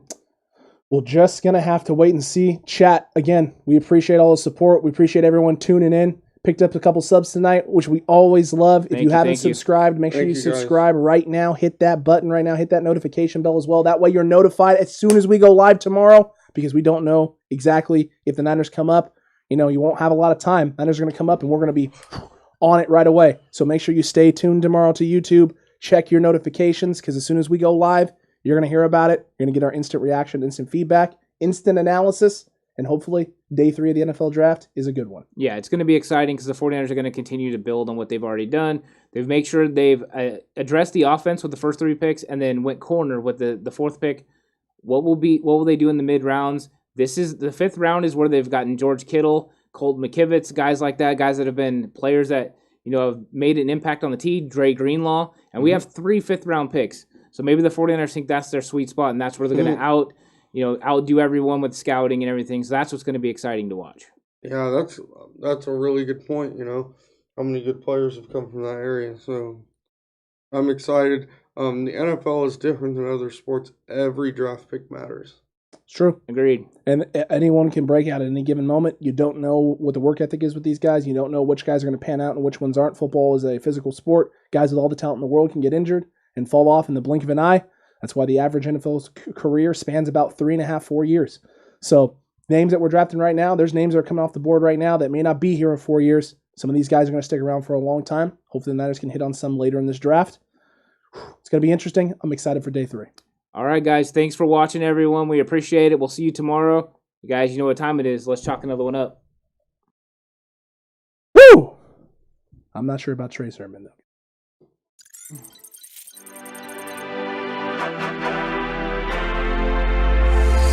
From the alley-oops at Kezar to the glory days at the stick. From who's got it better than us to brick by brick. It's always the 49ers way from off-season to game day. Yeah, we talk that. It's the 49ers.